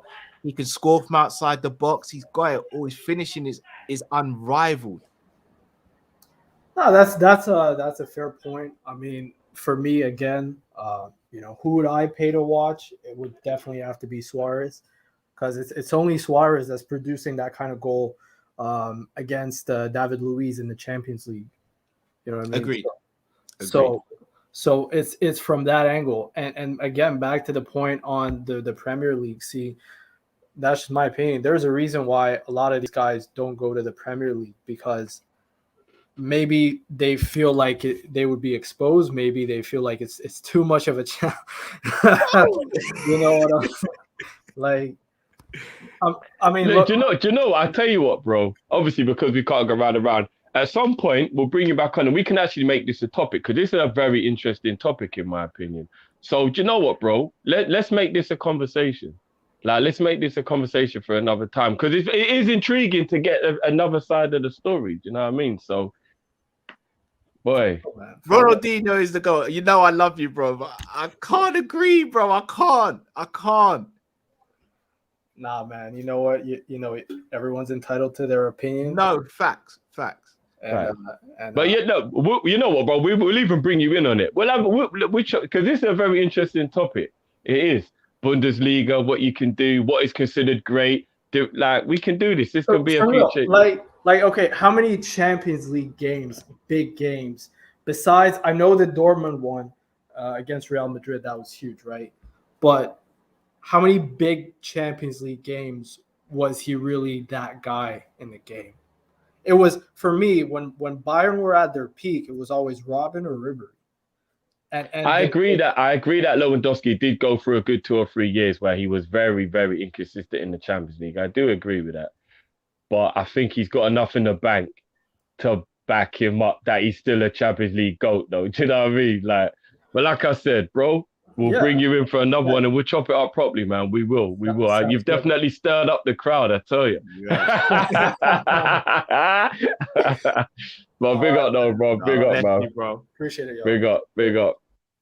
Yeah, that's an interesting conversation for another day, Cal. That one hit me sideways still. Yeah. I would take Lewandowski in a heartbeat, bro. Oh my days. Even a 33. I'd be like, where do we go and pick him up? Fuck it, bro. I'm gonna be real with you, yeah. If someone said to me right now, you get Lewandowski in the summer, but you can't get another wide forward, I'd be like, oh, is it? Okay. Bro, even if they said we get Lewandowski, but we can't sign a right back, I'll be like, well, we better just wrap Trent up. Where do I go pick him up? Like, it is, Bob. Lewandowski in this team. Oh my! Back under Klopp. Can you imagine, bro? Thiago again. With Thiago again. Bro, can you imagine? Oh my days! It'd be crazy. It would be dumb. It'd be crazy. Oh, as Owen just said, got me dreaming. Imagine. I would love Lewandowski at Liverpool, bro. He's the only striker I would take over Haaland. And I do believe his lack of athleticism as he gets older will be no hindrance on his ability to score goals, bro. None whatsoever. It'll probably make him even more potent, bro. It probably will, because he'll turn into Teddy Sheringham, where he'll just start being more intelligent with it. So it's different. Yeah, bro. Different. Oh, jeez. Give me good. Give me Lewandowski or Haaland, and I'm good. Mane, Salah, and Lewandowski. Yo. Anyway, apparently he might be leaving Bayern. You never know, bro. Get him on the blower now. No. Oh my, bro. Could you imagine? He's not even a man that needs to play against a low block either. He's not that running behind striker. That you know what? This is a great point Owen makes. He's actually one of those guys who truly takes care of himself. So 33 ain't even old, bro, for him. You know what I mean? Oh, I'd be crazy. Yeah. He is the perfect false 9 because he can be a 9. So he's literally what made Klopp want to play that way. Do you get what I mean? He's the sort of man, bruv, that will be like, yeah, how many goals you get? 5 goals from 4 shots. What? That doesn't work. How? Yeah, I got 5 goals, but I only had 4 shots. That's not even right maths, bruv. How does that work? No, I don't know. I just did it. No, he's crazy. Crazy, bro. But no, Ronaldinho is the GOAT. We're definitely going to have to get you in to chop that one up as well. Because the Suarez debate, look, Suarez is GOATed in it, but Lewandowski's up there for me still, man. Miz, can you hear us, bro? I can hear me. You're very quiet, bro.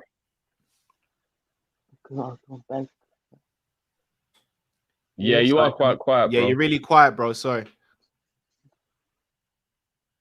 Oh. Man, we lost him. I will try and get him back on. That's a shame. The best beard in the game.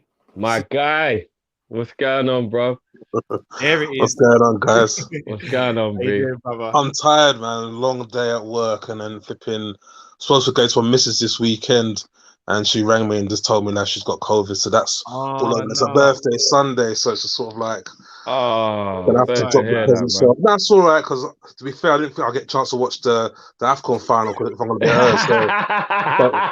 So she's not watching. She might see it. She's not watching this. Yeah.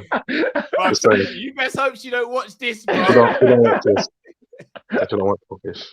But yeah, I was at that. Just being real, man. Just being real. No, silver linings and all that. Yeah. I get it, bro. I get it. That's how I roll, bro. I've got to think, look at the positives. Like, I was disappointed. Don't get me wrong, but just like I just thought, okay. Oh, sorry to hear that, babe. I mean, I checked myself. I saw her last night. Make sure I get the vid. Yeah. There's a test just to show. Yeah, I'm good. I'm good to go. Yeah. But yes. But yeah, I feel bad. It's her birthday as well, so it's sort of like on Sunday. So it's just sort of like I actually do honestly feel bad. But then yeah, silver lining and that. But, you know, Bob, it's one of them situations where because it's completely not your fault, it's okay to be like, well, at least I can do that now. Do you get what I'm saying? Like, it's just how it goes, bro. Shut up, Cal. Look at the smile on Sadiq's face, bro. Anyway, no, all good. Other than that, just I said tired and yeah, I was freaking waiting a long time. But I kept on.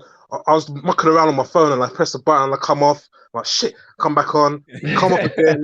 Shit. You know what I mean? I was here before Miz. Do you know what I mean? He was chatting to me. He's like, I've been here an hour. I've been there about an hour and a half, man. Just patience, isn't it? Do you know what I mean? Well, anyway,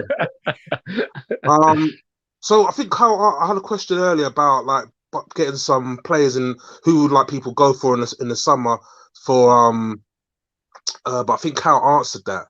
So I had to sort of think about what other questions. So I'm really excited about Diaz. I haven't been excited for a player for a long time. And for what I've seen of Diaz, he sort of has...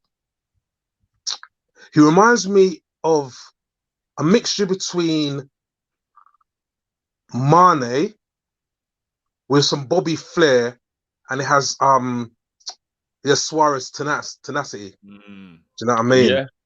So I'm That's really a perfect excited way about... to describe him, bro. That is actually, he's a little mix of all three. You're right. He actually is. That's a good way to describe him. So I'm really excited about the prospects of and I saw a little video on Twitter earlier of Klopp giving him the hug. Do you know what I mean? Klopp busting out a little bit. I'm looking forward to that, bro. I'm looking forward to watching that still. Yeah. So I'm really excited about that. I suppose my question would be, so for example, someone was talking earlier about Chelsea, I've forgotten who it was, and they're talking about Chelsea's tenacity. Now, Chelsea got a couple of players that they'll probably be getting rid of, and I feel I know what Drifty's going to say on one of them, but it's just a thought. So Pulisic and Werner.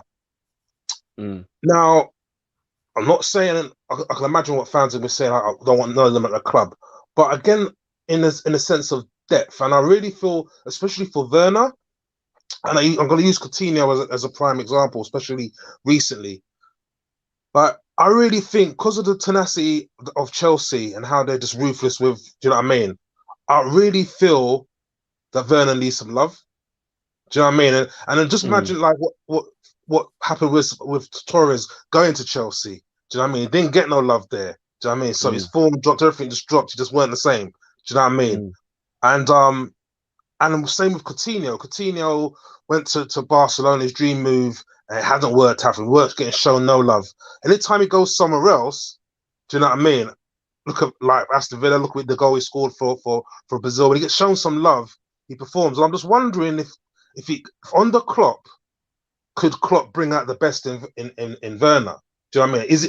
Do I think he's finished? Do you know what I mean? And my second question was, have any of you guys been watching the guy for Lille, Jonathan David? Yeah. I've seen a bit of him, yeah.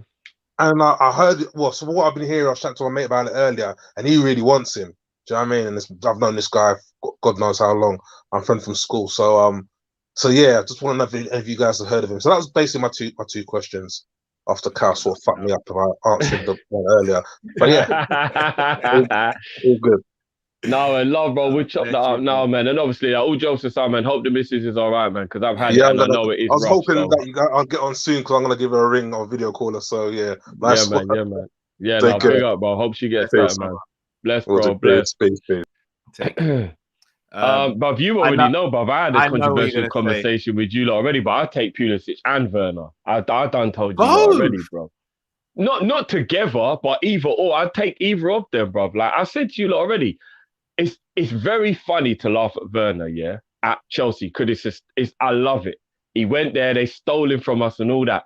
But I truly believe Klopp gets the best out of Werner. And he might not be a prolific goal scorer, but I think his runs and the things he does are still very dangerous. And I think Sadiq hit the nail on the head. If you show that love, you put your arm around him and you play a way that is beneficial to him, he looks way better than he's looking at Chelsea at the moment.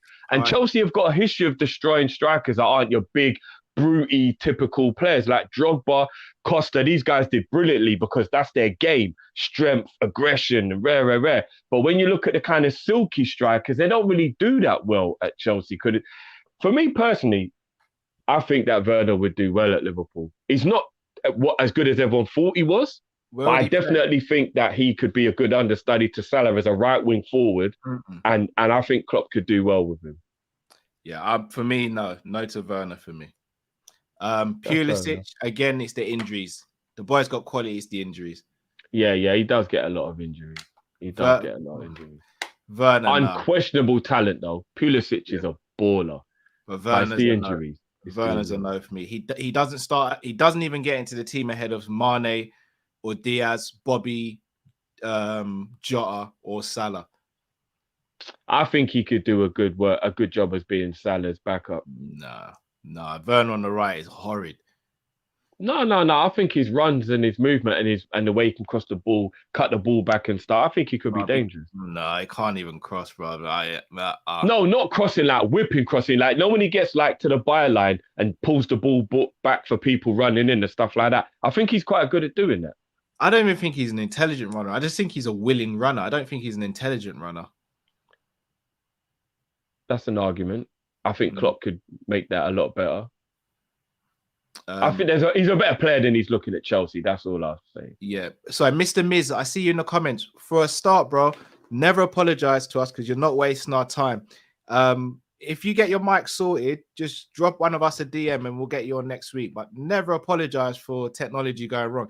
Happens to me, Matt, and Drift all the time. We can't control it. Man. Never it's apologize for that, man. bro. Definitely. We look forward to seeing you on the channel. Jonathan David, you said you've not watched much of him, Drift. I haven't seen much of him, but I can tell that there's a player there from what I've seen. I think he's good. I just think he's just good.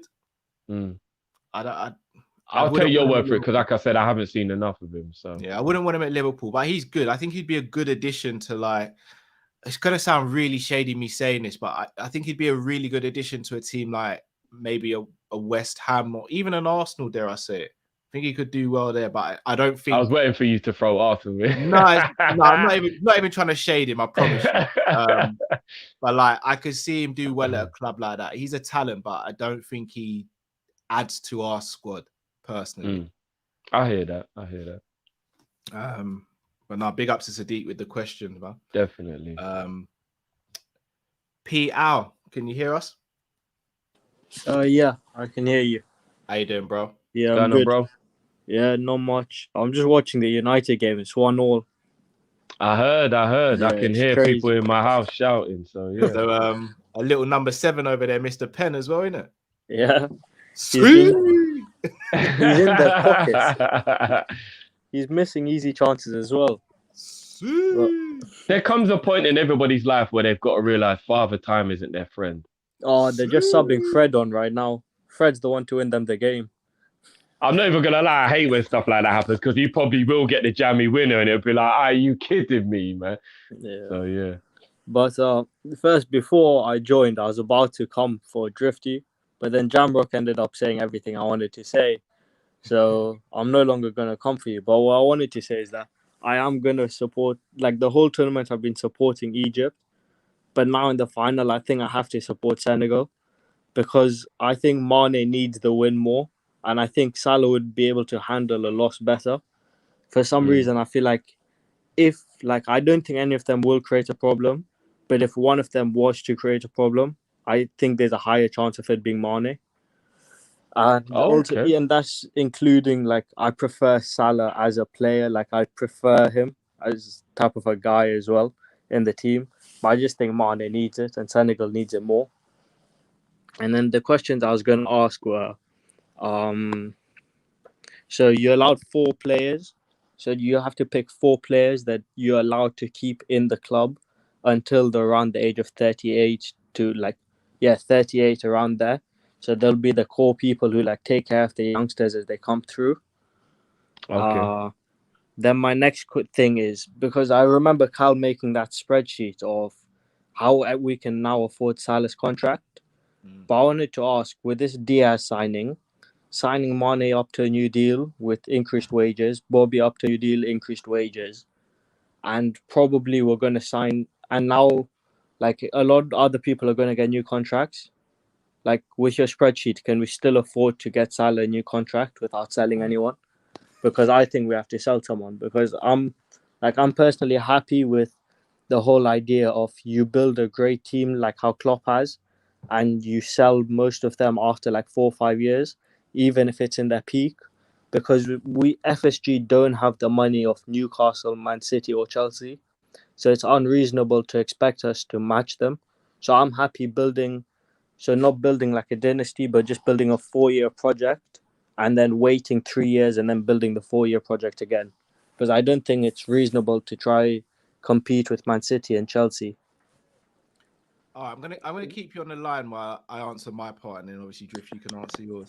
First and foremost, with the Diaz signing, my spreadsheet is in the mud. So I've got to redo that and try and move some stuff around to make it viable again. I'm not gonna lie. In terms of the spending and the model and stuff, where I disagree is, and again, I'm only gonna speak for myself here, I don't think we have to match Chelsea or Man City financially. I think we've already proved that. My thing is, we've got enough with Klopp, with Julian Ward, with the coaches, and what we've already got at the club, in my opinion, to bridge that gap. Yes. And I mean, with Chelsea, the gap's already been bridged. We're above them in the league as things stand right now. With Man City, we have to bridge the gap still. But I don't think it's, for me, you don't try and go at another club or anyone in life who's got stronger asset than you. You find their weakness and you exploit that weakness. Man City's weakness, in my opinion, are teams that can play against them on the counter-attack or match them for possession. We can do both, but we haven't had the depth to do it long enough over the course of a season, apart from 1920, where we were very fortunate with injuries. So you see how we've just signed Diaz for 37, rising to 49. Yeah. I'm happy with signings like that. I think most people are. I don't need to see Lukaku signing for 100 mil every summer, or this player signing for 100 mil, or that player. Again, when we signed Thiago, I always use Thiago as the example. We signed Thiago for 20 odd mil, and every single person in the fan base was over the moon because we signed a player that was of real quality, real class. For me, it's not about how much you spend on the player; it's about getting the right player. So I don't really pay too much mind about what money City have got. Newcastle, I can't speculate on yet, even though they will become a force. For me, it's about who we can get, because I know if Klopp and these lot have actually identified a player, I'm not talking about a Ben Davies or Kabak. I'm talking about a player Klopp and the boys want. I have very little fear in what happens next because their track record is so good. Yeah, you see, I agree with that for the Klopp era, but Klopp is an exception. So you can't. So when Klopp goes, the FSG model's still going to be here, and I don't think we'll be able to find those diamond in the roughs the way Klopp does. So I think then you have to think for more for not average, because even if we still get a top quality manager, no one's as good as Klopp at finding these diamonds. So that's why I think you kind of have to change and accept not every year you can compete, and you might just have to have a 4-year dynasty and wait 3 years and build it again. And you do keep the players like Trent, Curtis, Elliott that you have now, Konate, Gomez. But I think that's what I'm saying, like the 4 players I'd keep, like later on, one of them would be Salah, because I think you need to keep a few of them. But I think every few years you just have to reset and agree that for 3 years you're not going to be competitive. I agree. I see where you're going with your I'm gonna logic. be real with you. I've got no rebuttal to that, bro. Rebuttal to that. I don't agree, but I have no rebuttal, if that makes sense. Yeah, that's why I'm not really FSGR, because I'm waiting to see how they deal with it. Because if it is just for these 3 years we're not competitive, and then we go win another Prem and Champions League, I'm happy with that because I didn't wait the full 30 years, but I'm happy just waiting 3 years to go through this again. But what I will say, bro, is you're right with regards to the gems. I will say the scouting system and Edwards were a big part of it, not just Klopp. But I do agree with you, it'll be harder for a manager that's not of Klopp's level to develop the young players. It's very, very hard to make sure you've got a manager who knows exactly how to develop them. So I think that's where the problem. I think we'll still find the gems. I just think it'll be a bit harder for the manager to get the best out of them if he's not of a level of a Klopp or a Pep where they love young talent and producing them. Whereas if you get someone like, I'm being stupid, but like a Sam Allardyce or somebody who just likes them ready-made and it ain't got no time for them to be young and developed. Do you get what I mean? So it's very, very important who's the next manager on whether what we do now still works or not. Yeah. But obviously, we'll chop up your first question now and big up for waiting as well, bro. Yeah, and before I leave, the way I want to end every call is just by saying we are going to win the league this year. So I like that positivity, bro. I like that. I like that. Yeah, see you boys next week. Big up, man. Bro. Big up. I know who my four would be, Cal. It'll be Alisson, Van Dijk, Mane, and Salah. All right. So my four. If I could have a fifth, it would be Henderson. So keeping players into their late 30s, yeah? Yeah. I'm gonna go Ali. I'm gonna go Salah. I'm gonna go Trent. I see why. And then this is where it gets tough. By the way, I wanted to say Bagger, man. Yeah. Because I'm not even gonna lie, I think Thiago at 38 would still be literally able to do what he does now. You said Trent. Like, there's so many players in this squad. Like, but I even think at 38, Bobby would still be a baller. I struggle with that because I love them all. So it's I'm gonna difficult. go Thiago as my fourth. Fair enough. No, I'm not. Sorry. I'm cheating because I'm looking in the comments. Fabinho. Bruv, I love them all. This is what I'm saying. It's so difficult, bruv. It's so difficult. Yeah.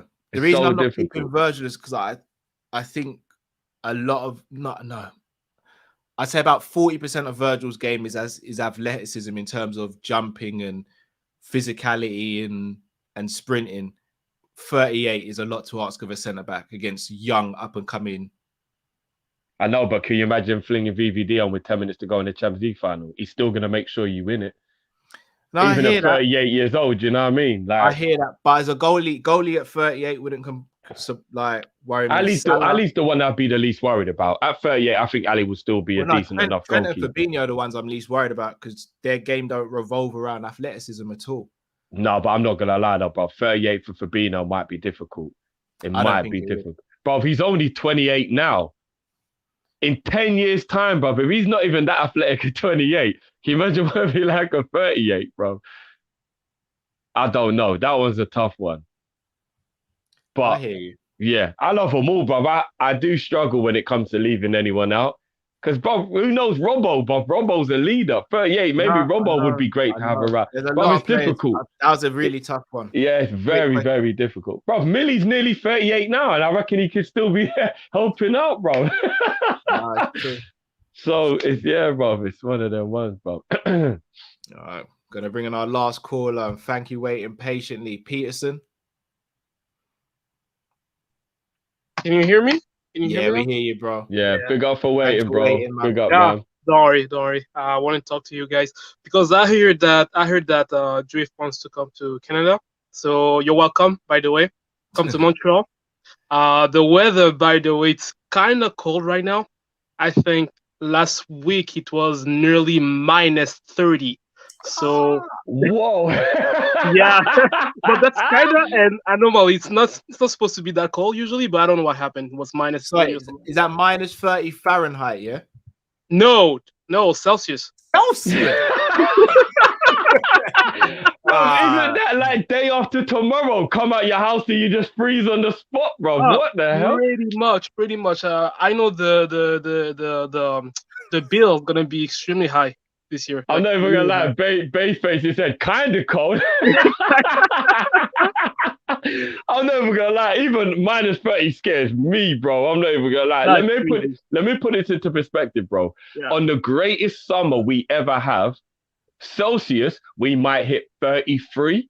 So if you're saying it's minus 30, bro, I don't even know what the hell that is, bro. You know what's funny is that last summer it was around 30 and 35 in the summer. So yeah, that's about what we get our peak summer around about there. Yeah. So Canada's pretty weird country when you think about it. Like extremely hot in the summer and minus 30. Yeah. But I like the idea of that because that means you get a real summer and you get a real winter. Yeah. Do you get what I mean? Like in England, we're all over the place. It'll rain for a whole month. It'll snow for 2 days. The sun will come out. Then it'll rain again. It's all over the place. So. Yeah, I went to England maybe 5 years ago. I really liked it because it was extremely hot here. But when I went to England, it was a little bit colder and there was less sun. So it was cool for me. Fair, dude. Bro, minus 30. Yeah, man.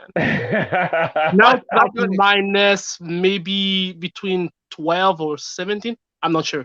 But I'll It's be kind honest, of I cold, don't know but if my all right. house would survive. I don't think it's built for that.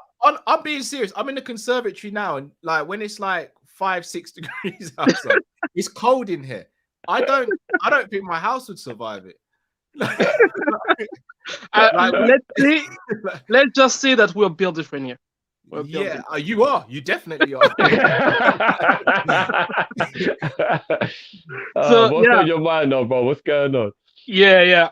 My question, I have a few questions for you, but let's say I have two statements and one question for you. The first one, I wrote my notes here. So, yeah, I hear you guys saying that we add Diaz in our team to play as a left wing, which is really nice. But you said, guys, maybe we should go for either a right winger or striker. The reason I would go for a striker and not for a right winger is the fact that we have, first of all, a lot of wingers right now. And second of all, I feel, tell me what you think about that. I feel that Salah is at such a level, is like the level of Cristiano Ronaldo, Messi, Lewandowski, and maybe Suarez, that he doesn't even need to get motivated by another player. He's just that good. He doesn't need that. So whatever you had, a right winger or not, he won't need it because he knows that he will start and he knows that he's the best player in our squad. So I want to know what you guys think about that. My second thing I want to say is that on people saying that we should sell Mane because we can get a better price for him now, I believe it's not the right idea because, like another caller said earlier, Bayern had Robben and also Ribéry for maybe till the mid-30s. So I believe if we do the same with Mane, maybe he's not the player that he used to be like maybe 2 seasons ago. But still, I still believe that even if he comes from the bench, he can still change the game. And the 100%. last thing I wanted to say, it's not about football. I think if you guys add another content in this channel, it would be extremely cool. So, guys, you guys are a little bit older than me. Let's quite a little bit older than me. I'm 25 right now. So I think if you guys would, let's say, add another content, let's say, giving relationship advice to young men like me, that would be extremely cool because I feel a lot of young men need a bit of guidance, and from older G's like you would be awesome. So the question was about Salah's level. Does he need competition or not? And the other one was about Robben and Ribéry. So that's it. Cool, man. Love the questions, bro. Thanks, man. Love them, man. Hey, you know what? We may open up the avenues, may do a Patreon, may do it for the members. So yeah, we're always looking to branch out, man. So we'll look into that, man. We'll definitely look into that. But love for the support and make sure you wrap up if you leave the house, big man. I will. Don't leave. Don't leave. I won't. Okay, you're right, Cal. I won't move today. Don't leave the house, bro. Thanks, guys.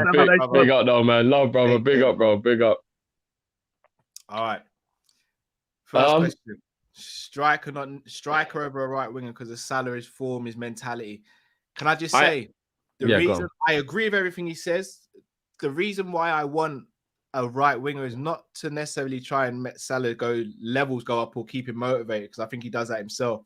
I think everyone in the squad does that by themselves, by the way. I think there's I don't think Mane's dropped off because he's not motivated. I just think that's happened for a plethora of reasons. I think everyone's motivated, but the reason I want Salah's drive's someone- better though. I think I would Say admit again? that, Cal. I think Salah's drive is better than the majority of the squad, though. I honestly wouldn't. Don't you? I do. I believe he's driven by more than what everyone else is doing. I kind of agree with maybe, but I Peterson don't in think there's that way. anyone slacking the team personally. No slackers. But Yeah. I think that Salah's mentality is different.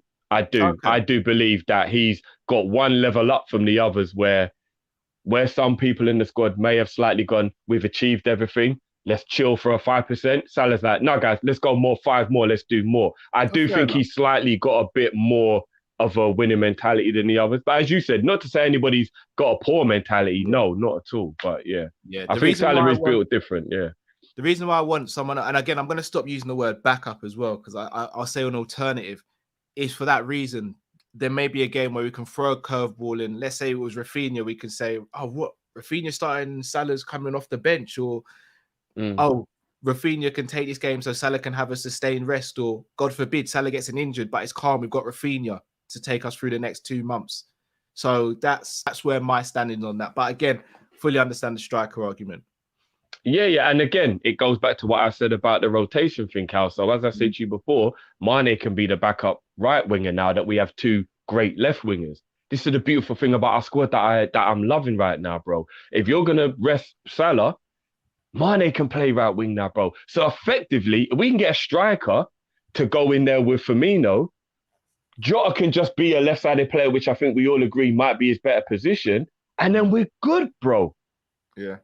And you can just do the rotation whenever you feel like it. Mane can come back to the left if Diaz or Jota can't play. Jota can go back up the middle if there's an injury. Bobby can drop into midfield. The flexibility will be different. So we can just get a hit, man. As we said before, Lewandowski, we saying, bro, come and prove everybody wrong. Come and play under Klopp again, and come and play in the Premier League. And then let's do the Lewandowski up top thing, and then let's go, innit? Yeah. And to be fair, Luis Diaz may have only played there a handful of times, but he can also kind of play right wing if necessary. So we have flexibility now within our front line. It's a beautiful thing, man.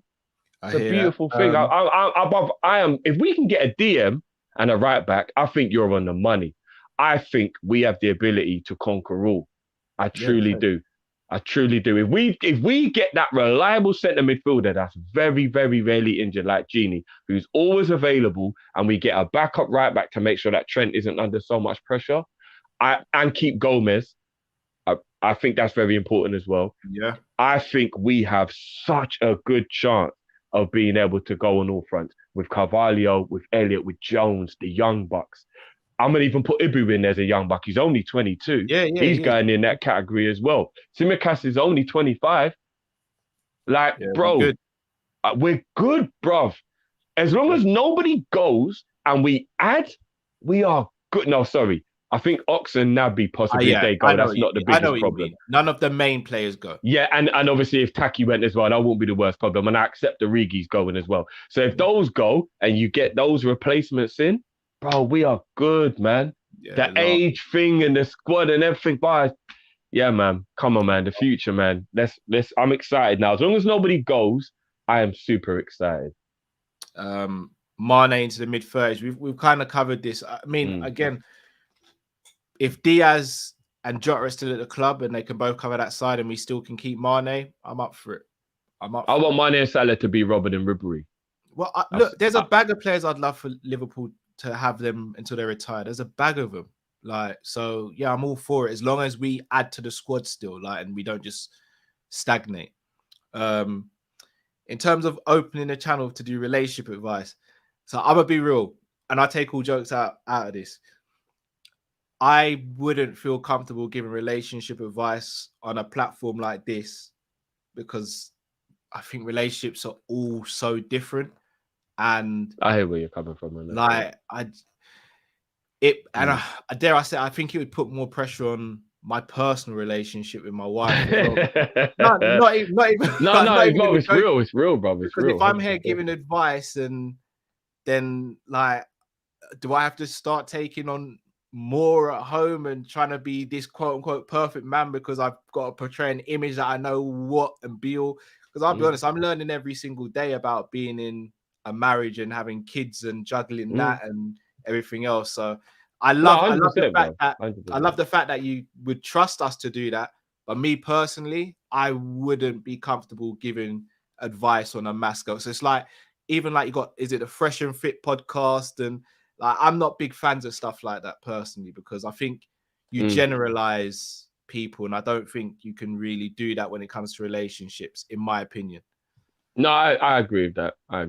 Although if somebody asked me my opinion or something in a one-on-one, I would give it to them. Oh yeah, that's different. Yeah, that's different. Yeah. No, but I think that's what he's getting at in terms of like, if they can ask us things on a one-on-one and we just give them one-on-one advice. But I agree with you. I ain't perfect, and I definitely know that I've got flaws. So you're right. But then again, there is always that thing where they say, "Do as I say, not as I do." It is possible to give good advice knowing that maybe you don't do it yourself, but you know you're wrong that you don't do it, and you know what would be the right thing to do. So, but I agree with you though.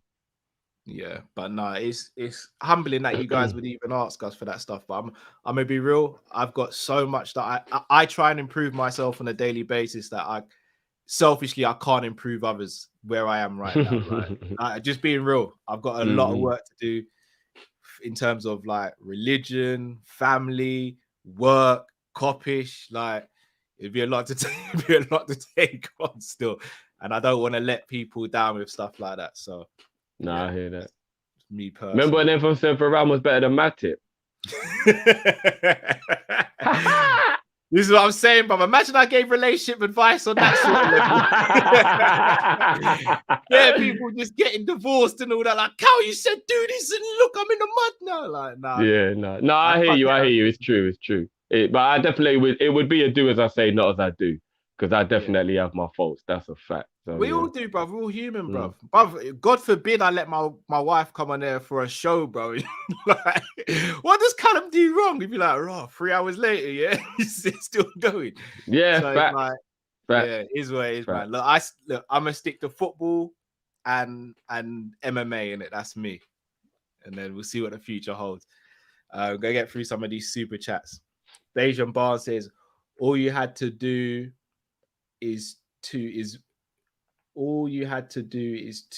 buy hair Zubiri. Oh, that's the gun. Yeah, because he's from Canada. Yeah, okay. I get it. You gotta know the subliminals. We're gonna say that out loud, but you gotta know what you gotta know. Yeah. Zubiri says, smoking with Zubiri, tune in on Kopish after dark.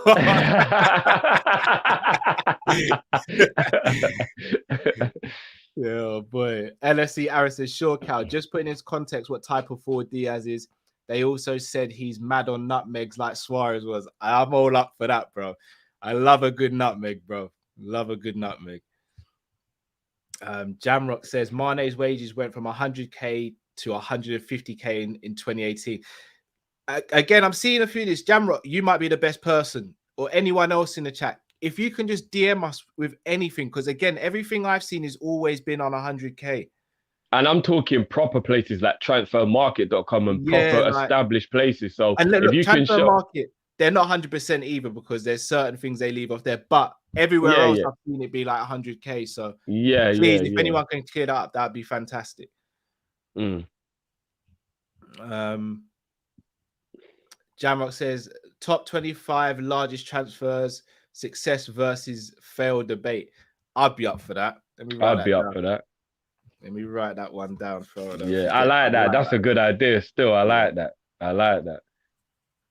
And to be honest, there'd be quite a lot that wouldn't even be Liverpool related. Yep, there'd be a lot of failures in there as well. You'd be surprised. Yeah. You'd be surprised. That's a great shout, Jamrock. Lord Walker says Salary Sport says Mane makes 180k in 21 and 200k in 2022. I don't know how reliable they are, but I'll check that out. I will check that out. I'll check that out. That may change the narrative on the conversation as well, potentially. Oh no, he still should be getting a new No, contract. not even if for he's me, Drift. Not for me. Oh, yeah. No, not for me. Not my money, bruv. He deserves every penny, in my opinion. Yeah.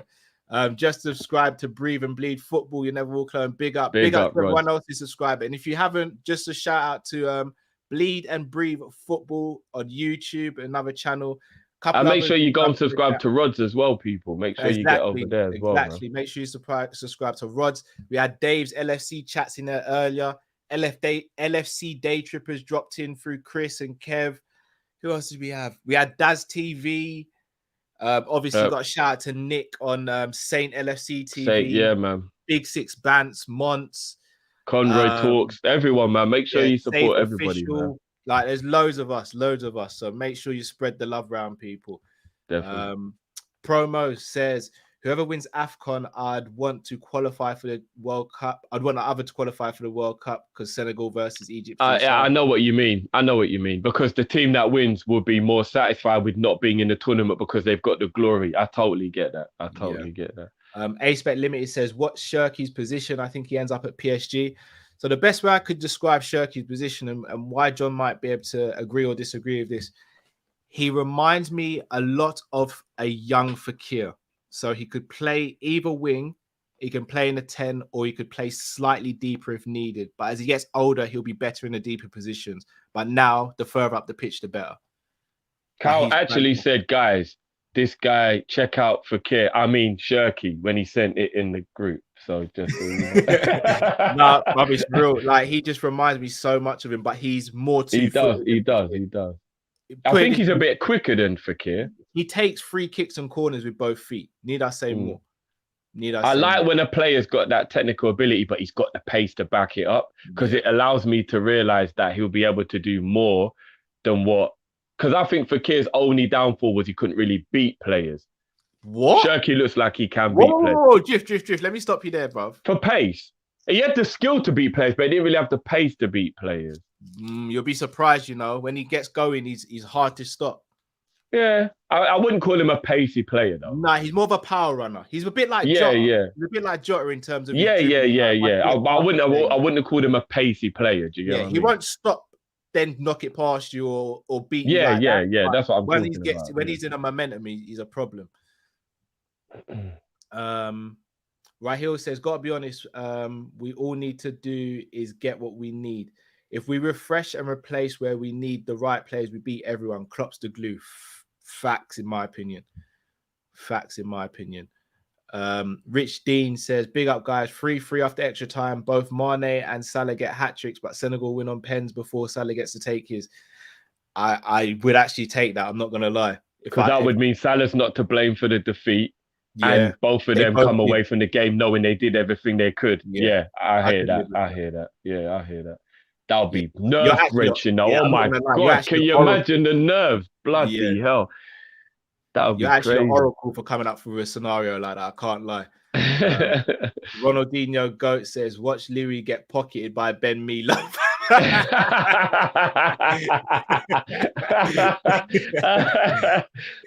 you know, at least to be a Liverpool, in it. So yeah. But. Shout out to Kiefer.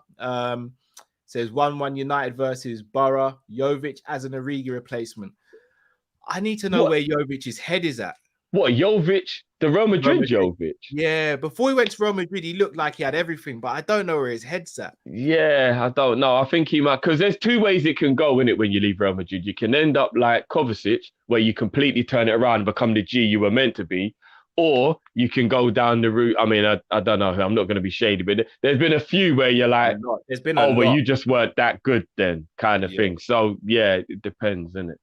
Jamrock says Shaqiri's going MLS fight, fellas, to Chicago fight. MLS? Yeah, I heard people talking about it in the chat a bit earlier on. That's not. He's only been at Leon not even a season. That's not even 6 months, bro.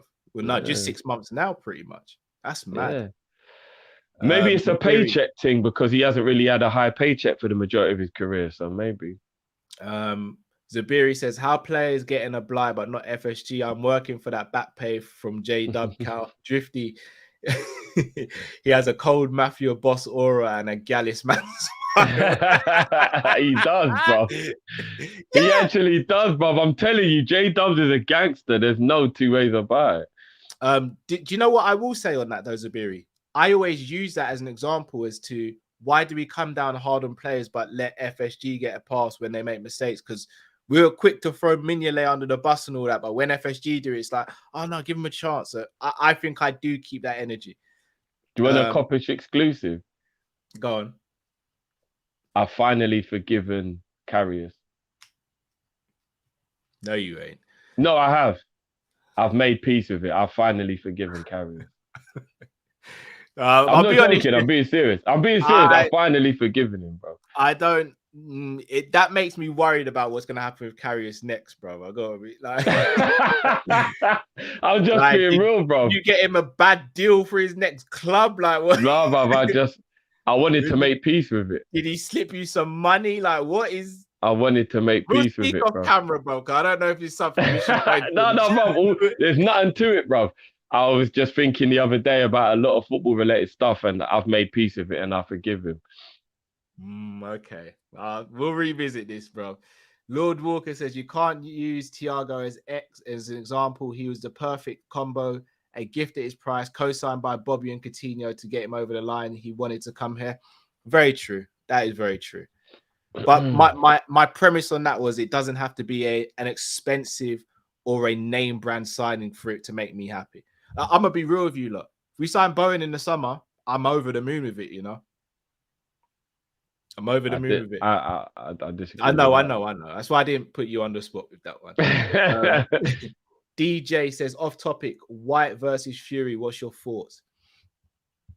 I'm so happy for White that he's finally getting a title shot, but I think Fury's gonna piece him up. I'm gonna put it like this. I love Dylan White. That's all I'm saying. I'm worried though, in terms of Fury's legacy, he may take it for granted because he looks like he don't even think White. You know, like Fury does need motivation. He looks like he don't even think White can give him any trouble. So I'm gonna put it like this, yeah. All jokes aside, and I know people will probably come for me for saying this, but I'm gonna say it. I genuinely believe if White was to win the title, it'd be better for boxing long term than if Fury won the title. Fair dues. Dylan is a fighter's fighter, a boxer's boxer, and a man of principle. And I definitely believe he would win the rematch with AJ as well. But not even that. I know White ain't gonna just sit around and not fight. White would do a lot for that division. He would make sure that belt's actively defended if he's still champion. To be fair, Fury has. No, he ain't. No, because Fury could have backed away from certain fights, and I don't think he has. No, he couldn't have, bro. Well, I mean, even this fight, for example, I know he was obviously a mandatory, but he could have done the whole politics and tried to get the Usyk fight and all that kind of. I personally don't think that Fury. I mean, Fury gave a rematch to Wilder. He didn't need to. He had to, bro. There was no choice in it. He had to. Oh, was it official? Like he had to do that? Yeah, he had no choice, bro. Oh no, shit! It wasn't it? Sorry, it was. Yeah, it was. Like, I'll be real with you. Even when you look at Fury's resume, you take Wilder and Klitschko off. No, fair dues, but I don't think he's the type of champion who would just sit around and be and not care about the belt. I do believe he'll defend the belt when he needs to. When he wants to. You know what, bro? Being a champion changes you. So who knows whether White might get the belt and then change. Dylan likes to fight. He likes to fight too much. Remember, Dylan White could have sat on his status, you know, and he fought about 6 times in that period. No, but that's smart because he knows he's got to remain active to be at his best, bro. Not at the people he's fighting, bro. Joseph Parker and. Well, remember he got knocked out. Exactly. So it wasn't smart, bro. As in the risk nearly wasn't worth it. So it's not necessarily great to always just fight for the sake of fighting. No, but that's what I'm saying. But in terms of boxing, the spectacle, Dylan's not just gonna sit there and be like, "No, I'm not doing. I'm just gonna sit around." Dylan will say, "I'm gonna fight a man. If I get beat up, I get beat up." Yeah, fair enough. I agree with that. But yeah, DJ, just want to say, big up you three. I'm a Chelsea fan, but love this. Big up to yourself, DJ. Big up, Appreciate bro. the kind word. Zabiri says Carrier should be on watch for the rest of the season. Drifty gonna bring man to a dinner and get all and they all get to Rob, but only Carrier's got hurt. Cal Drift, please. I'm not involved. I'm not involved. No, All listen, I have to do is I'm being genuine, you lot. I've made peace with it. I don't think a man who did the video that Drift did after the Champions League defeat can forgive a man. That's all I'm gonna say. But I've made peace with it, bro. I've made peace. with it. I disagree, bro. DJ says Drifts AJ smokes White again. AJ don't get enough respect. I don't think he smokes White. He definitely doesn't get enough respect. Yeah, he gets disrespected. I agree with that. But I think White is such an improved fighter since their first fight that I think White takes him. I do. I think he'd put so much pressure on him, it would eventually break AJ. That's just my opinion. I wouldn't be surprised if he lost. I think White gets a lot of disrespect. He's a better boxer than people give him credit for, man. Facts. Couple people asking about Ngannou doing boxing. No. He hasn't got the stamina for boxing. No, he's got the stamina for boxing. He hasn't got the technique.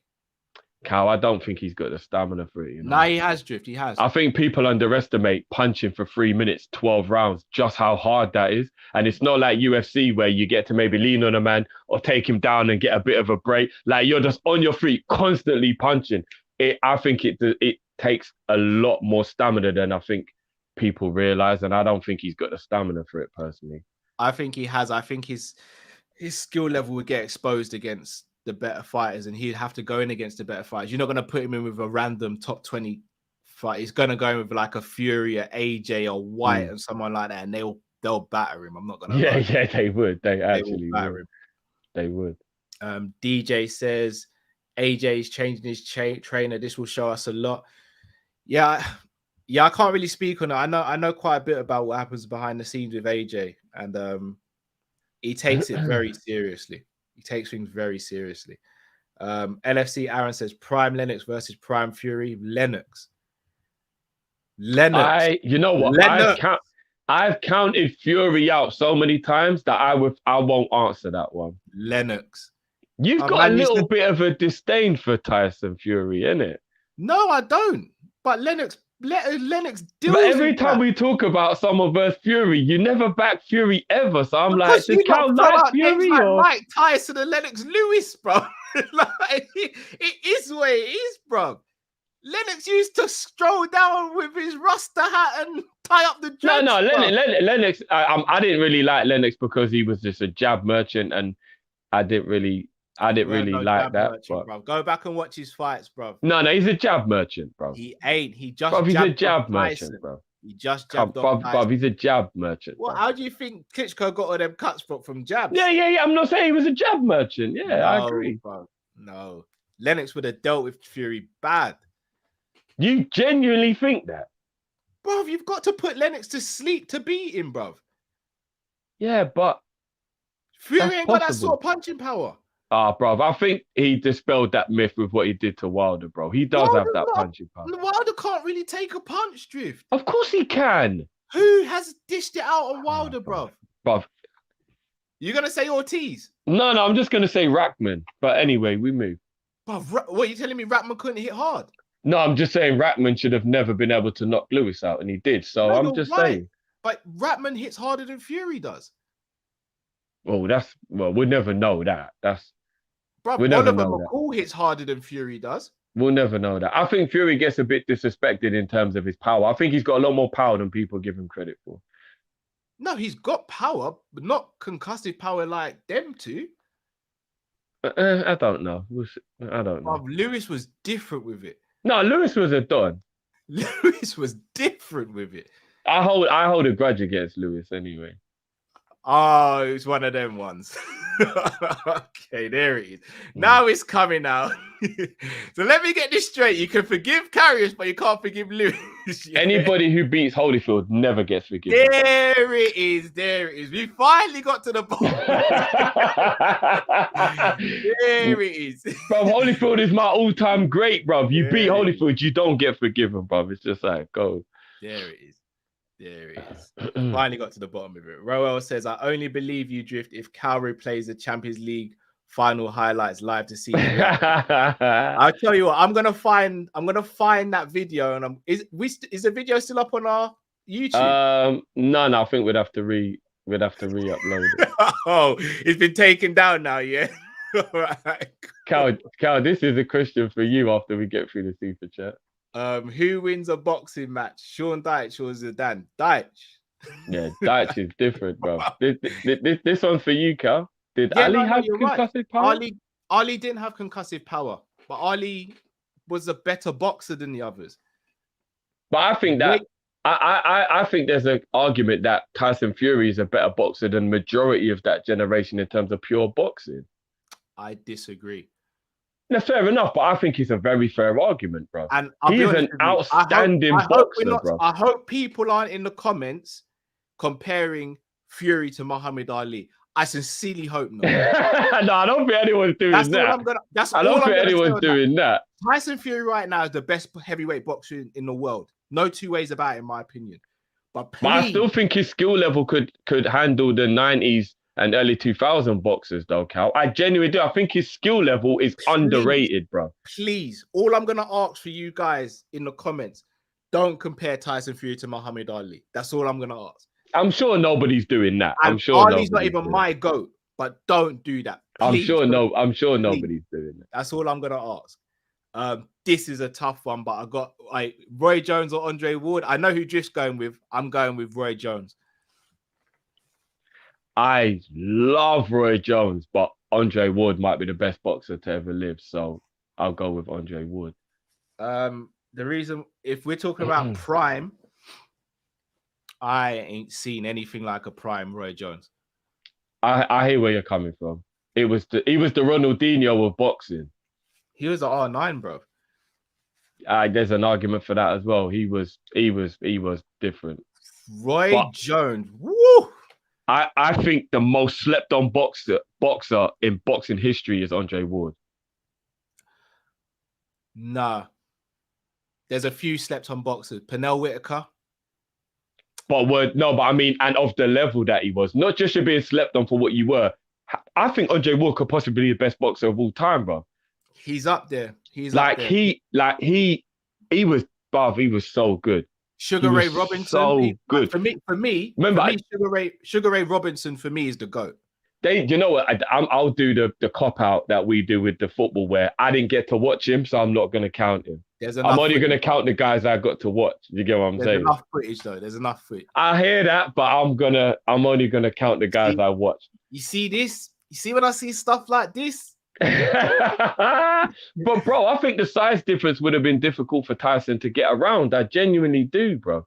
But everyone Tyson fought was bigger than him. No, but not big but Fury is huge, bro.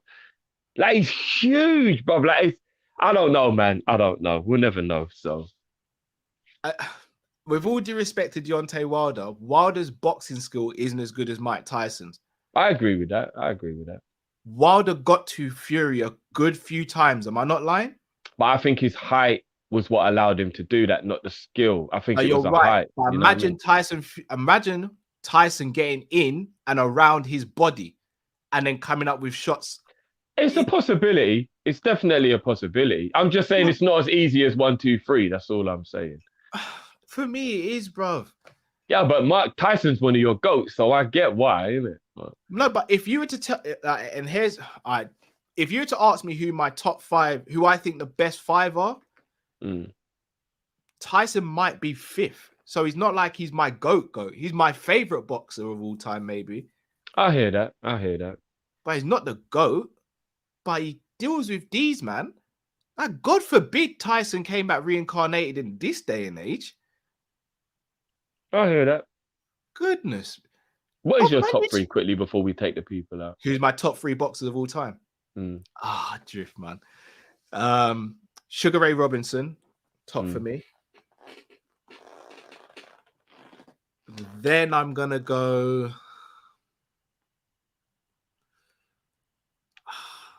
I know a lot of people ain't gonna like this. I'm gonna go Floyd second. I ain't got no problem with that. No, I'm not saying you. I know a lot of people would. I'm gonna go Floyd second, and then I might go.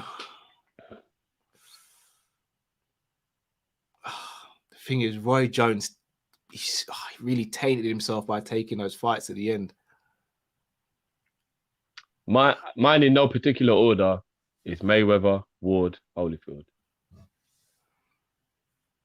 But obviously, I'm sprinkling in favoritism as well as ability in there. But I always do that. You don't know that already, anyway. I'm not sure. I'm not sure who my third is. Tyson's top 5. Just for argument's sake, I'll go Mike Tyson. Fair dues. No one should have a problem with Floyd being your second, though.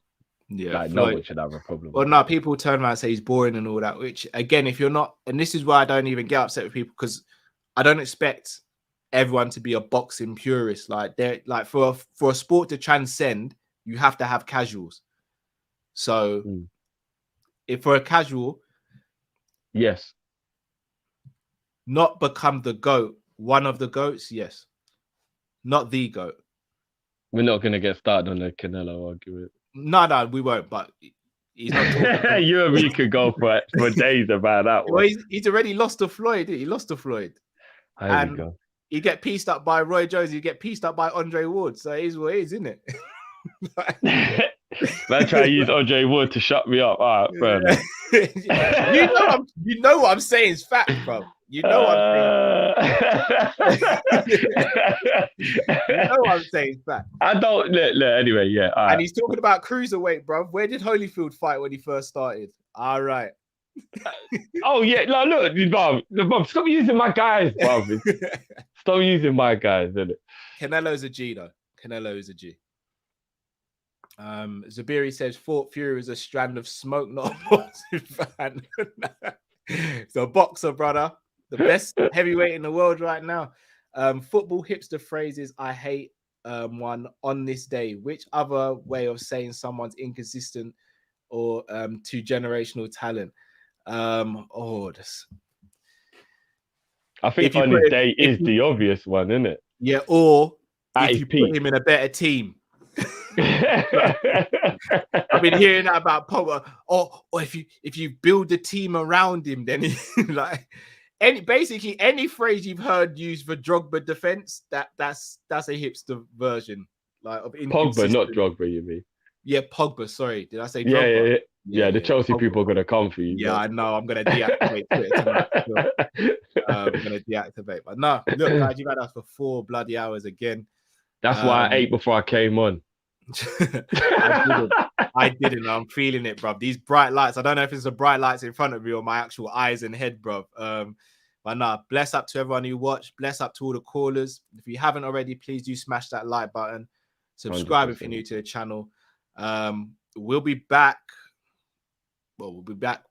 Well, obviously, we're still trying to figure things out in terms of the preview, guys. It probably will be tomorrow, but just keep an eye on the socials and we'll let you know because we've got the preview for the FA Cup game on the Sunday. And then we'll be back for the watch along on Sunday, guys. So, yeah, man. And then big weekend. And then we may have a secret. We may have a surprise for you. We'll let you know about that tomorrow. Yeah, indeed. And bless up to everyone. Until next time, stay safe, stay blessed. We are Kopish and we are out. But before we're out, check out FansBet, people. Click the link in the description. Check out FansBet. Love you all. Take care. Peace.